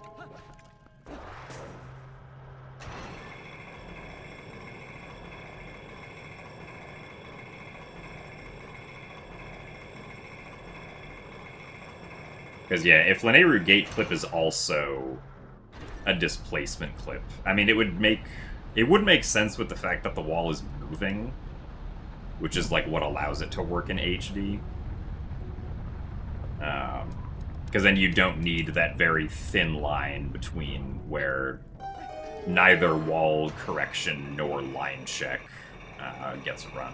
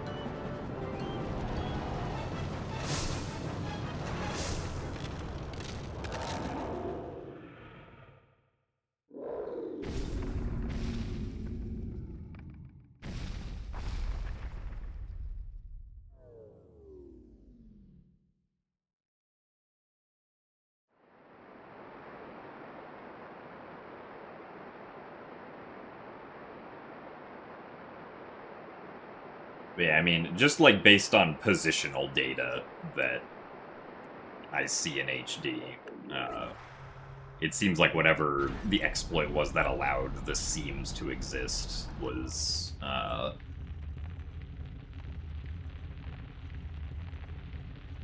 it's patched, as far as I can tell. Still doesn't explain what happened to me that one time I got a partial clip into the Temple of Time door, or the Door of Time, but... So I don't know what that was.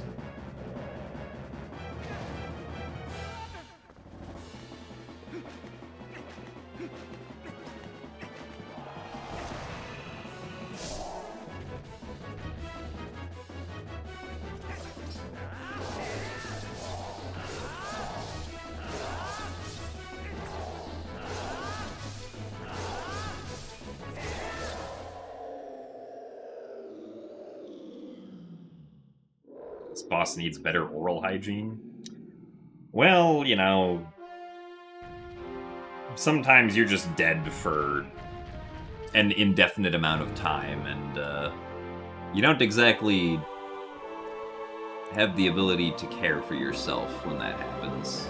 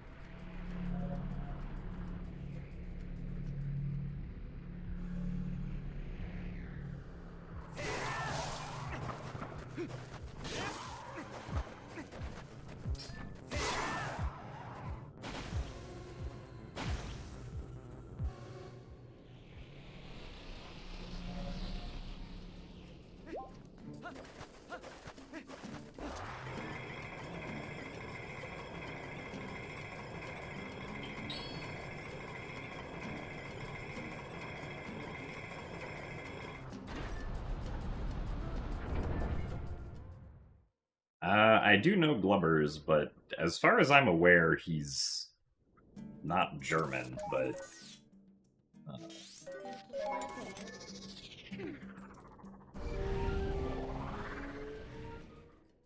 Like, I don't think he has ever lived in Germany, and I don't think he speaks German, but maybe he has German ancestry.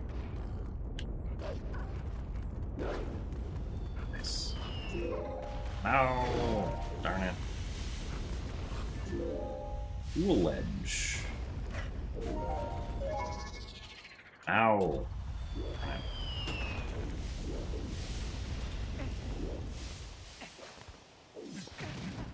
Nice.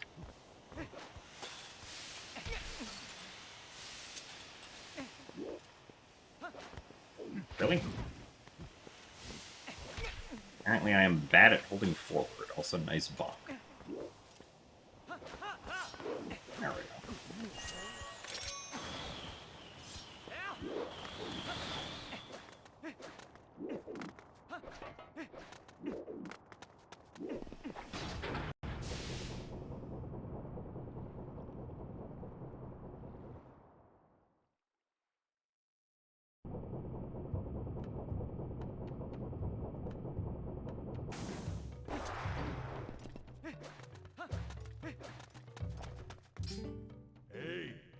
So thanks for the good luck sledging.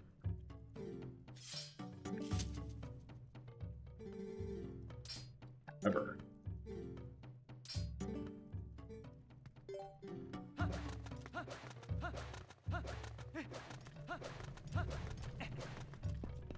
Darn it. I mean, this still works, but it's slower. You have to exit and re-enter instead of just voiding out.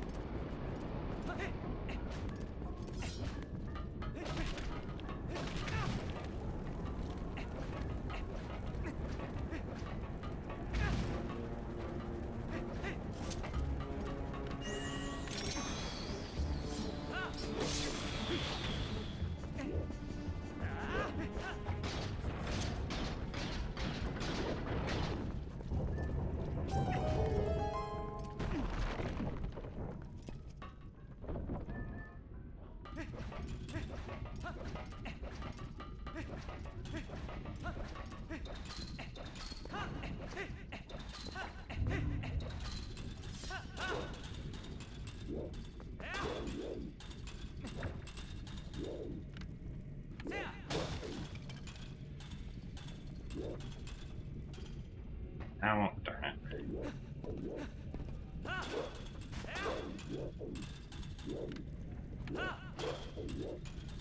wanted to go into the corner without slipping down, actually.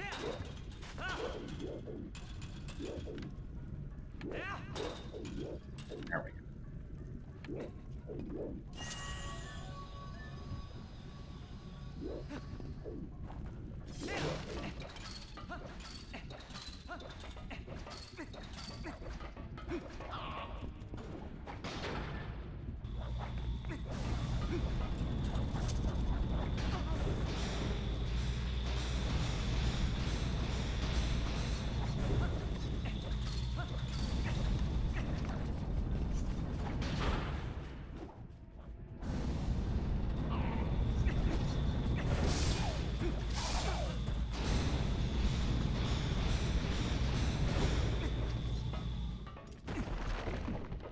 Alright, Xander, we'll see you later.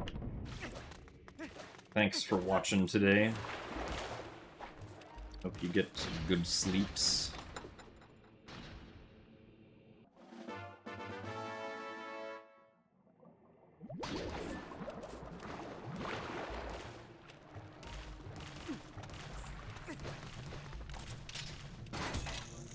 Nice.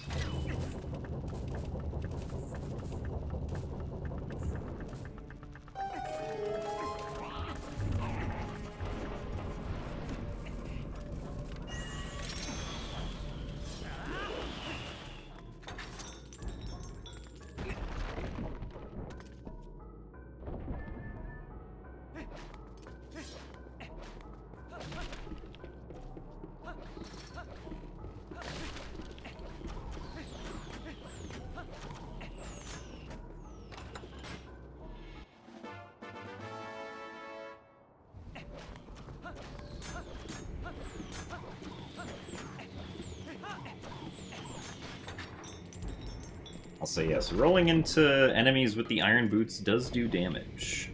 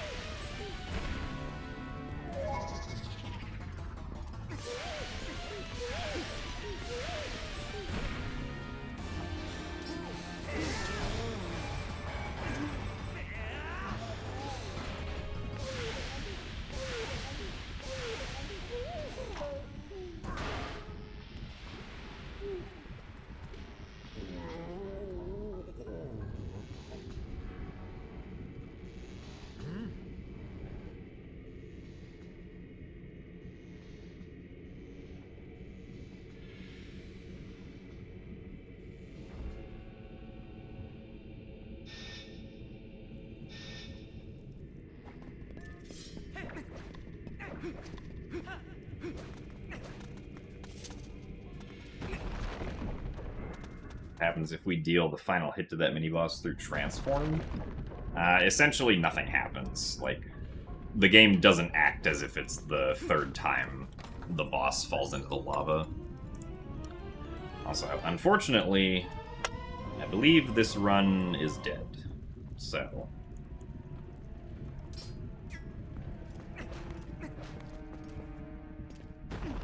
we will not be continuing. We will instead softlock the game to represent our sadness.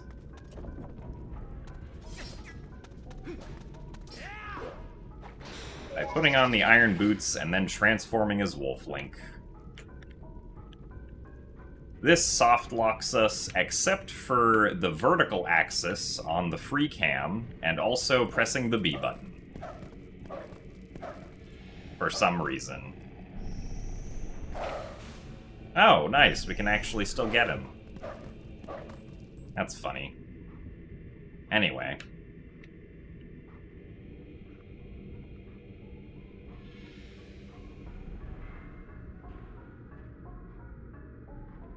Thanks for watching today, everyone.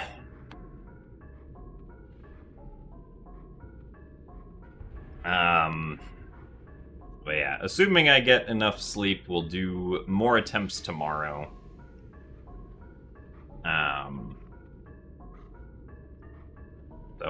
Yeah. Hopefully without, as many mistakes with Epona. So, I will see you guys all tomorrow. Goodbye. See you later.